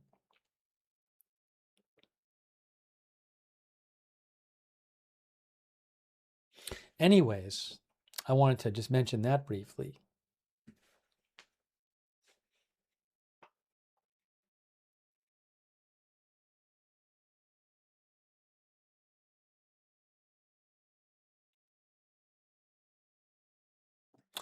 Vivek Ramaswamy was nominated for Republican governor nomination in Ohio. So he will be running in the governor race in Ohio. Swag Flowers had asked about that. Now, I don't know. TechSlug says these are the Republican primaries. I don't know enough about those seats. Those senators were all incumbent senators. But I don't know if any of those races will be close in the general election in November. That I don't know. It's a good question.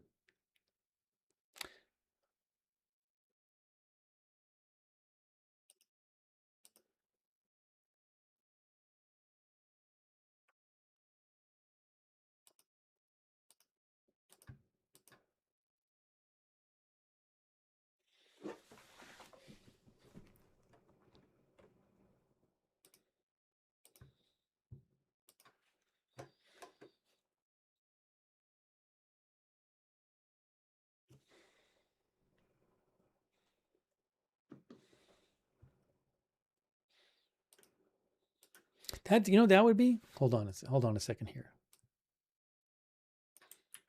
Let me try something here.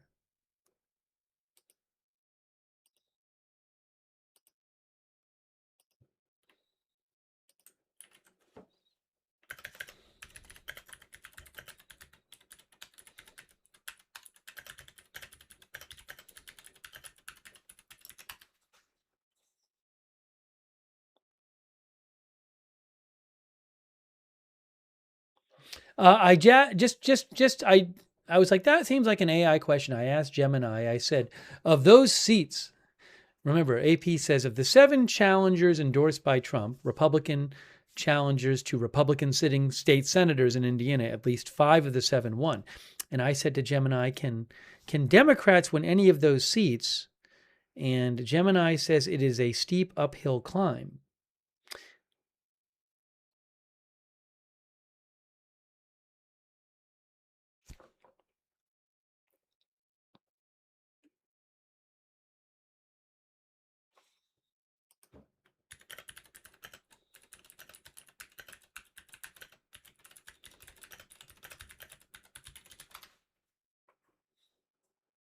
But I didn't get into the details of the whole thing. So that's a different story.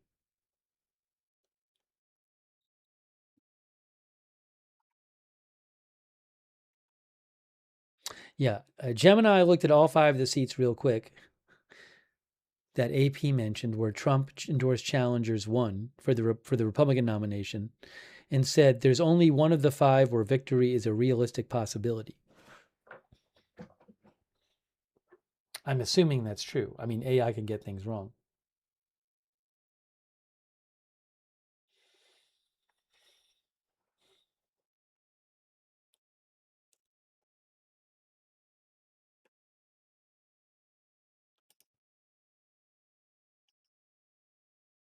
So again, now that this thing is on pause, I was anticipating, well, you have this, dangerous situation because you have the U.S. is going to try to bring ships through the Strait of Hormuz, and Iran's not going to want them to go through, and they're going to be attacking the ships, and the U.S. might retaliate. But looks like that's not going to happen for the time being. So I don't know what's going to happen now.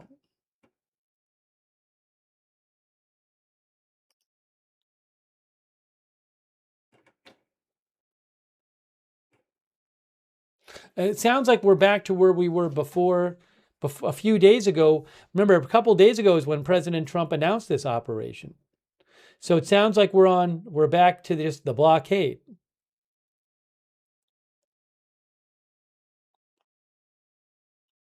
Juhani is watching from Finland.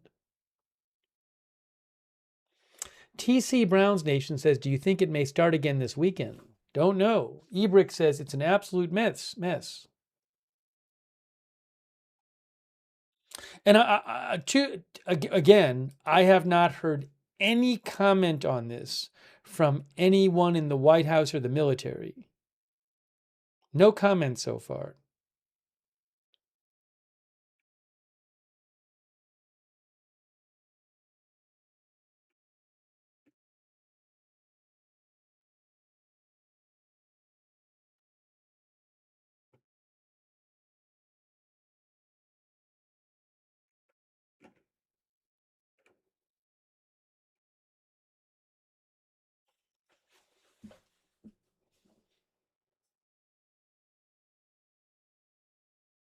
Roy thinks something else is going on.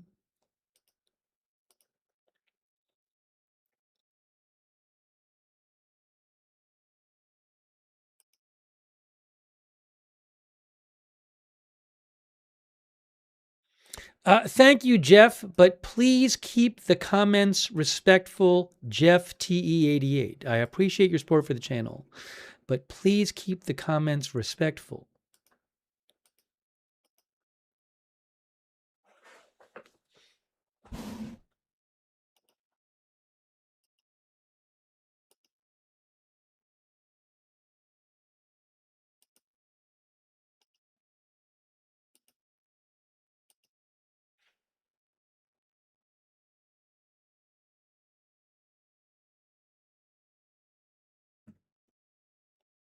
Mongol Mama says it was launched just yesterday. Yeah, we were saying that Project Freedom began yesterday.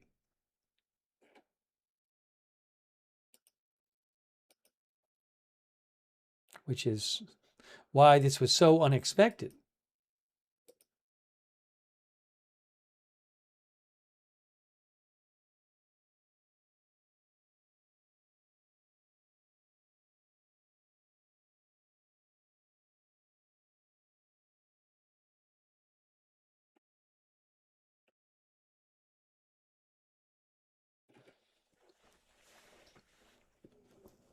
Tom Mix thinks Trump repeatedly suggests an agreement is close. Tom thinks all other evidence seems like there's zero chance of it. Look, we could be surprised. Maybe there'll be some agreement. I have not heard any reporting suggesting it's close at this point. But who knows what'll be announced.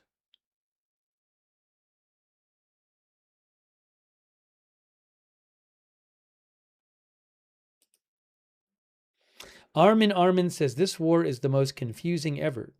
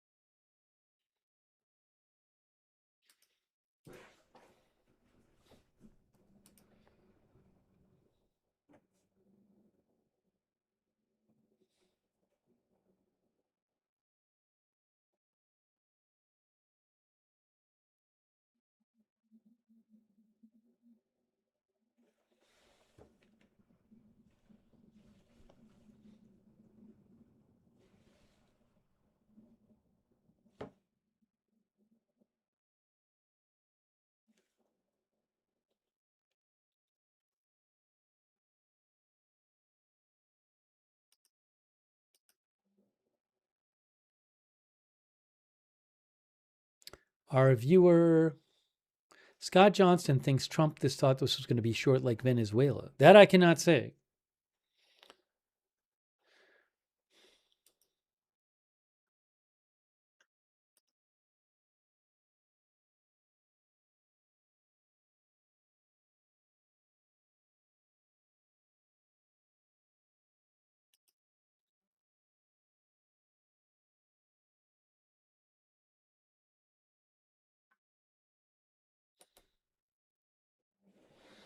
Gary Lenehan thinks it's a war of wills and determination.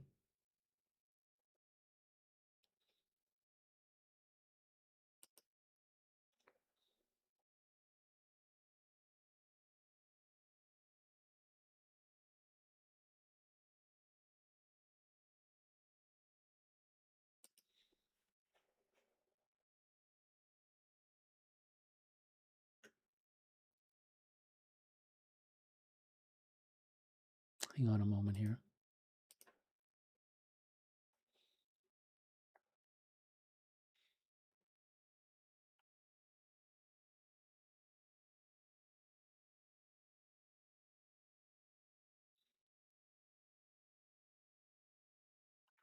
Eddie writes in and says, maybe Trump paused the operation to pull the Navy back and get ready for massive strikes.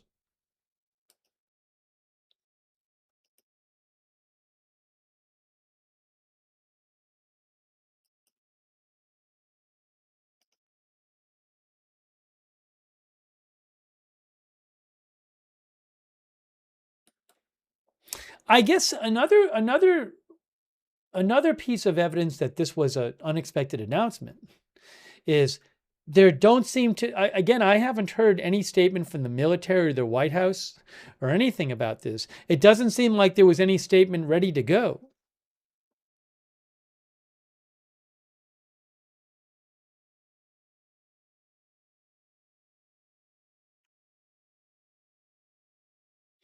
Uncle John thinks Operation Freedom wasn't working. We don't know. You know, Pete Hegseth had said hundreds of ships were lined up, but we don't know for a fact how many ships were planning on going through, taking the U.S. up on their offer to go through.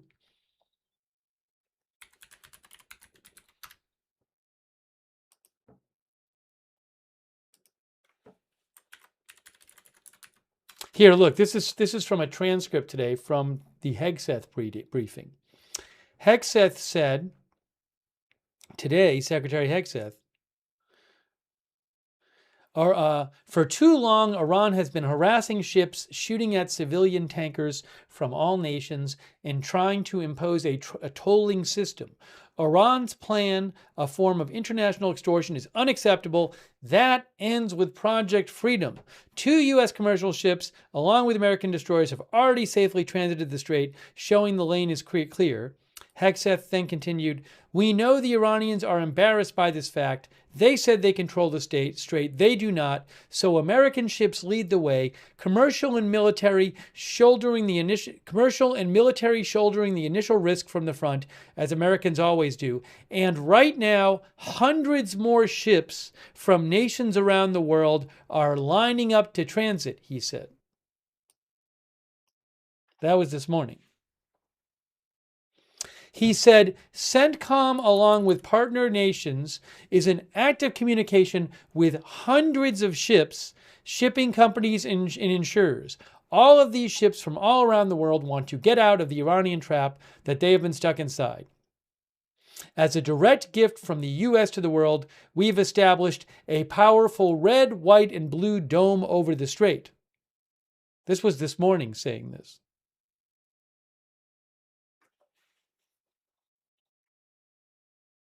So this was his, this is the start of the briefing this morning, and Hegseth is talking all about Project Freedom.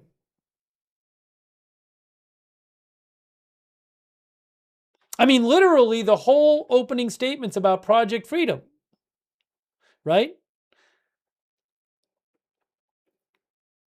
The end of his opening statement, Hegseth today. Project Freedom is underway. Commerce will be flowing, and America is once again leading with strength, clarity, and purpose for the benefit of the entire world. Our will is unshakable. God bless our troops, and God bless the mighty United States Navy as well. That was just this morning. And then General Kane, his opening statements about Project Freedom as well.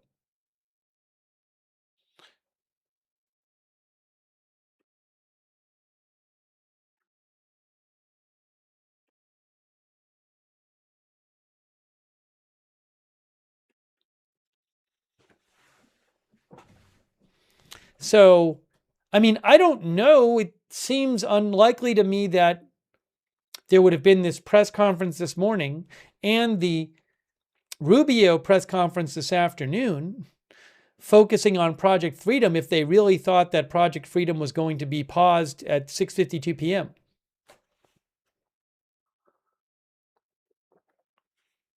Jasper's mom says, doesn't appear that Trump discussed his plans with anyone. I don't know. It's just confusing.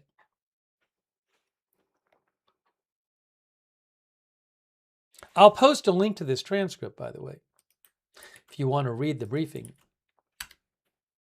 But that was just this morning. Snow says maybe it's a psyop.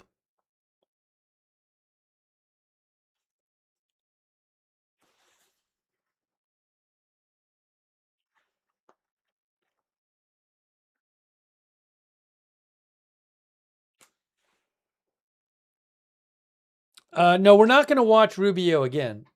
We showed some of Rubio's press briefing earlier, but at this point, honestly, a bunch of these press briefings are just, I don't want to say all of it, but a lot of this briefing and the Rubio briefing would be obsolete at this point because the Project Freedom is on hold.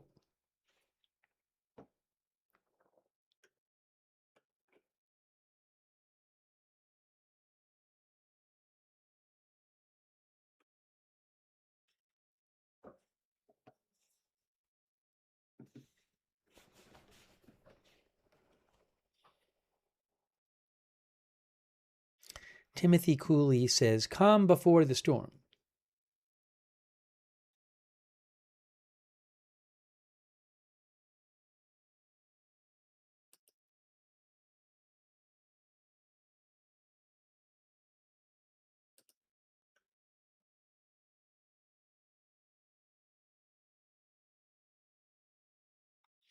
The Washington Post, for their article about this announcement by President Trump, said that A spokesperson for U.S. Central Command, which is responsible for the transit clearing in the ongoing blockade, referred questions on the pause back to the White House. There's literally no U.S. military statement about this right now.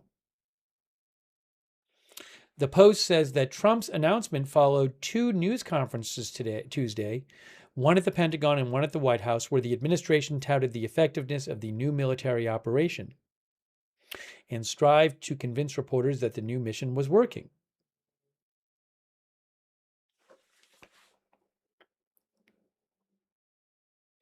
General Kane said more than 22,000 mariners on more than 1,550 ships were waiting to transit the strait. That's how many are trapped in there, I guess. Over 22,000 mariners on more than 1,500 ships.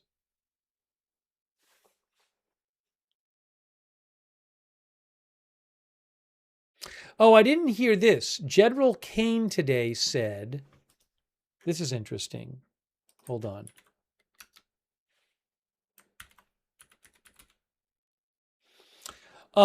General Kane today said that since the ceasefire was announced, actually, it's less interesting than I thought it was about just the last couple of days.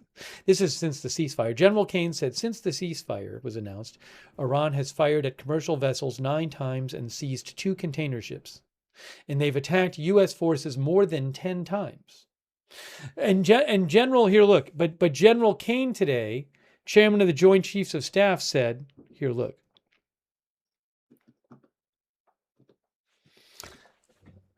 Since the ceasefire was announced, Iran has fired at commercial vessels 9 times and seized 2 container ships, and they've attacked U.S. forces more than 10 times, all below the threshold of restarting major combat operations at this point.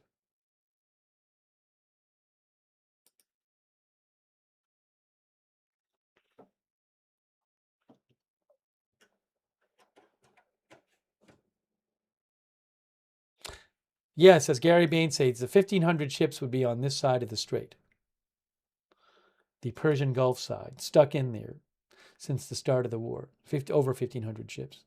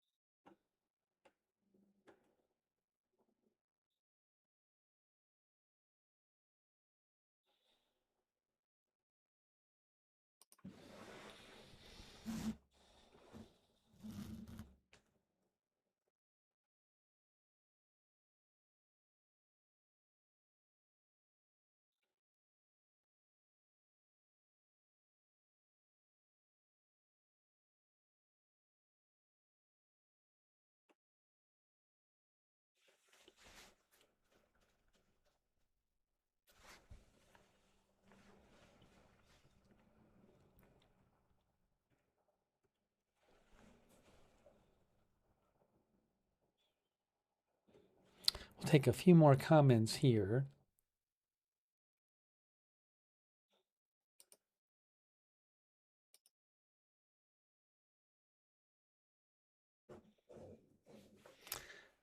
PW360 says, could this pause be until Iran's foreign minister finishes his visit in China? Could China be mediating? I mean, we haven't heard about China mediating, so I can't say it couldn't be, but that's not something we've heard about. President Trump has repeatedly talked about Pakistan mediating. But as you said, Iran's foreign minister is in China right now. Thanks, PW360, for writing in.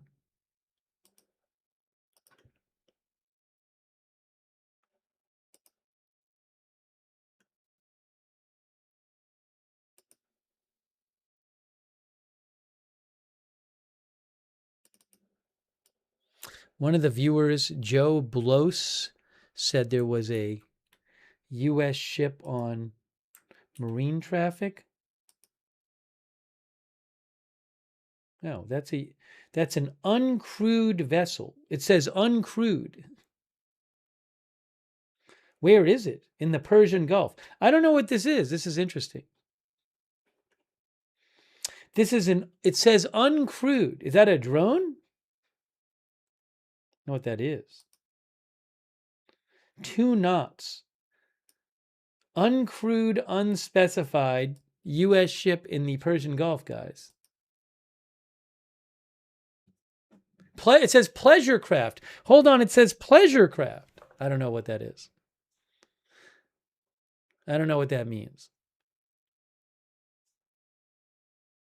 Ghost ship? Sea drone?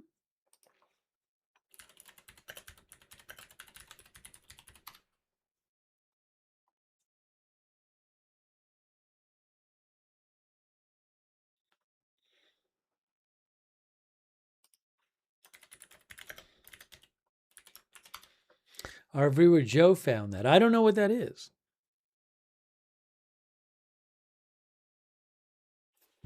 Hang on a second here.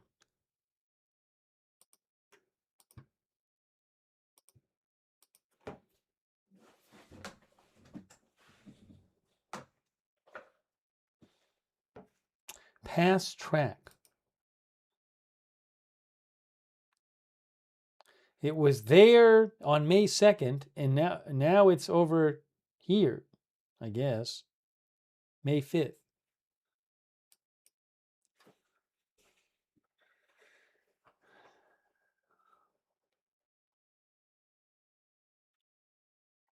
So there is a U.S. ship, a U.S. ship of some sort. I don't know what this is.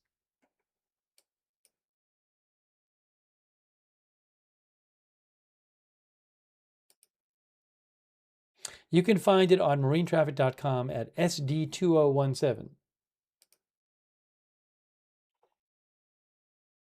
Oh, it did say that it left from Qatar. It left from Qatar. It says it left Qatar on May 2nd. See, it says Qatar left on May 2nd. If I'm reading that right, or is that February 5th? I don't know. How do they normally do the dates? Wait a second here. Sometimes the months and the Ras Laffan. How do they do it here? I'm gonna have to look up a different ship.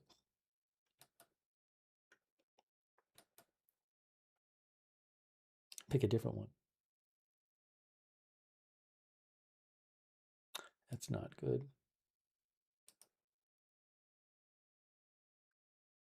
Yeah, the month, well,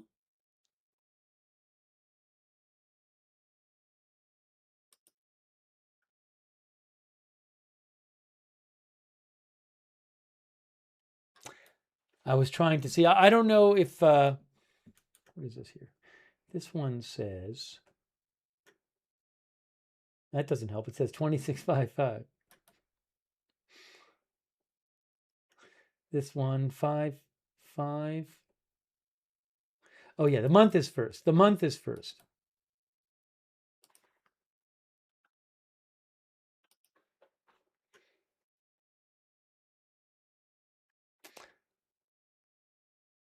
Wait, this is the uncrewed one. Now, why does it say BH here? Was I looking at the wrong ship? Let's see. I'm confusing myself. Oh wait, no. All right, so look, this says, all right, SD2033 uncrewed. That's the one we're looking at before, right? Past track. Maybe I somehow screwed up the past track before. This is the U.S. ship, right? Uncrewed. Yes. Well, that's weird. No, here it says Bahrain. But the other one said, now I'm really confused. Seems like I'm getting different past tracks. It says it left Bahrain on the 29th of April. Maybe it's a drone of some sort. I'm not sure.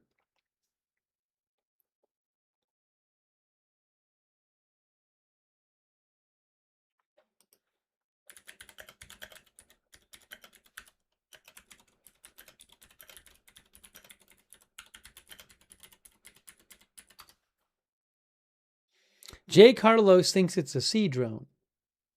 Oh, hold on a second. I asked Gemini to see if it could help, and it said that SD stands for Sally drone, which is an autonomous uncrewed surface vehicle. It says it's a drone that operates out of Bahrain. It could possibly be a U.S. Navy drone. Oh, I'm sorry. This is a different one. Oh, this is it's 20. There's SD 2033. SD 207 is a different one. Okay, so maybe there's a couple of them. So this one's a drone, and it was there a day ago. Okay, interesting. All right, and then SD.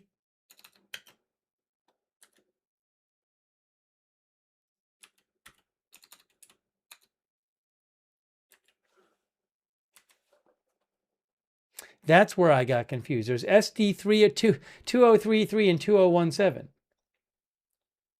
But this looks like it's also a drone, I guess.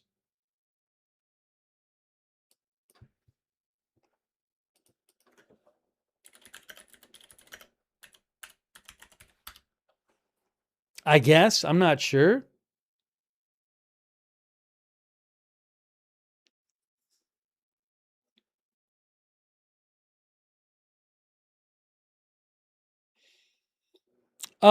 According to Gemini, this SD-2017 is part of a fleet of drones frequently used by the Navy. That's what it says.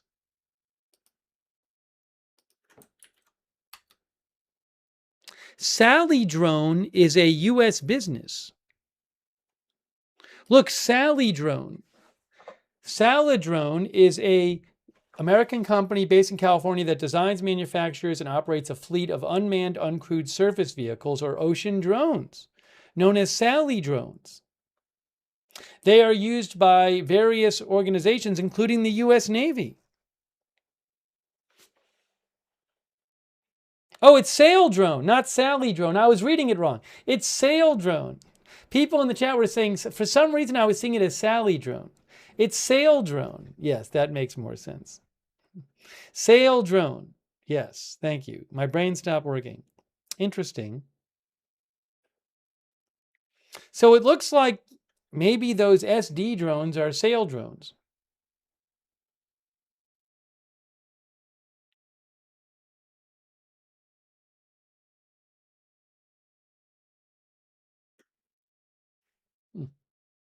Sally drone is more fun to say.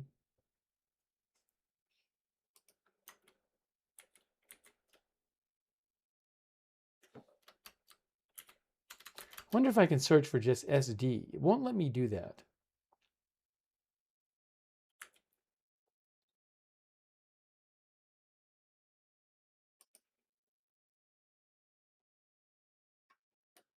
Anyways, so we found a couple of apparent U.S. drones in the Gulf, which is interesting. Thanks to Joe, our viewer, for writing in about that.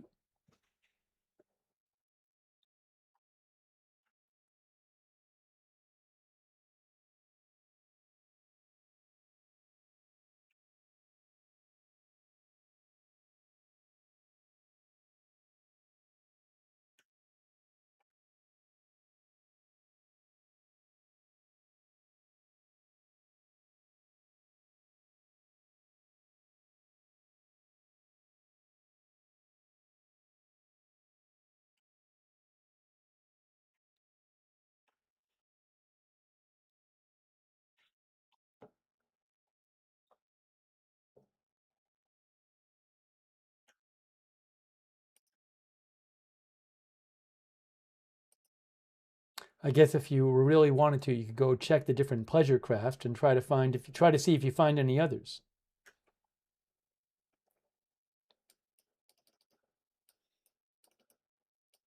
Thanks Nashinas26, who says, is the end of Operation Fury mean Israel is out of the equation for the rest of this conflict?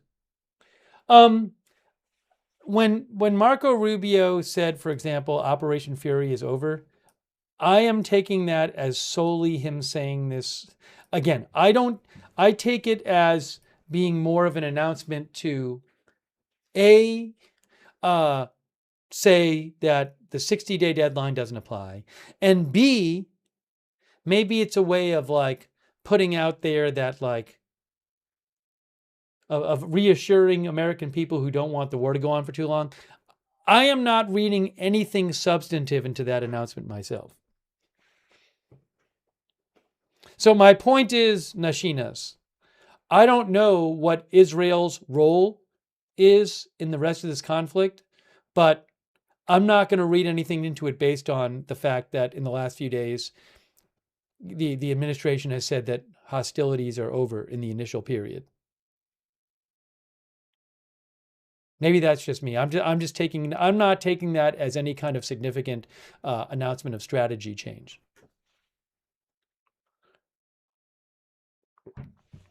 Texas Jack thinks it's for Congress. Miss Ciara thinks it's for PR. Thank you, Nashinas26.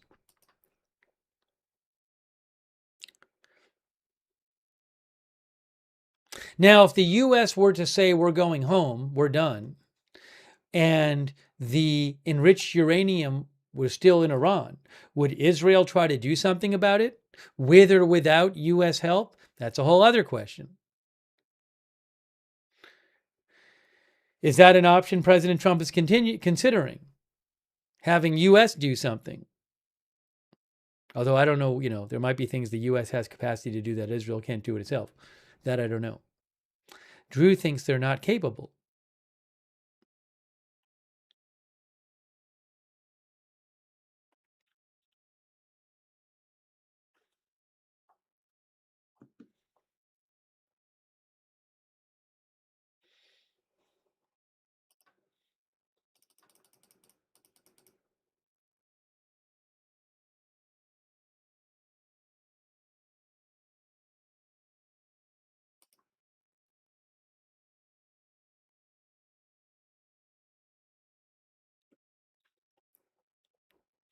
Danny Centrinowitz, who is he's with Atlantic Council, he's with INSS Hebrew, he's a Middle East national security and intelligence expert. I've seen him interviewed. I thought he seemed like a smart guy to me. He thinks that Washington does not want a war, but it also does not want to appear politically weak by accepting terms associated with Iranian demands. And he says the result is a prolonged state of limbo.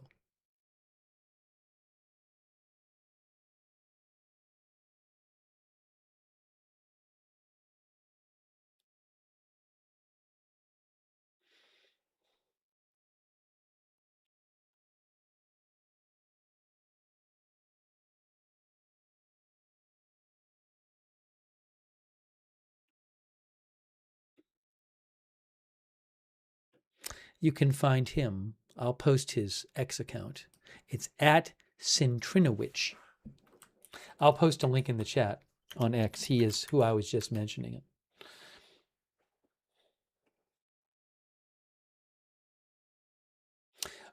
Kelly Meyer, who is with News Nation, at Kelly Meyer News, she said that she asked a White House official if President Trump is still planning to go to China, if the Iran situation is still ongoing or heats up, and the White House advisor said yes, and the White House official said yes. That trip is on the 14th is when Trump gets there.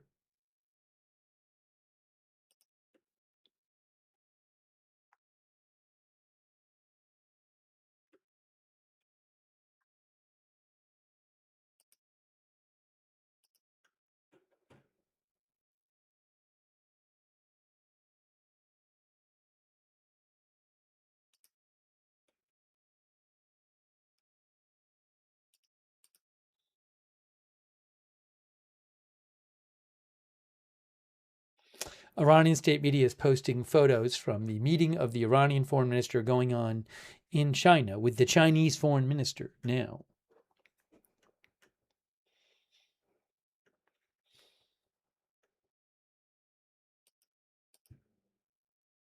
Guys, I think we're getting close to that time. I think we are getting close to that time because I don't really have much extra to report on right now. I mean, who knows what's going to happen next? I have no idea. But, if I get off the air and then something big happens tonight, I can just come back on the air. I was not expecting this turn of events today.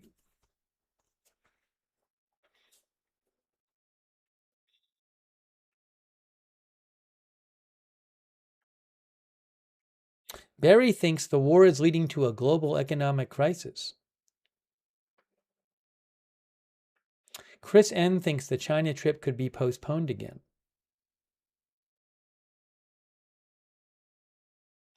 So anyways, Uncle Fester says checkmate. Anyways, so we're going to keep following the story. Who knows what the coming hours and coming days will bring? Who knows? But I appreciate people being with us for our coverage.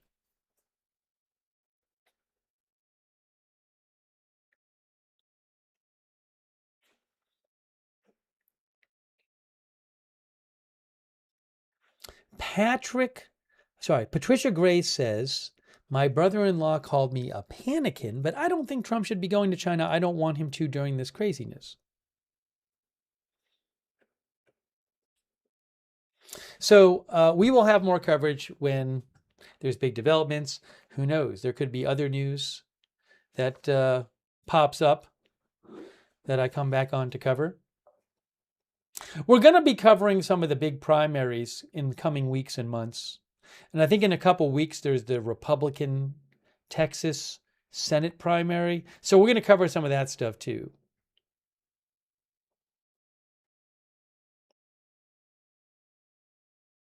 Chris N says, I kind of like how it's all working out.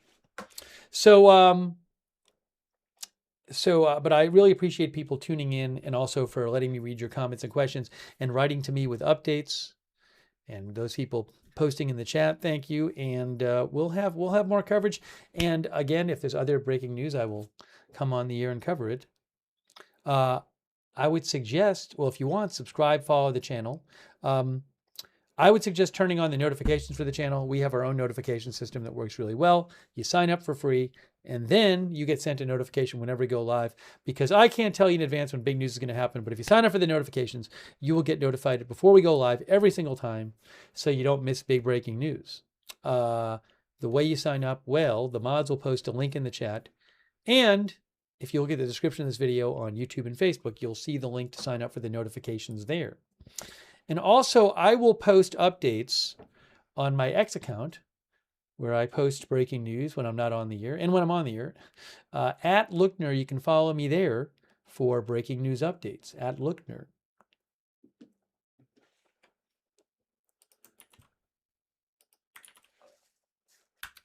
Huge thanks, by the way, to our moderators.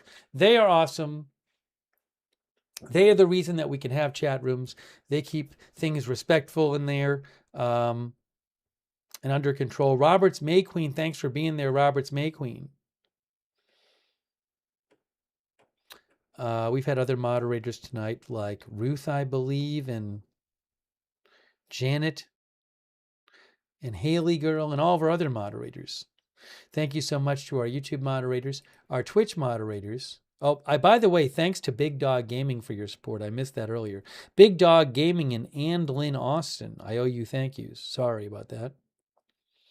And on Twitch, our moderators, Idaho Star, Matthew Kohai 3, Sarah Surly Dev, and all of our other Twitch moderators. Thank you. Linda Belk, Larry, Misha moderate for us on X.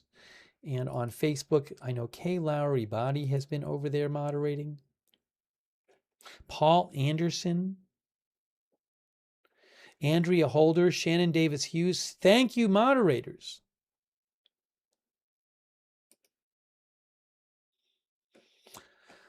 Hey, thanks to everybody who supported the channel tonight. That's really nice of you guys. That is how the channel exists, is your support. So I really, really appreciate it. Oh, thanks to our member KB9WWN. Thanks for being a member. Hopefully I got everybody else. I think I did.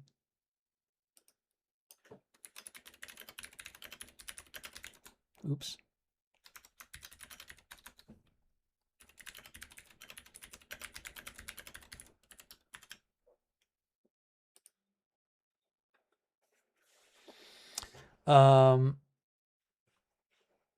Let's see here.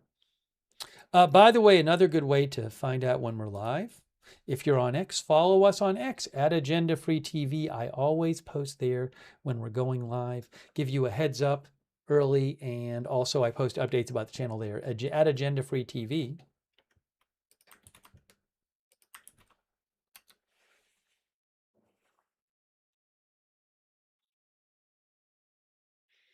Also, what was I going to say? Oh, we do have a chat where you can chat with other viewers over on Discord. It's free. Check out the Discord chat. A bunch of our viewers like doing that.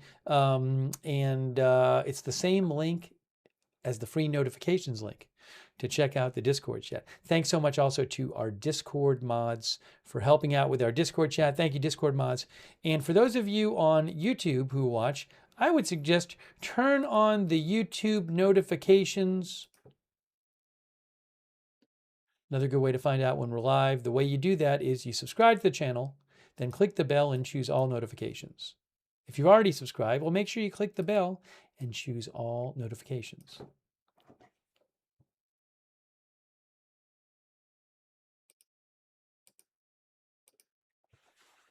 Thanks, Still Rockin' the 80s and Roy for watching. Hey, thanks also to our Facebook subscribers like Diane Allworth and Brian Davio. Thanks, Brian, for the Facebook stars. Thank you, Brian. I appreciate that. And also, oops, I didn't thank David Brazier. Thanks, David Brazier, for the Facebook stars. Thanks, Joshua Randall Wilson Turner, for being a subscriber. Joshua says, who is going to give up?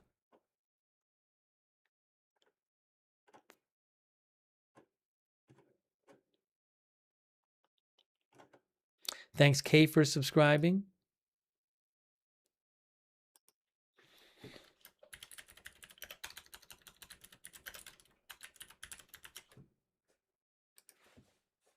All of our other subscribers over there on Facebook, thank you.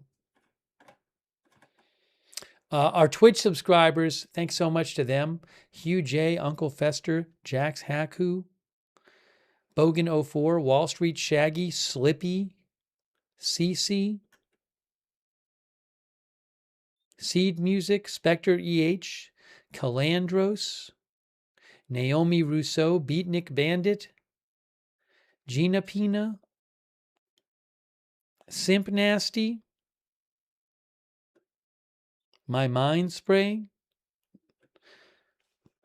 Just a Chill Guy, CJB the Dispatcher, Moonraker, Trav Rake, Citizen Kilroy, thanks for watching.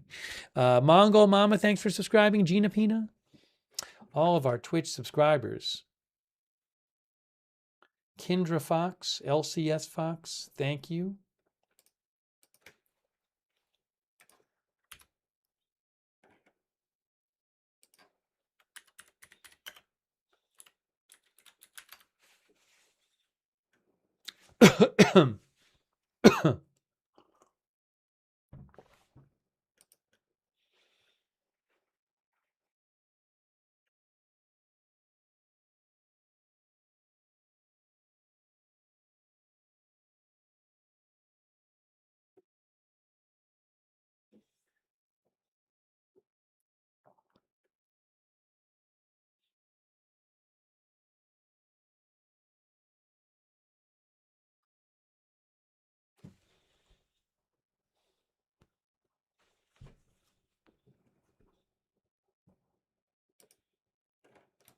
Give me one sec here. Give me one sec before I thank a few more people.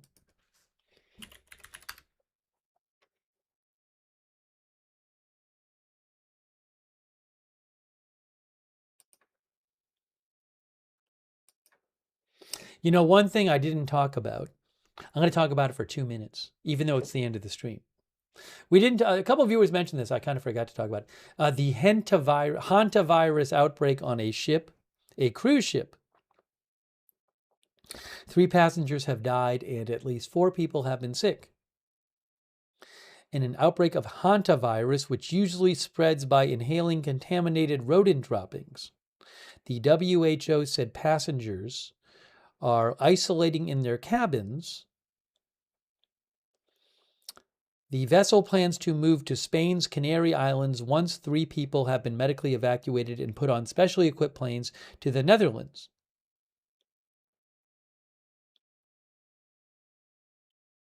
It was a Dutch ship on a weeks-long polar cruise. Evacuation plans still unclear. Authorities in Cape Verde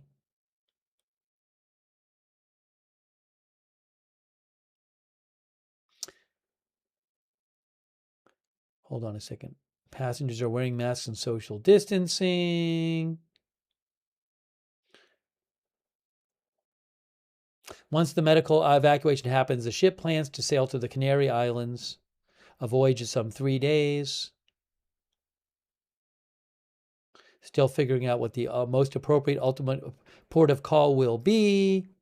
WHO said it's looking at 7 cases in all. 3 people have died, 1 critically ill passenger who was previously taken off the ship, and 3 on board reporting mild symptoms.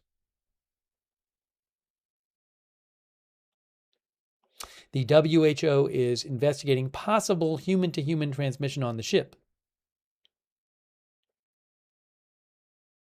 No passengers had symptoms when the Hondius departed. MV Hondius, the name of the ship. Symptoms can appear up to 8 weeks after exposure. By the way, hold on a second here.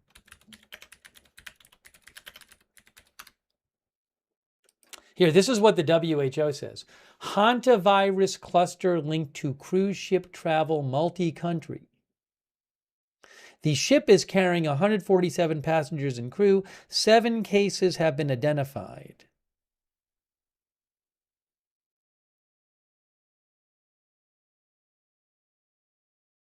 Human hantavirus infection is primarily acquired through contact with urine, feces, or saliva of infected rodents.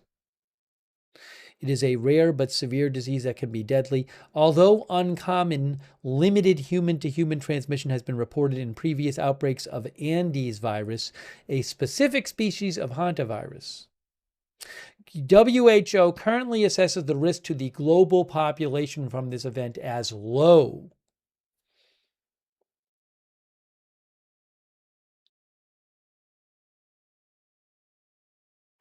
Case 1 and 2 had traveled in South America, including Argentina, before they boarded the cruise ship.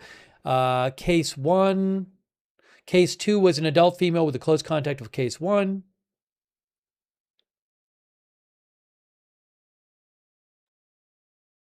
I'll post a link to this. You can read about it from the WHO.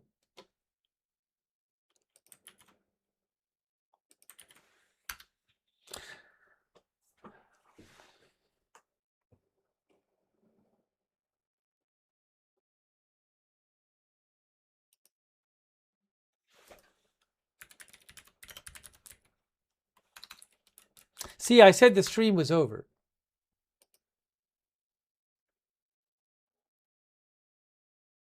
You know what? I'm going to just read a little more about it. Hold on a second here. For the few people who are still watching, we can maybe talk about this more next stream.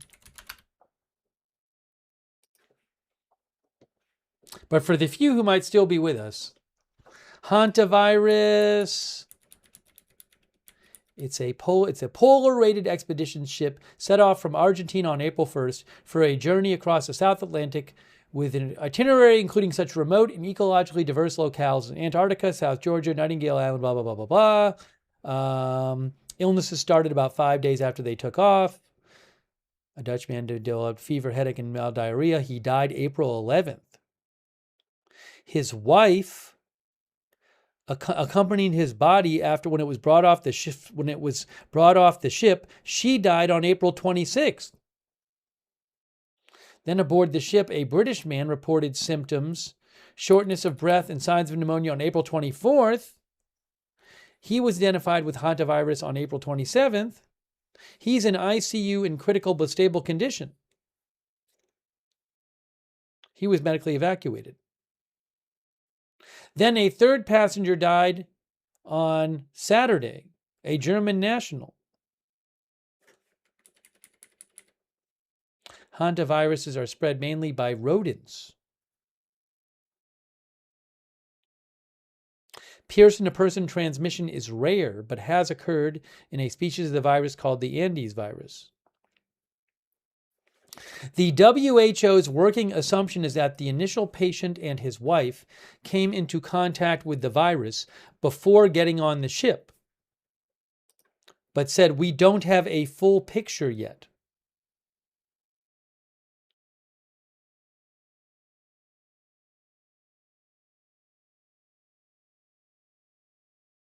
Didn't Gene Hackman's wife have hantavirus?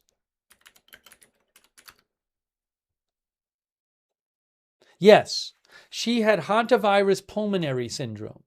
Gene Hackman's wife. Hantavirus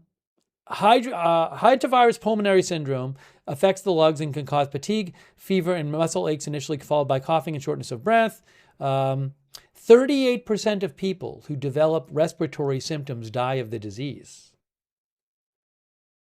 That's HPS. HFRS is less deadly but still serious. Oh, here. Hantavirus was named as the cause of death for Betsy Arakawa, wife of Gene Hackman, last year. Outbreaks are rare. There were 890 lab-confirmed cases of hantavirus in the U.S. between 1993 and 2023. It is commonly linked to people with occupational exposure, such as those working in construction, pet control, janitorial, and agricultural work.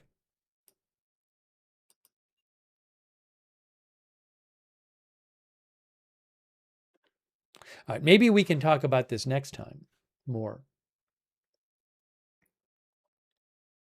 I'll keep an eye on that. But anyways, for those who stuck around, we talked a little about the hantavirus ship thing. Those people are still on the ship. Most of the passengers and the crew are still on the ship.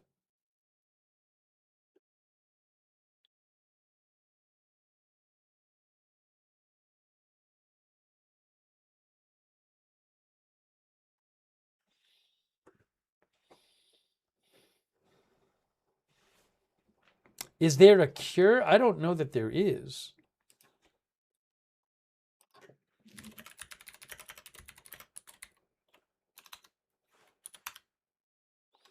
The American Lung Association said there's no specific treatment for hantavirus infection.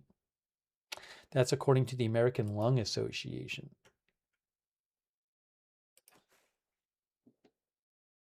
There is no specific treatment for hantavirus infection. The best approach to HPS is preventing it by minimizing exposure to rodents. But again, it may be on the ship. Some of it spread from person to person. They're not sure yet.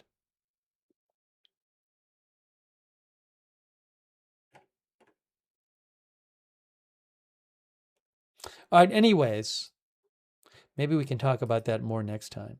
You know, I hadn't thanked yet. I had not thanked our YouTube members.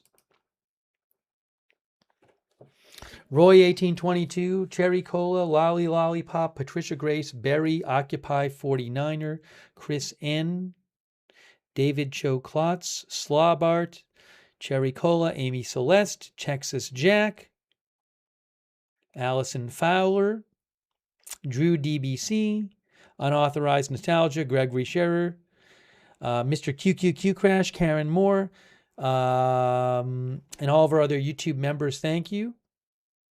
That guy from that thing. Thanks, Timber, for watching.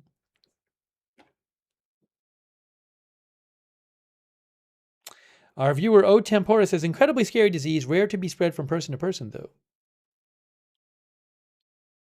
Thank you. Also for watching.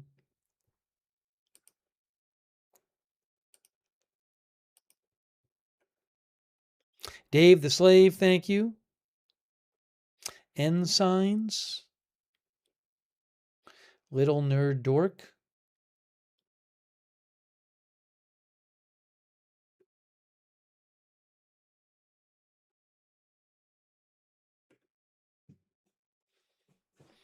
Chaba Sama, thanks for watching. Fweeky Beats. Linda Gale James. Lindsay Wazell. Dolly Clark, thanks for subscribing, Dolly. Judy Fishaw, thanks for watching. All right, we're going to wrap this up. Okay, so Cherry Cola, thanks for watching. All right, Drew BC, if I didn't say that before. Himster, thanks for being a member as well. All right, so I appreciate you watching. This has been our live coverage update about the war. And unexpectedly, we heard while we were on the air that President Trump is pausing the military operation to open the Strait of Hormuz, Project Freedom. He says that the U.S. and Iran are close to a deal. Is that true? I don't know. We'll have to see what happens. But that is it for now. Thank you for watching. Thank you again to our moderators, and we'll see you soon with more live breaking news coverage right here at Agenda Free TV.